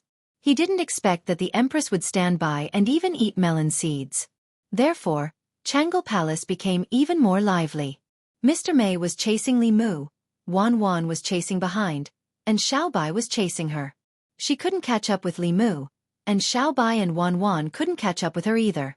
Changle Palace was in chaos, and the Empress stood by and ate melon seeds. Later, Shangguanli also joined in. Of course, she was helping Mr. May.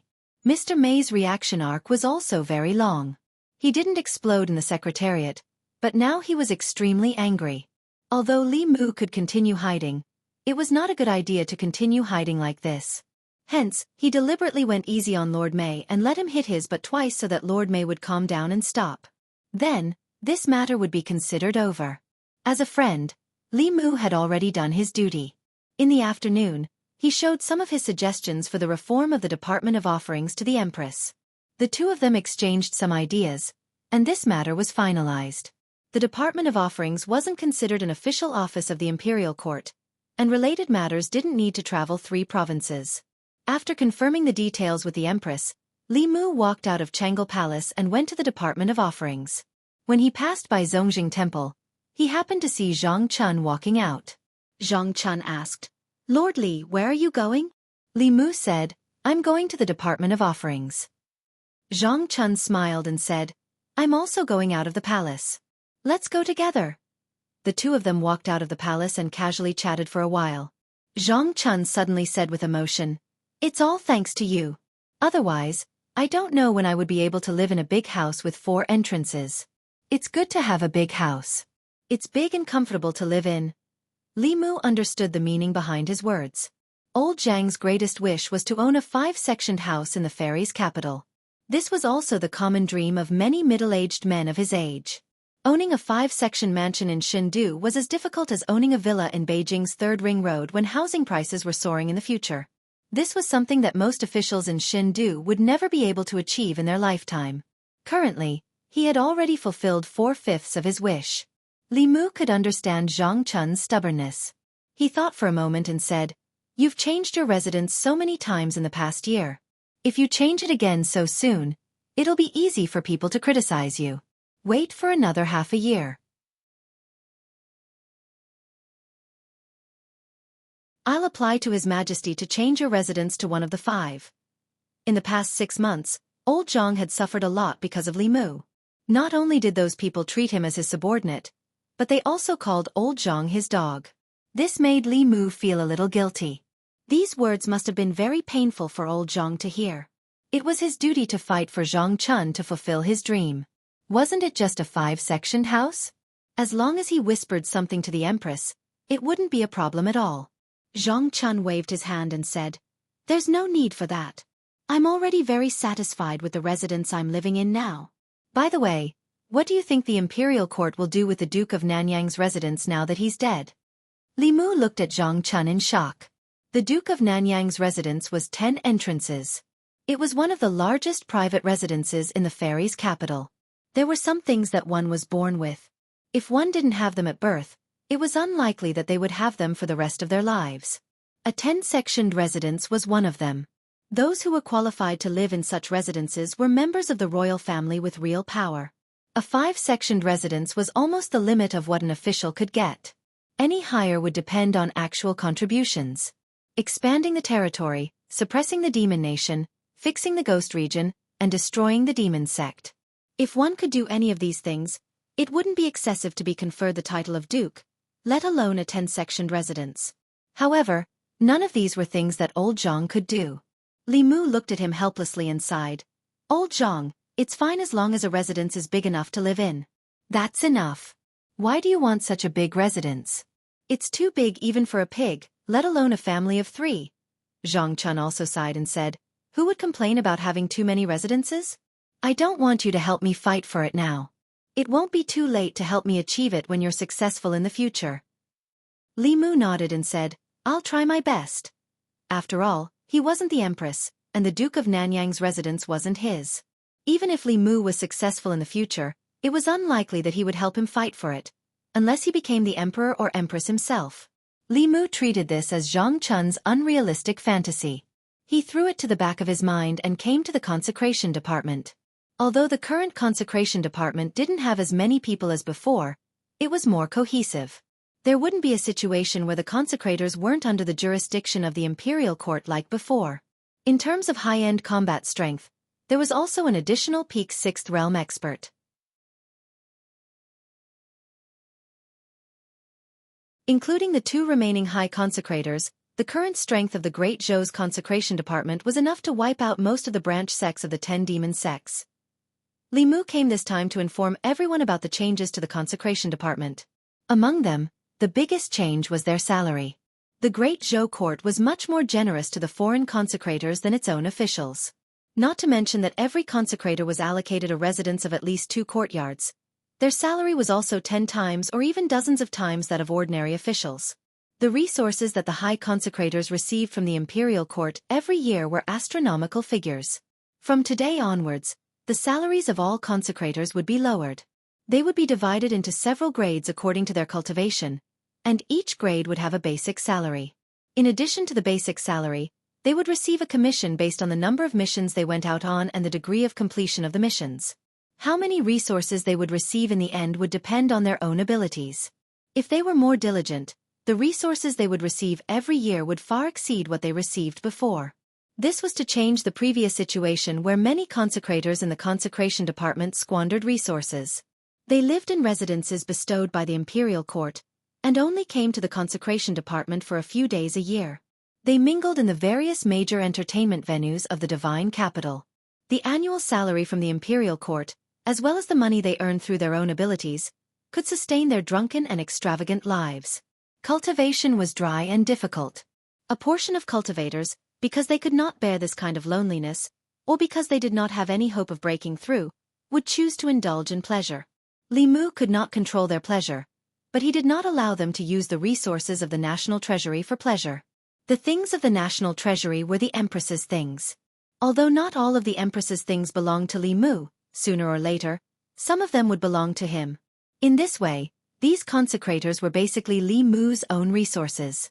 The salary reduction of the consecration department this time was only relative. In reality, their salary was still much higher than that of ordinary officials. The nature of the 2 jobs was different. The officials sat in the yamen, slacking and chatting, and a day would pass. Many times, the consecrators risked their lives, so they should receive more. Li Mu looked at the people of the consecration department and said, "The imperial court invests a great deal of resources here every year, and the consecration department does not support idle people. Which consecrator has an objection to what I said earlier? The crowd was noisy for a moment, then finally quieted down.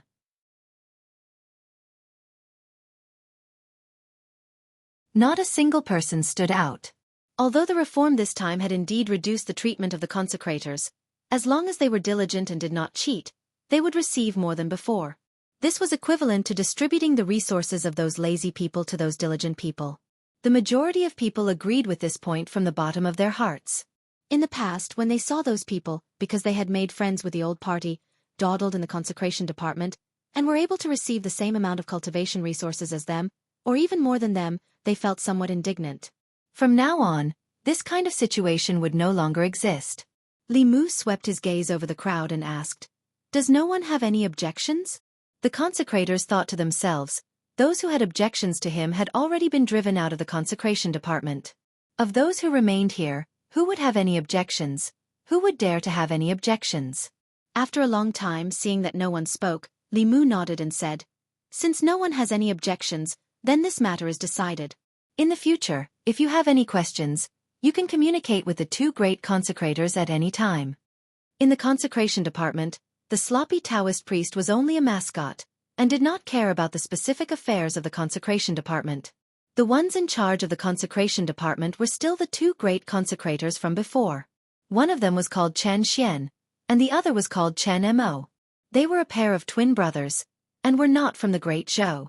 They had been invited by the imperial court to become consecrators for many years when they traveled to the Great Zhou. Although these two were not as strong as the sloppy Taoist priest, they were still rare sixth realm experts. For the sake of those two heavenly secret talismans, Li Mu believed that they would change their usual style. After purging the old party's influence here and reforming the old system, the matter of the consecration department came to an end. What followed would gradually return to the right track, and Li Mu did not need to worry about it. After leaving the consecration department, he returned to Jianghu Palace. He had come to take Wan and Xiaobai back. For a foreign subject to bring two little girls to live in the Empress's chambers, it was ultimately improper. This time, Xiaobai did not express anything, but Wan was somewhat reluctant to part with him. The imperial kitchen had gathered all the delicacies of the 36 counties of the Great Zhou, and she had not even tasted 1% or 1,000th of them. To her, leaving here was no different from losing the entire world. In the Jianghu Palace, Zhou Qiong sat on the dragon throne and looked down at Li Mu. He said, "Before your wife comes back, you can live in the palace." Li Mu hesitated. "Your Majesty, this isn't very good, is it?" "What's not good about it?" Zhou Yi said indifferently. "This place is not far from the secretariat, and it saves you the time of going to and from the yamen every day. I will let the imperial kitchen arrange 3 meals a day, and it will also save you the time of cooking. With this time saved, how many reports can you handle and how many things can you do?" Li Mu stared at her in a daze. Zhou Yi indeed did not have the surname Bai. She was completely the Zhou Bapi of the Great Zhou. Even Zhou Bapi would cry if she heard of her exploitation of Li Mu. At this moment, Zhou Yi continued, Wan and Xiaobai should also stay here. When I have time, I can also guide them in their cultivation. A few months' time is enough for Xiaobai to advance to the 5-tailed realm, and Wan will also advance to the 4th realm very soon. At that time, her spirit eyes will be even more powerful.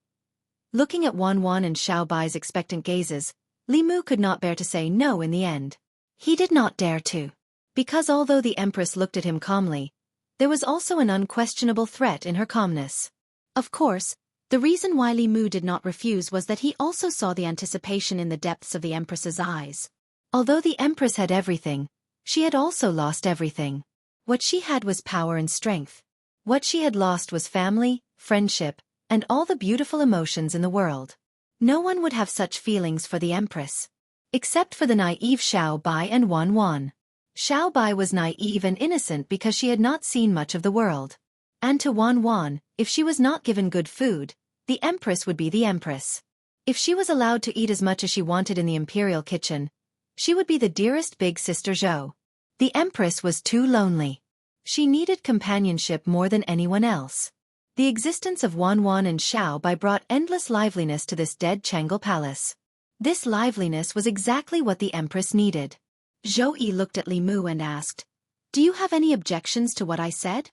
Li Mu bowed and said, "This subject obeys." You're tuning in to the Wisdom Diary YouTube channel.